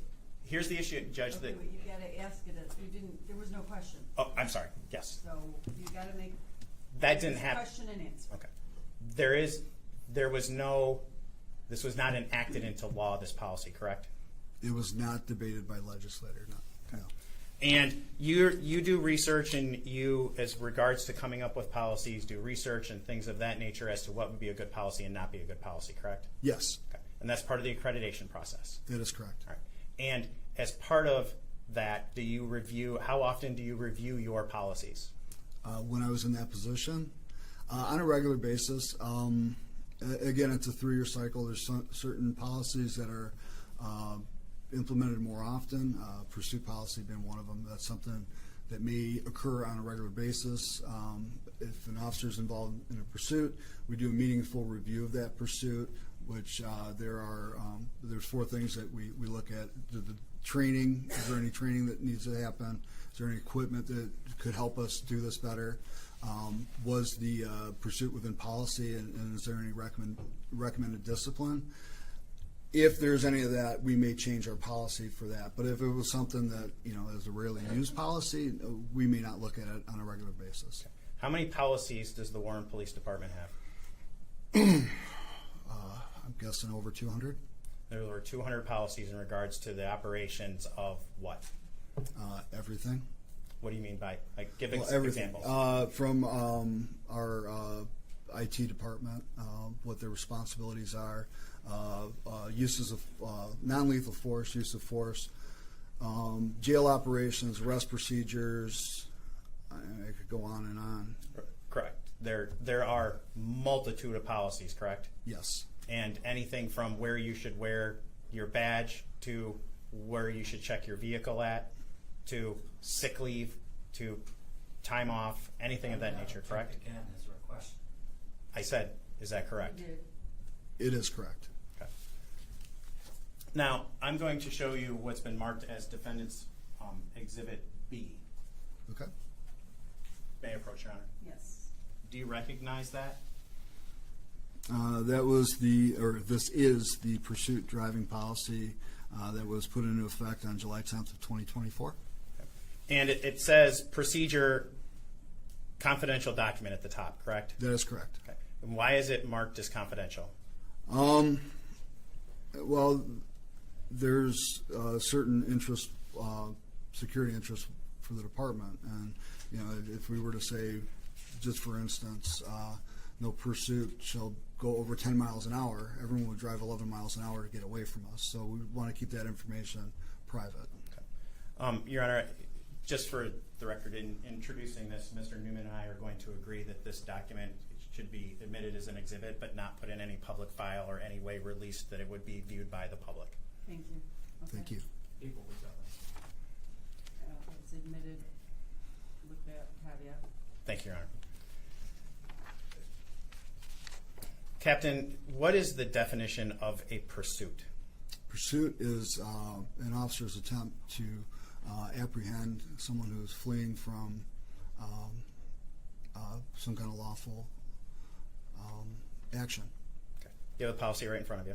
I do. Okay. What is a pursuit?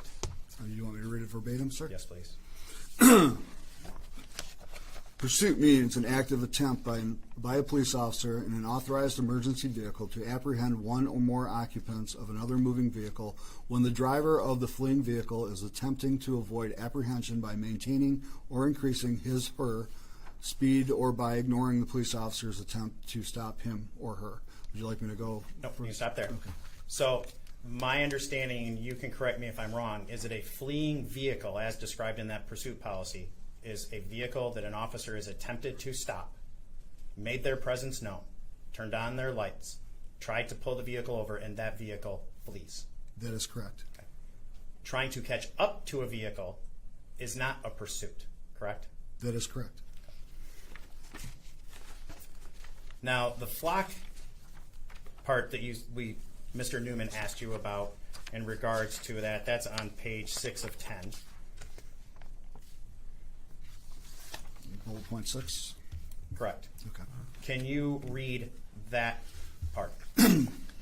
Any pursuit originating from a flock hit shall be treated as a moderate speed pursuit unless or until further confirmed information is available that would justify high speeds. For example, a mere felony hit without supporting information shall be governed as a moderate speed pursuit. A felony flock hit without further information, correct? That is correct. So if the only thing that comes up is that flock hit, correct? That is correct. Do you take that in further information to be the totality of the circumstances that may be surrounding that vehicle? Yes. So if a briefing had taken place and officers were informed that there's a crew in the area operating ATM thefts between the hours of 3 to 5, the officers were briefed and were told that they're using Durangos or Jeeps, and that a Jeep flock hit came in, stolen vehicle, firearms in the car, that briefing occurred under the totality of the circumstances, would that be more information? That would be more information. High-speed response, correct? Possibly. Okay. Now, back to the front page, please. There is a very long paragraph above purpose. The one that begins, this policy is for? Yes, sir. If you could read that, please. This policy is for internal use only and is not intended to enlarge an officer's civil or criminal liability in any way. It should not be construed as the creation of a higher level standard of safety or care in an evidentiary sense. With respect to third-party claims, the only legal duty of care is that which is imposed by law.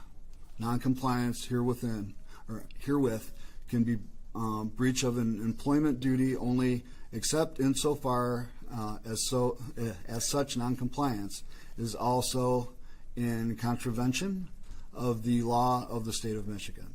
As such, violations of this policy can only form the basis of disciplinary action within the department as provided by the agency's policy procedure, manual, and bargaining unit contract. In the event that a breach of the duties imposed by this policy also constitutes a breach of duty imposed by the law of the state of Michigan, nothing herein shall be construed to relieve one from liability for the breach of that legal duty. Why is that paragraph in there? Well, I guess the easiest way to say it, at the end of the day, state law is what governs how we Okay. So, respond. you helped draft this, correct? Yeah, the revisions. I didn't revisions. create the original document. You didn't write that paragraph, correct? I did not. Okay. Is it the intention of that paragraph is that this policy shall not be used or considered for criminal level charges against an officer, correct? It would appear so, yes. Okay. Thank you.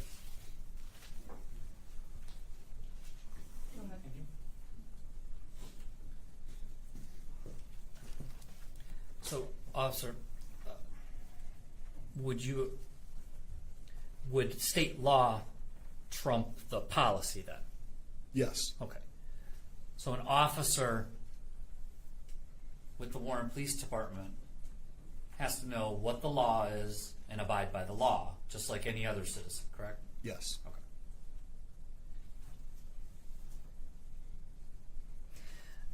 Okay. You answered one question and you qualified it by saying possibly. What did you mean by that? Could you- When Which question? When you were talking about more information, in the policy, in the flock hit policy, it says if you have more information, then the situation may change. Correct? Yes. Right. Okay. And you said, and I believe counsel asked you,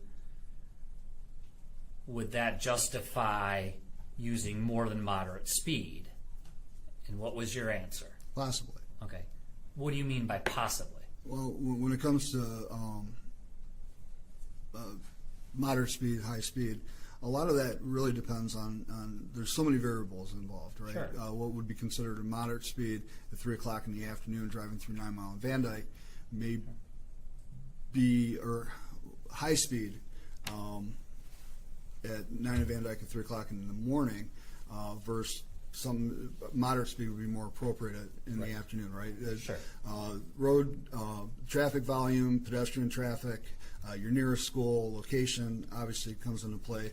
Weather, there's so many different variables that have to be weighed. So you can't just take something based on one piece of information and make that decision. Right. Okay. And how an officer decides to respond in terms of,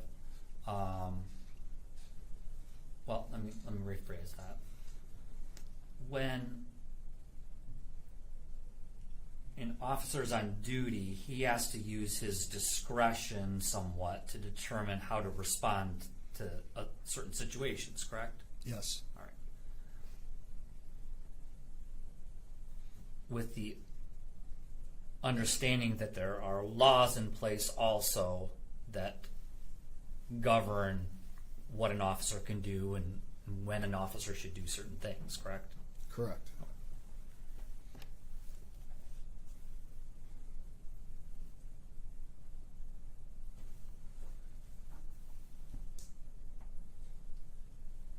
I don't have any further. Thank you. Thank you. I have nothing further. Thank you. You may step down. Councilor Crowe?